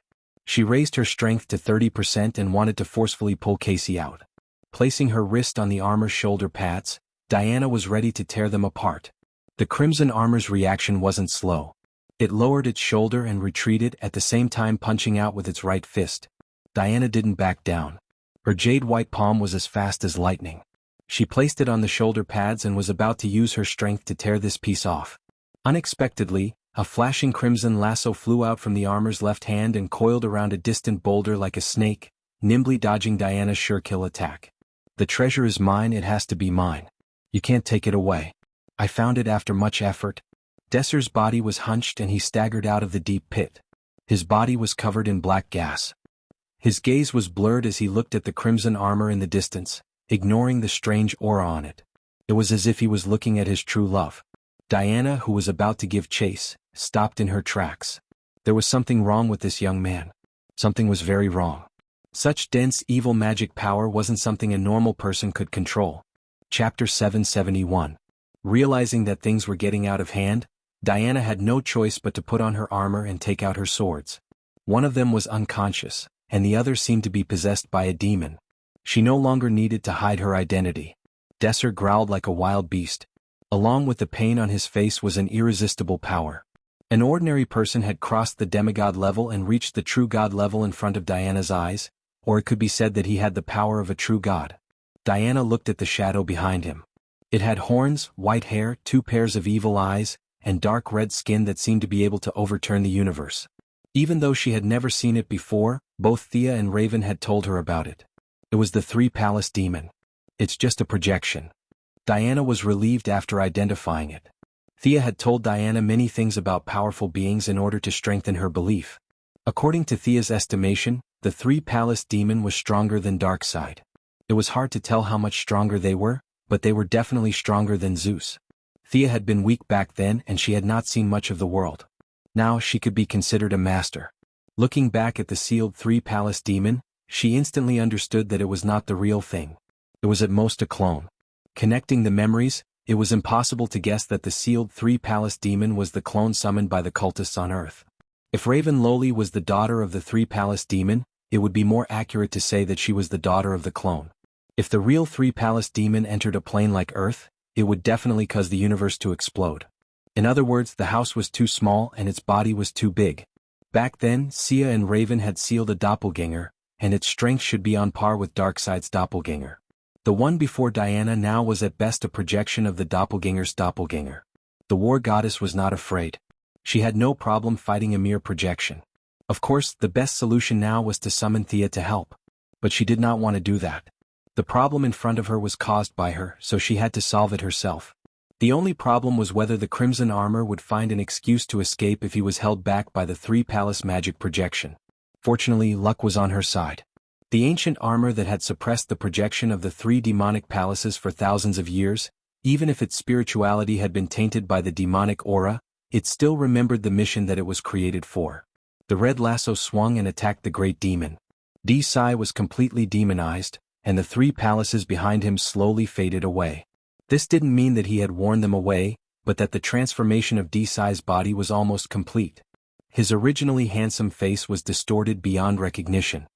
There were horns protruding from his forehead, and there was another pair of eyes above his eyes that seemed to be struggling to open.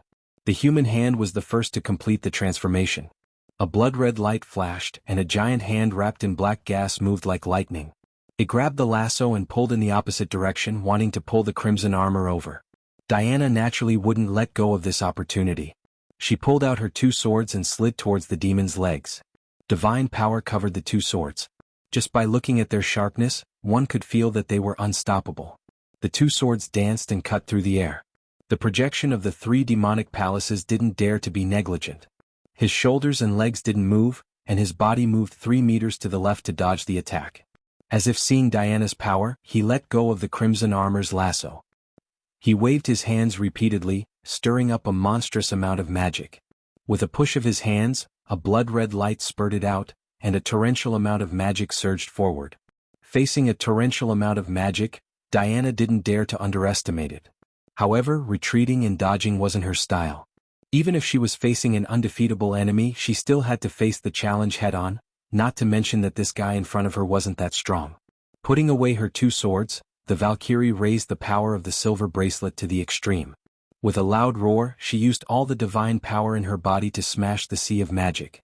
A 10-meter-wide passage was opened in the turbulent sea under the impact of the golden divine power. The Valkyrie didn't stop there. She turned into a strong light and punched the 3 demonic palaces through the sea.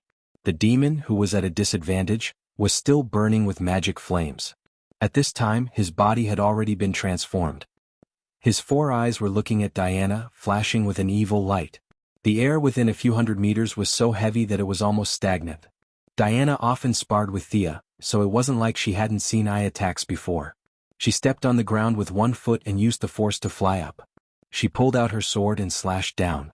The 3 demonic palaces weren't surprised that his eye attack was dodged. His body suddenly grew a lot taller. Crimson magic flames enveloped his whole body. His steel-like hand grabbed the sword and exerted force in his palm, wanting to throw her away. The Valkyrie did a backflip and pulled out her sword. At the same time she took out her lightning spear and thrust it at his arm. Boom! A crisp sound rang out. Lightning had a great restraining effect on demons. When the two sides suddenly made contact, it was like a thunderclap. The three demonic palaces finally took a step back in the battle. Diana was unforgiving. She waved her spear and aimed it at the demon's head. The Valkyrie was confident that this move could take down the demon. She was very careful with her moves. She mostly used the side of her spear to hit the demon. It would be best if she could shake the demon away from Desser's body. After that, no matter what she did, she would be able to move freely. Unfortunately, a crimson lasso wrapped around the tip of her spear. She had used up all her strength, so she hurriedly increased her strength. The three demonic palaces relied on the lasso's delay to dodge the fatal blow in a split second. Damn it! Diana was a little angry. This broken armor couldn't distinguish between good and bad, causing her to miss a good opportunity. The demon silently laughed, his eyes filled with ruthlessness. He waved his hand and pulled down 2 meteors from the sky, smashing them towards Diana. At the same time he spat out a red light from his mouth. The red light scattered in the air and turned into a red cloud. As the haze filled the air, he crazily released all kinds of magic related to fire, darkness and earth. Diana wrapped herself with divine power. With the spear in her left hand and the shield in her right, she nimbly weaved through all kinds of magic. She was a little anxious. Desser, with his human body as his foundation, wouldn't be able to hold on for long. But no matter how anxious she was, she couldn't rush into the range of the three demonic palaces. Every time she was about to approach, she would be interrupted by the crimson armor. She was obviously very strong, but she couldn't display it. This made her suffer. Fortunately, the three demonic palaces couldn't completely control the armor. The more he tried to control it, the faster the armor's self-awareness would recover. At first, Diana was fighting 1 against 2, but slowly, it became 2 against 1 between Diana and the crimson armor. But when the armor's magic power was overused, the three demonic palaces' control would gain the upper hand. It would turn around and attack Diana again. This cycle was endless. Chapter 772. Among the three, Diana was the strongest, but she didn't dare to kill 2 ordinary people. She was clumsy and the fight was a little ugly. The three-palace demon was the most experienced and also the most cunning. He repeatedly foiled Diana's attacks, and even countered the Valkyrie's attack with a punch. And the crimson armor was swaying left and right in the middle, helping this in that one moment. Diana used the remaining force of the three-palace demon's punch to fly out of the battle circle, and with a wave of her hand she sent a ball of her golden divine power into the armor. She wanted to awaken the young girl Cassie in the armor. In fact, Cassie had already been awakened by the intense pain. Every jump and attack of the armor was like stirring her body. Fortunately, she had a different physique than ordinary people, and the armor's barbs were for training, not for killing. The armor would return a portion of her power after every action. Otherwise, if she wasn't an ancient monk, she would have died long ago without a body as tough as diamond. In a daze, she looked at the battle outside like an outsider. Seeing her new friend Diana wearing the armor and wielding a spear and 2 swords, Cassie knew that her new friend was the superhero Wonder Woman. However, Cassie didn't have the intention to ask for an autograph. She only felt that this was a nightmare, and she hoped that she would wake up soon. Diana's divine power helped her. Warmth, sunshine, and many other precious qualities. Perseverance allowed her to gradually return from the perspective of an outsider to her own body. Cassie, can you hear me? Cassie, it's Diana. I need your power. Pull yourself together. Persevere. Control this armor. You are the master. Make it act according to your orders. You can do it. Diana's voice was hazy at first, as if it came from the horizon. Then it slowly became clear and Cassie finally understood the situation. I can't do it. It doesn't listen to my orders. The young girl wanted to control the armor, even if she could only control a finger, but her body was as stiff as a rock. Her nerves, bones, and muscles were like someone else's. Her orders couldn't be transmitted to her body at all. The young girl couldn't speak, she could only shout in her heart. She wanted to tell Diana loudly that she was just an ordinary girl, not a superhero. She didn't have such strong beliefs. However, Diana acted as if she didn't hear her. Her warm words kept encouraging her and encouraging her. She was like an elder sister, but more often than not, she was like a mother looking after her child. You can do it. Hang in there. You'll succeed soon. I have confidence in you. Under Diana's constant encouragement, The young lady Cassie mustered the courage to control her body several times, but she also failed several times. There were no sarcastic remarks, no strange gazes, only the usual support and encouragement. Cassie's heart was heavy. She did not want to betray this trust. Try hard and fail. Try again and still fail. Persevere. Continue to persevere. The girl, who had always gone with the flow, never thought that she would one day have such a strong belief. A cry that came from the depths of his soul finally came out from his mouth. The armor seemed to have realized the strong change in its host. It handed over control and fell silent. Cassie, you're amazing. The girl heard a familiar voice. It wasn't a telepathic conversation, but a voice that was transmitted through the air, through her eardrums and into her brain. Me? Looking at the crimson armor on her arm, she was a little stunned. Come and help save Desser. I believe you can do it. Diana interrupted her daze. Desser? It felt like something that happened a century ago. It took her a while to remember that he was her boyfriend. At that moment, countless information entered her mind. Cassie's eyes flashed. She already understood. These were the armor's instructions, or perhaps it should be called the armor of silence. The flashing red lasso drew an arc in the air and wrapped around the Tri-Palace demon. The great demon revealed a ferocious smile. His gaze pierced through the armor, through the flesh, and looked directly at Cassie's soul. What a terrifying gaze. It was filled with monstrous hatred and all negative emotions. Cassie's mental defense that she worked so hard to build was quickly collapsing. Fortunately, the young rookie quasi-hero was not facing the great demon alone. Diana had already seen this scene. She admired this little girl. She took action a little later because she wanted to use this opportunity to train her character. She wanted to guard against arrogance and impatience. The armor was not omnipotent. The key was still in one's heart. A strong heart was the key to victory. Demon, look at me and say your name. Diana threw out her lasso of truth just as Cassie's lasso was about to be broken. She had trapped Desser's body. According to the rules, the Tri-Palace demon could only say the original owner's name. The result was not surprising. The original Tri-Palace demon could resist the lasso of truth. There was no doubt about this. This clone projection was far from it. Desser. The moment the name was said, the Tri-Palace demon projection was kicked out of Desser's body by the power of the rules. Diana did not have time to look at the unconscious youth. She took out the thunder spear and threw it at the projection that had just left the body and had yet to fully condense into a form. Boom. With a loud explosion, the Tri-Palace demon projection was blown into pieces and disappeared from the world. Diana only heaved a sigh of relief when she could no longer see the shadow. Desser. The young girl Cassie could only call out her boyfriend's name from a distance. She was afraid that the spikes on her body would hurt her boyfriend.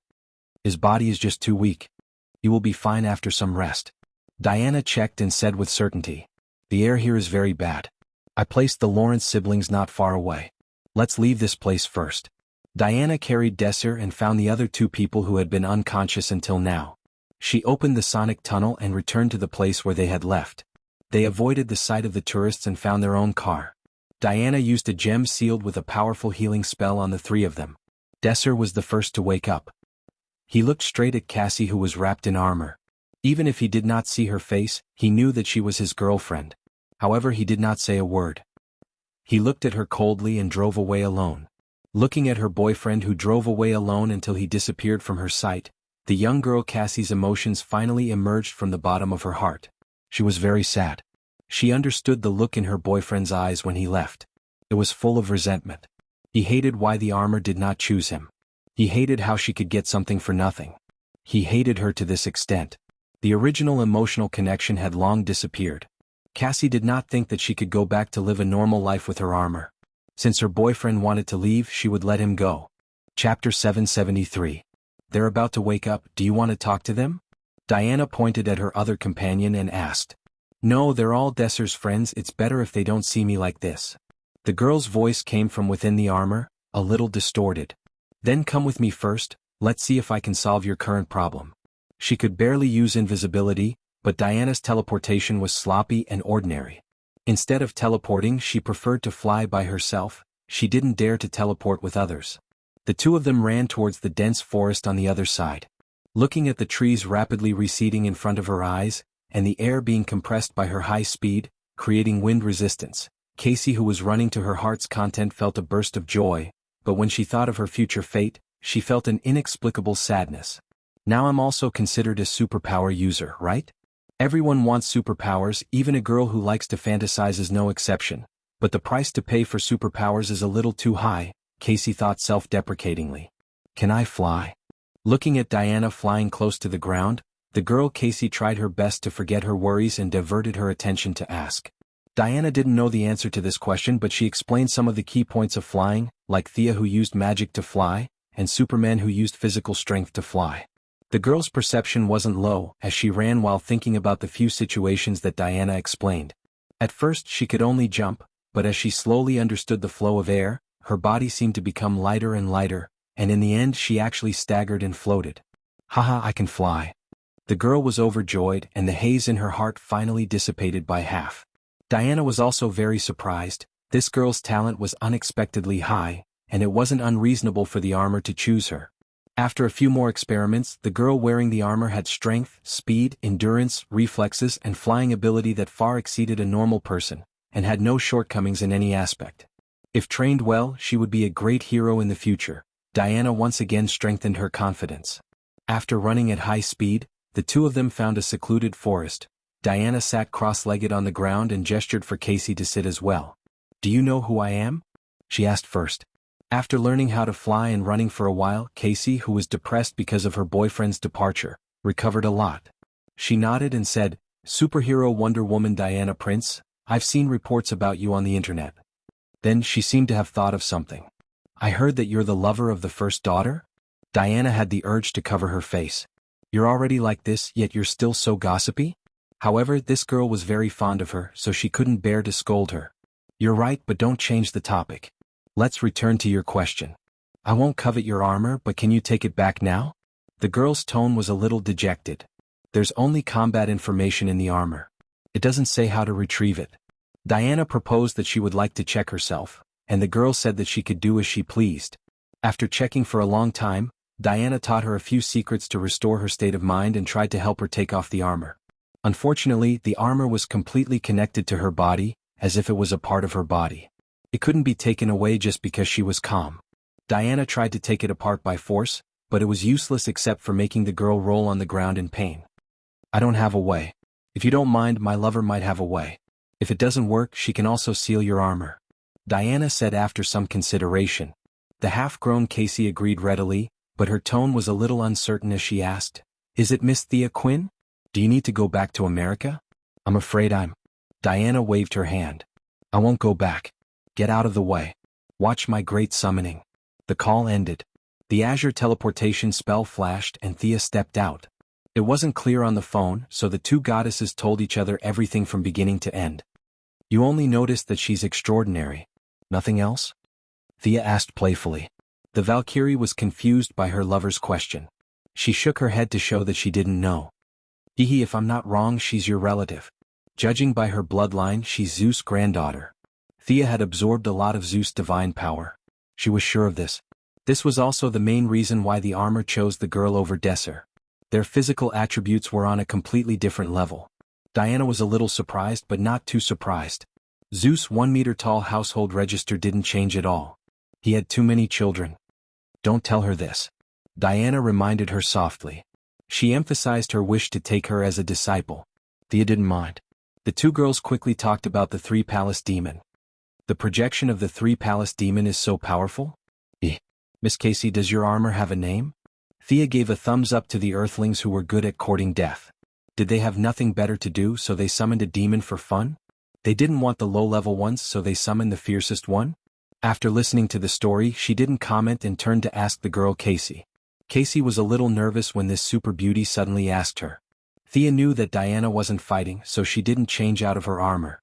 Instead, she wore casual clothes. Thea didn't bring any jewelry. She wore an off-shoulder beige dress with a pair of 5-centimeter high heels. It wasn't overly sexy, but it was graceful and gorgeous. She didn't feel out of place walking in this barren forest in such a beautiful outfit.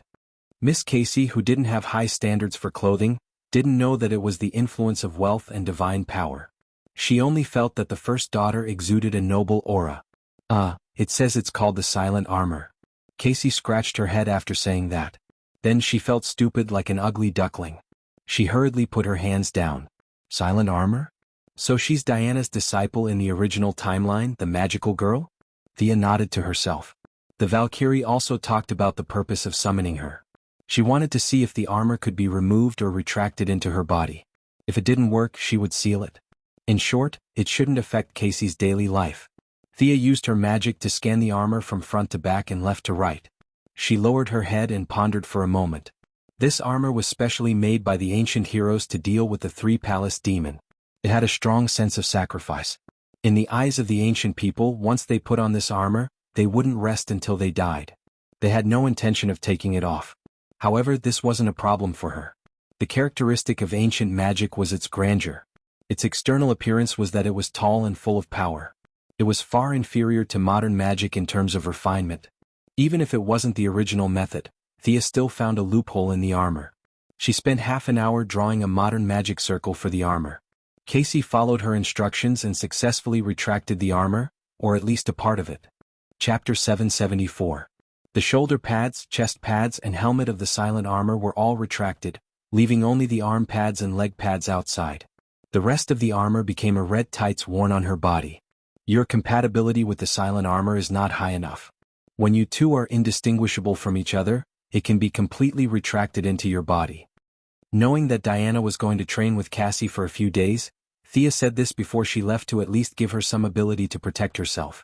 Leaving Diana to teach Miss Cassie, Thea brought her secretary, Miss Maisie, a bunch of bodyguards and financial lawyers to Gotham City an hour later.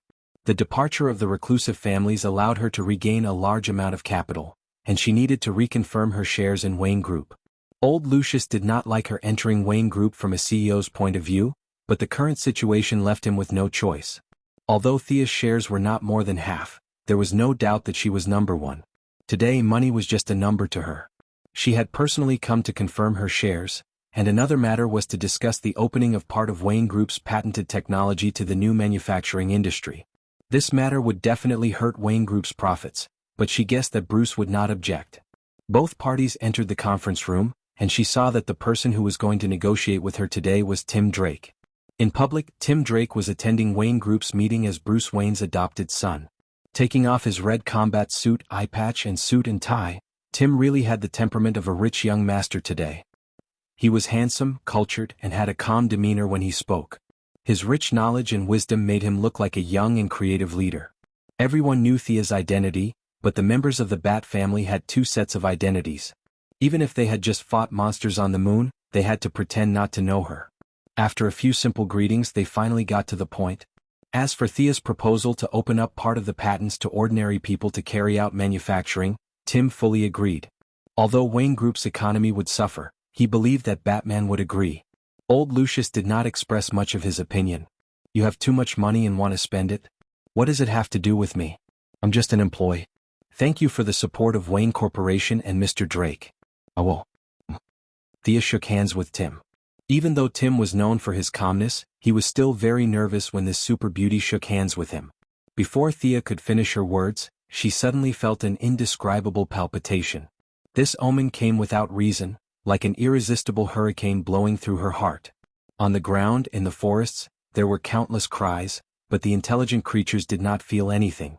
Everyone was living and working as usual. What was that? Thea was shocked and glanced at Tim beside her. Old Fox and the secretary didn't notice anything. They were puzzled as to why she looked as if she had seen a ghost. Something must have happened. She was very sure that the signal just now was transmitted to her by the will of the universe. However, compared to the consciousness of Earth 2, which was like a child, the will of this universe was like a titan. She did not understand much. Sia's first reaction was that someone had changed the timeline. Was it the Flashpoint incident? She looked carefully and found that her family was not affected at all.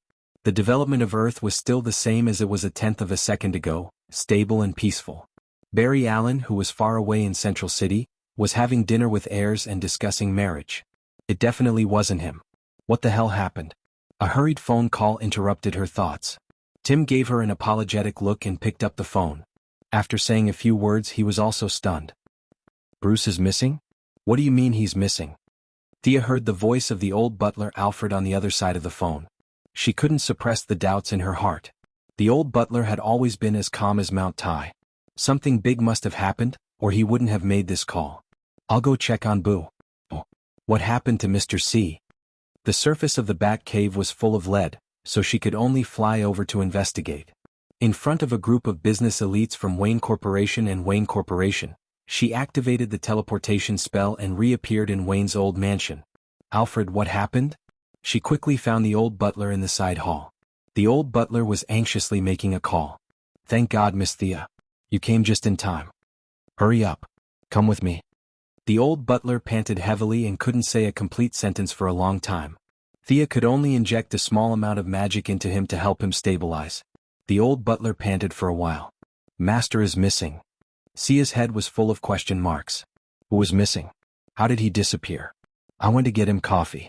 It was only 2 minutes and he disappeared into thin air. There was no battle, no signs of superpowers, at least I didn't see anything. Come with me. With that, he pulled Thea to the secret door.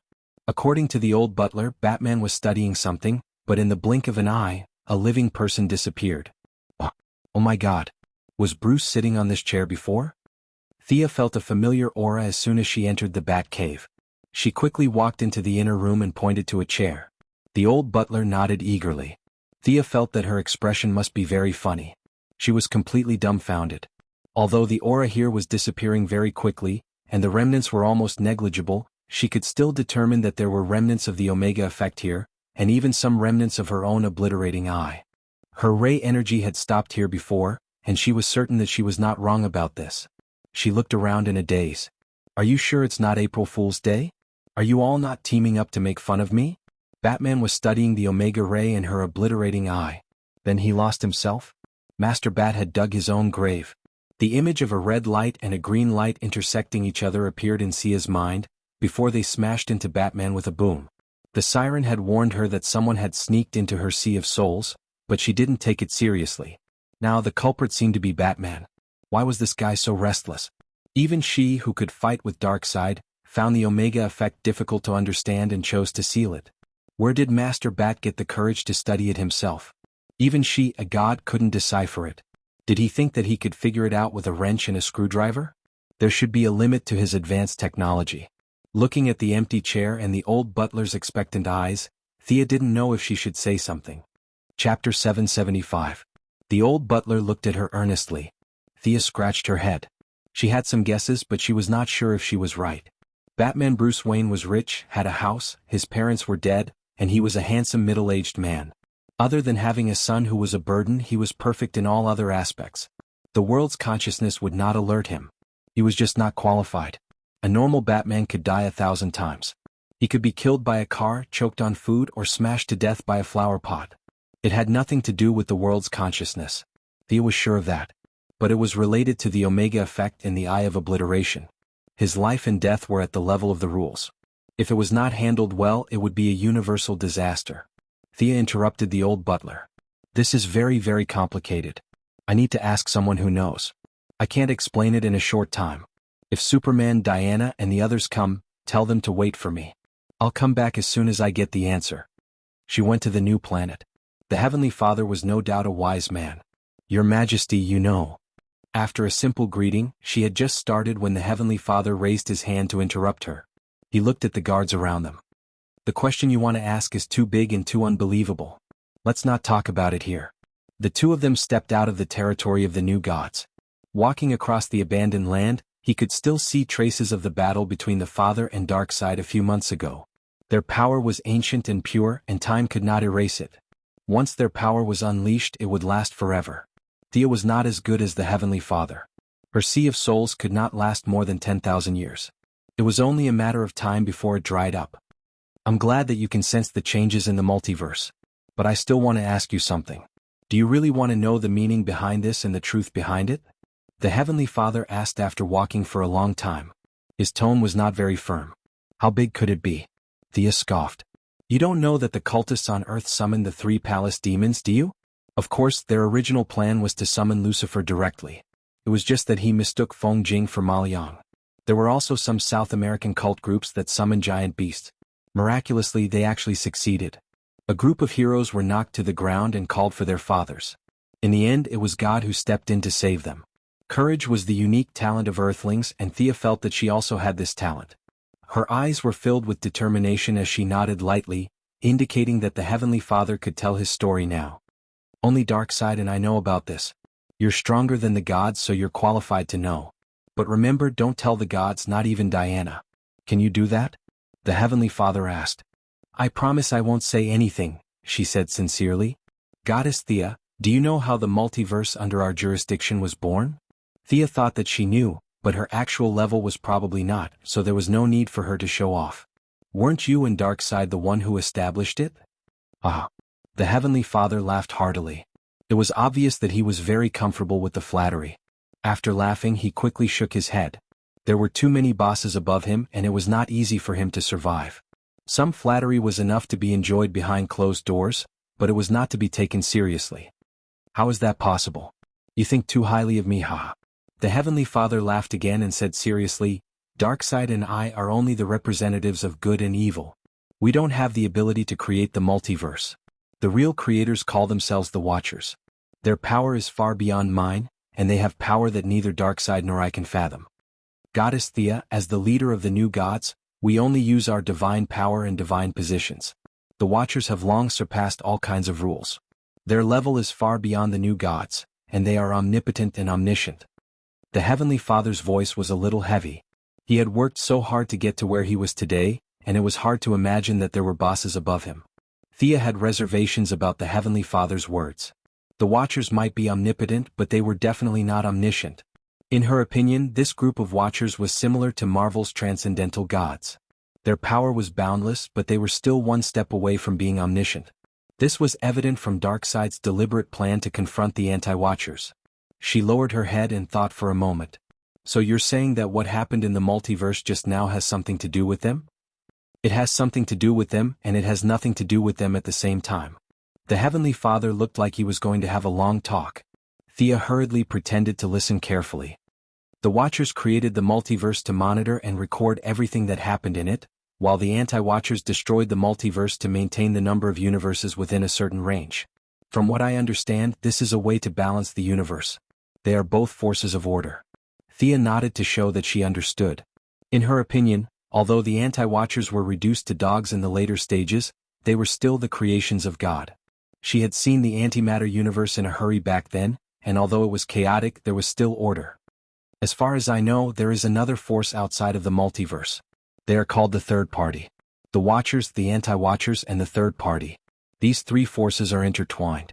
The Watchers and the anti-Watchers have always been on guard against the Third Party, but the gap between the universes just now gave the Third Party a chance. A multiverse that represents darkness has been born. The Heavenly Father's expression was a little gloomy. He had not even finished dealing with Darkseid, and now there was another wave of villains. He felt that the task on his shoulders was very heavy. The Dark Multiverse? The Third Party in Barbados? Thea combined the Heavenly Father's words and her own memories, then connected the whole story with Batman's incident. She finally had a clear understanding of the relationship between the two. If Batman was just an ordinary person before, be it in body or soul, he was very ordinary. However, from the moment he was mixed with the Omega Effect and was used by the Third Party to build the Dark Multiverse, he was no longer ordinary. He had connected the multiverse and the Dark Multiverse. His body was still the same body and his soul was still the same soul. However, in a sense, he who had traveled through the river of time was almost immortal. It was just that he did not know it. Thanks to him, the scale of the entire universe had automatically increased by a level. From the original parallel universe and multiverse, it had evolved into a composite universe. In the future, it could even become an omnipotent universe. Chapter 776. From the perspective of the universe and even the higher-ups such as the Watchers, this was a cause for celebration. To them, the upgrade of the universe was like the corn in their field, the longer it grew, the better it was. Such a good result naturally had to be recorded and popularized on a large scale in the future. But from the perspective of an individual or a god, it was terrible to have a bunch of enemies for no reason. Your Majesty, can we make a move first? Her so-called goal of making a move first was self-evident. The Heavenly Father sighed. It's not that I don't want to, but that universe is sealed up layer by layer. The flow of time inside is completely different and we can't enter it all. Maybe 10 years, maybe 100,000 years, I can't say for sure when that universe will be completely open. The ability to create a universe is already beyond my limit. After figuring out the whole story, Thea resolved her doubts and prepared to leave. The Heavenly Father was a good boss, comforting her not to feel burdened. The earthling you mentioned who was teleported away by the Omega effect must be found as soon as possible. The longer he wanders in the river of time, the greater the damage to the timeline. If he returns to the point of time he left by himself, the entire universe will be destroyed. Thea hurriedly asked why he said that. The Omega effect is the power of origin. It follows this human, and every time it teleports, it accumulates energy. If it follows the human's footsteps and returns to your point of time, it will form a paradox, causing an explosion at the source. The energy of this explosion will have no problem piercing through 3 or 4 universes, and the universe that bears the brunt of it will have no chance at all. Do you understand? Thea understood a little. Wasn't this a more advanced causal weapon?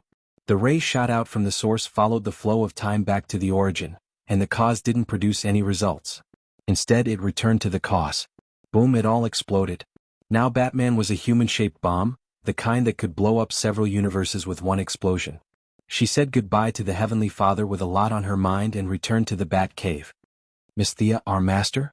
The old butler saw her and hurriedly asked. "That," she replied in a bad mood. The old butler is shocked. Thea doesn't want to embarrass the old man, so she explains carefully, "It's more troublesome than death. I don't have any clue." She had yet to figure out the Omega effect, and now that she had the Eye of Obliteration, no one knew what would happen when the two energies came together.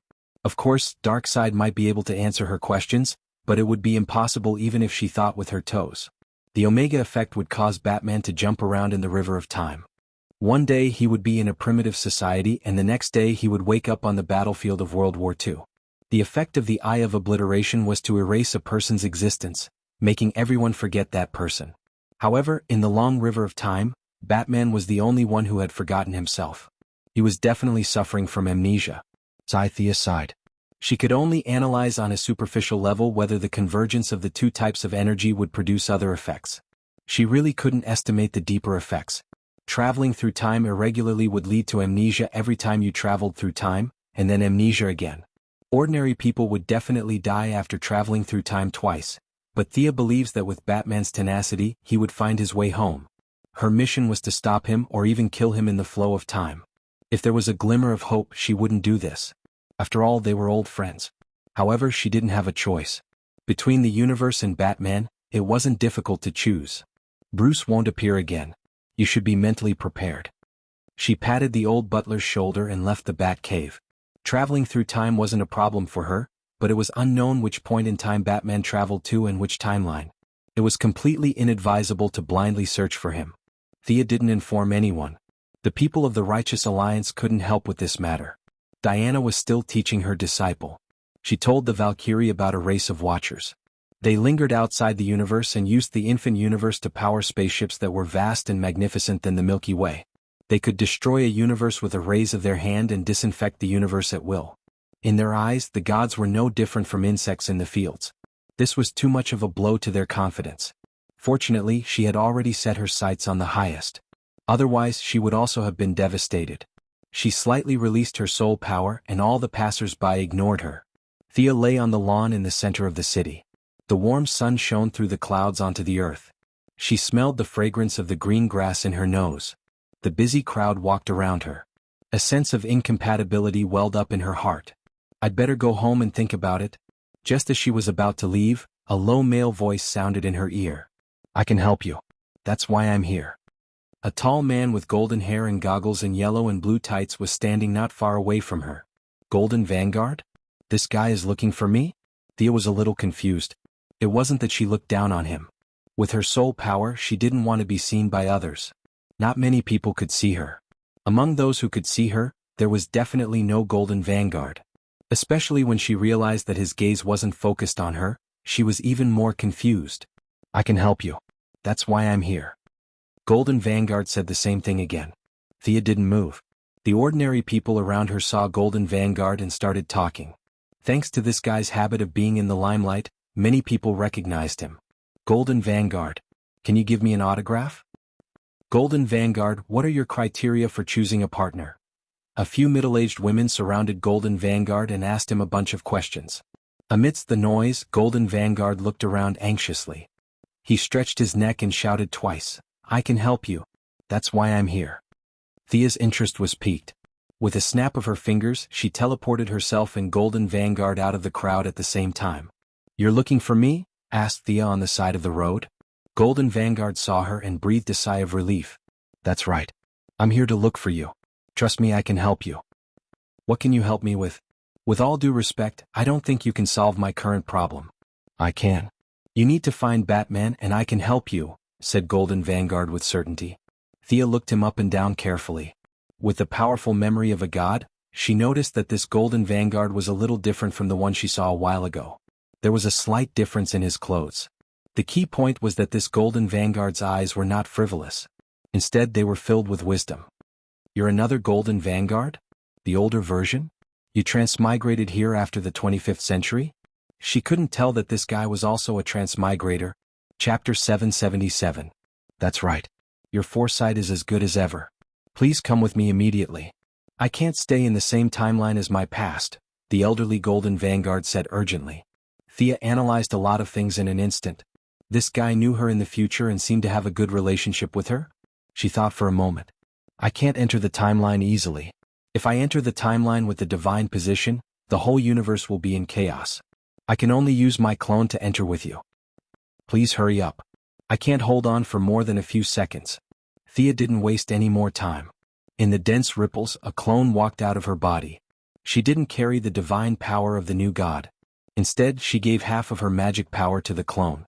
The Golden Vanguard took out a sphere with a diameter of 2 meters from his belt and hurriedly went in. In less than a second, his body was already showing signs of blurring. Thea's clone hurriedly went in as well. The Golden Vanguard activated the controller. The sphere exploded with unparalleled energy and directly pierced through time and disappeared from the side of the road. Sensing that the connection between the original body and the clone was not blocked, she sighed and turned to go home. Thea's clone and the future Golden Vanguard began a great operation to find the old man who had lost his footing, Bruce Wayne.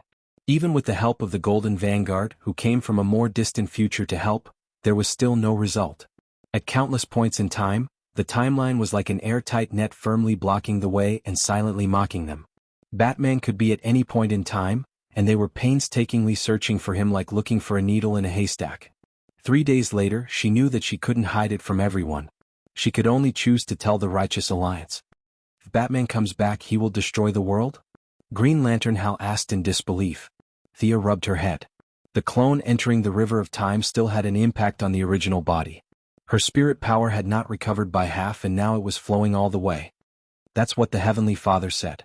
I believe him." Everyone fell silent. The same question was in front of everyone. Should they sacrifice their friends or the world? The superheroes lowered their heads and didn't say anything. Although Batman had a lot of bad habits, they still felt uncomfortable when he suddenly disappeared. Since the few of them couldn't help much, Barry suggested that he might be able to lend a hand. Thea hurriedly pulled him back. "You should stay at home and think about marriage. Don't make trouble for me." Time flew by quickly and 30 days and nights had passed. The deep-seated effects caused by Batman's disappearance had yet to be seen, and the short-term problems had finally surfaced. The Gotham criminals who were shrouded in fear of Batman had begun to show their faces. Whether it was Penguin Man, Scarecrow, or Two-Face, these were Batman's old rivals. They had a keen sense of smell. Even if no one told them, they could sense something. Batman was gone. Dead. The skies of Gotham had changed. At first, they only sent their subordinates to test the waters, but when they discovered that only a few deputies were attacking the criminals, and the terrifying black figure never appeared, the criminals began to party all night long. The new bureau chief was in a terrible fix. Thea sent a letter to the Gotham police station through the city government. It said that Sergeant Bruce Wayne was sick. Now that the new bureau chief had just been appointed, he had to take over such a mess. Needless to say, it was very depressing. The Justice League offered assistance, but unfortunately, it was rejected by Nightwing Dick Grayson, who rushed back to Gotham to take charge of the situation. Wayne's old house was still brightly lit, but the one sitting at the head of the table was now a young man. "Young Master Drake, have something to eat." The old butler brought a plate of food for the third-generation Robin. Unfortunately, his mind wasn't on it at all. He only waved at the old butler. At this moment, he was flipping through the Wayne family history with bloodshot eyes, and occasionally made some notes. After 10 minutes, he rubbed his eyes. Miss Thea was right. Bruce did change some of the history. This Wayne family history book is not quite the same as what I remember. There are many bat marks left behind to guide us to find him. Batman is still alive. He's still waiting for us to save him, Tim Drake said softly as if he was encouraging himself. The old butler sighed. Watching Bruce Wayne walk step by step until today, his sorrow was far greater than any of the other Robins. However, he wasn't as impatient as the young man. From Superman, Barbara, Diana, and the others who were close to Thea, he pieced together the truth. Once Bruce returned, the whole universe would explode. He didn't know how correct this view was, but he knew Bruce Wayne. He was a noble person. If he knew that he could cause such an outcome, even if it was only a 10% chance, he wouldn't have returned. In other words, Batman was actually dead. After a month of suffering, many people had already accepted reality, such as the criminals in Gotham and the few members of the Bat team. Barbara handed the title of Batgirl to the big lowly Cassandra. She once again became an oracle, pulling the Huntress and Tommy, who had rushed over from Star City. Laurel reformed the Raptor team. She was using her own method to protect Gotham and fulfill Bruce's last wish. Dick Grayson, who had returned once again, rejected the support of the Justice League. He used his Nightwing codename to shoulder the heavy burden, gathered the remaining members of the team, and went out early and returned late every day to fight the criminals. The only one who hadn't given up was Tim Drake. He still stubbornly believed that he could save Batman. The old butler couldn't bear to tell the truth, and could only silently accompany him. Not long after, it was late into the night. The secret door of the old house opened, and Nightwing Dick and Damian, who had changed into casual clothes, walked out. Jason is too much. He's smearing Bruce's name. I must catch him next time. With his father's death, the brat Damian suddenly returned to his taciturn and unapproachable state. He coldly greeted the few of them and returned to his room to sleep alone. Tim, I need you to help me. Damian's methods are becoming more and more violent. I don't want him to become another Jason Todd. Nightwing stood beside Tim, trying to make his tone less serious as he spoke. Have you all given up? Are you just going to ignore Bruce? Tim asked with a hoarse voice. Nightwing deliberated over his words. You don't understand the consequences. We have to make a choice. I know what your choice is. I'll think of a way. After saying that, Tim Drake closed his book and left the room. Nightwing poured himself a glass of wine and downed it in one gulp. He felt very tired. He was the first-generation Robin, Jason Todd was the second-generation Robin who killed indiscriminately, and the third-generation Robin who had just slammed the door and left. Batman's vision was really unique. Every generation of Robin had a frighteningly strong personality. Each person had a different idea. No one could convince the other. Chapter 778. Tim Drake walked out of Wayne's old house dressed like a nobleman. It was drizzling outside and the rain washed over the city. Faint gunshots could be heard in the distance. In fact, as the third Robin, he was not as dispirited and uneasy as Nightwing thought. He was not a substitute for anyone, and he did not need anyone to command him. He had his own way of doing things. Nightwing lacks courage and he doesn't dare to take that step. But I can. He walked around the Bat Cave and looked at the bat suits on the equipment rack, saying thoughtfully, Gotham did not care who was under the bat suit. He only needed the symbol. He quickly put on an old version of the bat suit and rode out of the Bat Cave on his motorcycle. Nightwing was troubled by Jason Todd. To Tim this was simple. He just needed to take him down and put him in jail. Then he would show the Batman suit to intimidate Gotham and stabilize the situation. Finally, he would focus on finding Bruce. This was the best and fastest way to solve the problem. That was what he thought, and that was what he did. The motorcycle moved silently through the streets and alleys, drawing arcs in the night. He planned to solve the internal problems first before working together to deal with the external problems. The first problem was to find Jason Todd, the second Robin before him. Unlike Nightwing, Tim had never seen Jason before. When he joined the Bat Squad, Jason had already revived and left Gotham. To him, the name was more like a symbol. Is it here? Tim fiddled with his watch and quickly found the information he needed. Unlike the previous two Robins, he paid more attention to the capabilities of technological products. Many alien technologies that had entered Earth had been studied by him. He did not have the cautious attitude of Bruce. In his view, whether it was alien technology or Earth technology, they were all just tools. The motorcycle stopped lightly, and what came into view was an abandoned factory. Thea's large-scale imitation of alien products had created countless jobs, but it had also destroyed more than half of the traditional manufacturing industry. Many people had changed their businesses in time to avoid bankruptcy, but there were also those who were stubborn. In just a month they had been swept into the dustbin of history. The factory in front of him was one of them. Tim didn't care about what was produced here before. He only knew that Jason Todd, who he was looking for, was hiding under the factory. After he cautiously entered the factory, the soil not far away from him moved, and a huge dark red plant quietly drilled out of the soil. The layers of flower buds opened, and two beautiful women looked in the direction he left. One of them had red hair and wore dark green tights. The other woman was wearing a short-sleeved, narrow skirt and high heels. She was wearing glasses and looked like a beauty in the workplace. Poison Ivy and his secretary, Miss Maisie, were observing from the shadows. Thea felt that the Bat team would be at a loss if they lost their support. Considering that Tommy and Laurel would also join the fray, she sent Poison Ivy, a local from Gotham, to help them in secret. Hanging out with Sia every day, under the influence of her surroundings, the secretary, who was originally a straight girl but now completely turned gay, happened to be at Poison Vine's house. Since she had nothing to do, she took the opportunity to come over and take a look. Why is it so messy here? The secretary heard the gunshots in the distance and found it hard to believe. The whole world was busy and there were people here shooting in the streets? Poison Ivy shrugged. How would I know? Let's go in and take a look. The plant behind her spewed out a pile of pollen. The secretary knew that the pollen was used to confuse people's vision, so she walked in leisurely. Tim Drake didn't know that someone was following him and left a lot of traces. The secretary, who had undergone countless training, casually followed him. The underground space was huge and there were faint sounds of conversation. It's unbelievable. You actually built your own bat cave, Jason Todd. You shouldn't have taken. No, usurped that cloak. What followed was a series of violent banging sounds. The sound was so loud that intermittent echoes could be heard from the thick and heavy ground. You shouldn't have come here. This isn't your masquerade party. A low voice said. I'm not playing a game, Jason. I'm here to arrest you. I won't allow you to smear Bruce's name. The two were soon fighting with punches and kicks. TSK. Look, these men are actually fighting for some false reputation, Poison Ivy said casually. The secretary wasn't so hostile to men. She took out the green light ring and used it to reflect the scene of their fight. Her combat ability could fight with Madame Shiva for dozens of rounds. The secretary's vision was much better than Poison Ivy's. As if she was watching a competition, she began to explain with interest. This Tim is very powerful. His strength and intelligence have achieved a perfect combination. His strong skills and agile thinking are indeed worthy of being the young talent that Batman values. Poison Ivy was very self-aware. If she didn't mutate, she would only be a university student who stayed in the laboratory.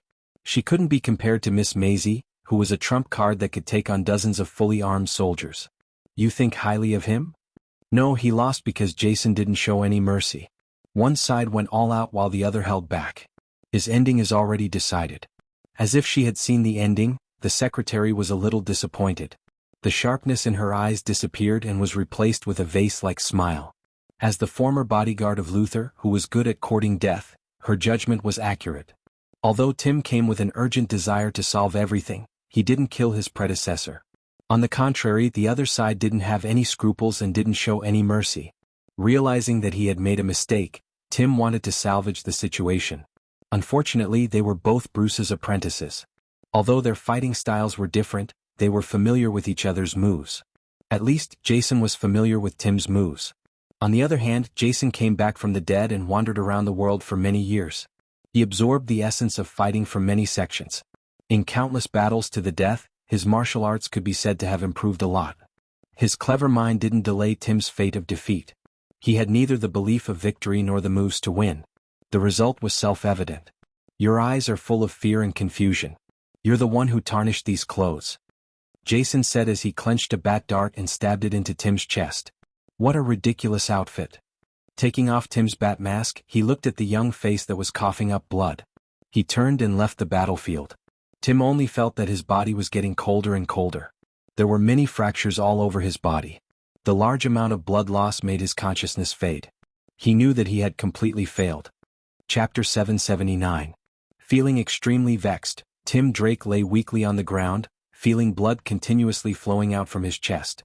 He had failed Bruce's trust. He was not worthy of wearing those clothes after all. His eyelids grew heavier and heavier. Filled with unwillingness, he finally closed his eyes slowly. Has he fainted? The two beauties who were watching from afar discussed in a low voice. Let's wait for another 30 seconds. The secretary, who was experienced in killing, calmly pulled Poison Ivy back. The two of them dawdled for a while until Tim was completely unconscious. Only then did they walk out. The bromance between these brothers is really something. The beating was too brutal. Poison Ivy said as she took out a syringe filled with plant vitality and injected it into Tim's body. The secretary, who understood the structure of the human body, also used the green lamp's energy to repair his damaged body. Let's go and save his life. Let his companions worry about the rest. Let's catch up to that ruthless guy. If Gotham had a dark Batman, it would be quite interesting. Poison Ivy and the secretary put on their light rings at the same time, turned on their invisibility function, and flew up to track Jason Todd. Half an hour later, Nightwing, who had sensed that Tim was missing and realized that something had happened, followed the trail of the motorcycle and came over. Seeing that Tim had been beaten to the point where he was barely breathing after a long time, Nightwing was shocked and hurriedly carried him back for treatment. Nowadays, the medical cabins on the market had been upgraded to a very high level, and the one in the Batcave was not for sale. The robotic arm began to perform the surgery and transfused large amounts of blood. It was busy for 2 hours before the patient was saved. As for his successor, Dick understood Jason well. He knew Jason's intentions and presumably Jason also understood his thoughts. There was only one Batman. It was either this or that. There was no other way. If he did not accept the challenge, Jason would continue to kill. He had to stand up and fight Jason to the death. After leaving the Batcave, he contacted Barbara and found out about a few places in the city where the gangs were fighting. After some analysis, he headed northwest. At the same time, the two women who had been following Jason Todd in the sky were also talking. It's hard to imagine that this guy was actually taught by Batman.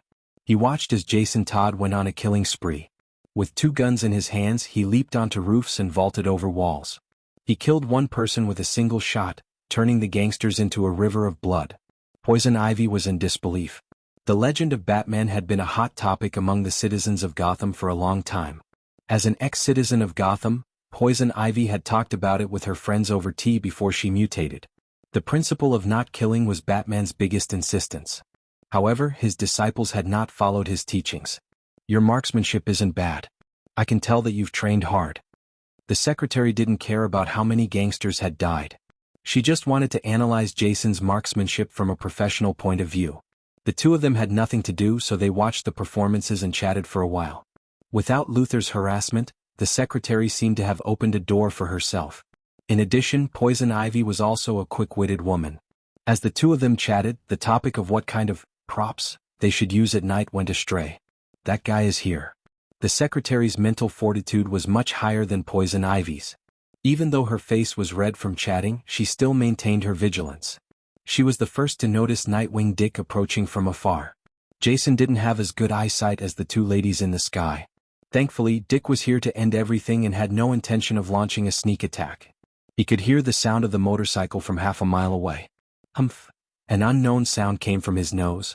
Jason went all out and finally killed all 19 gangsters. He put away his gun and stood there, looking coldly at Dick Grayson, who was getting off his motorcycle.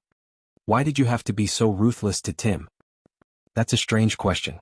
He barged into my house. Of course I had to fight back. You know that he didn't mean any harm.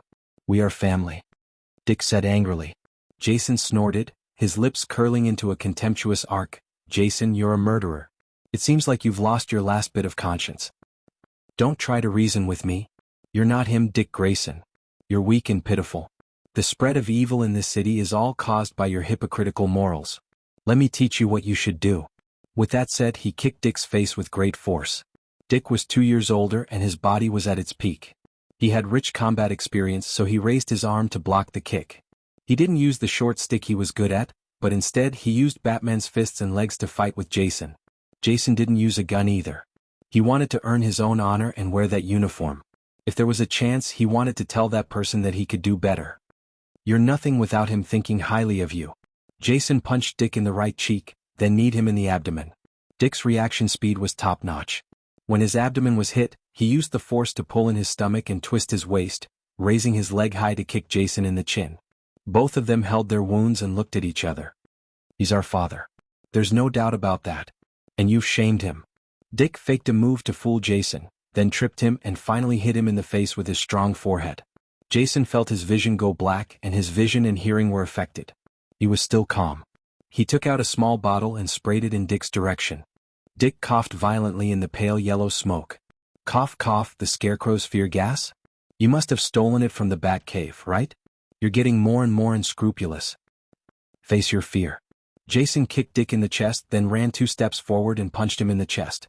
When he was about to attack a 3rd time, his right fist was grabbed by Dick, who had lost consciousness. Before I came here, I injected the Scarecrow with all the mutated viruses known to him. You didn't expect that, did you? No one he taught is stupid. Jason was caught off guard. He took 2 punches in a row and vomited blood. "It's over, Jason." Dick kicked Jason in the chest. The 2nd-generation Robin, who was known for his ruthlessness, was now half kneeling on the ground with a red hood. He didn't stand up for a long time. Dick walked over slowly. He wanted to grab Jason's collar and give him the final blow to end the battle. Unfortunately, he grabbed nothing. "Yes, it's over, Dick. Rest in peace." Jason shot out a rope from his right hand and wrapped it around a tall building in the distance. He flew up, and when he was in the air, he pressed a switch with his left hand. Chapter 780. Boom, boom. Dick felt a huge tremor under his feet. How could he not know that the other party had already chosen this battlefield and buried explosives in advance? The previous gang war must have been deliberately attracted by him to numb him. Dick had a new understanding of his successor's treachery. He was not a person who would wait for death. At the critical moment, he threw out a rope and wrapped it around a tree in the distance. He borrowed the force of the rope to escape the explosion trap in a flash. Then the 2 of them engaged in a mid-air chase. They faced skyscrapers that were hundreds of meters tall and ran through the streets and alleys. They did not have the skills of Thea and Diana. They were 2 ordinary people. If one of them slipped up and fell from a height of 100 meters, there was no chance of survival. However, the 2 of them were brave people. They fearlessly engaged in a race of life and death in midair.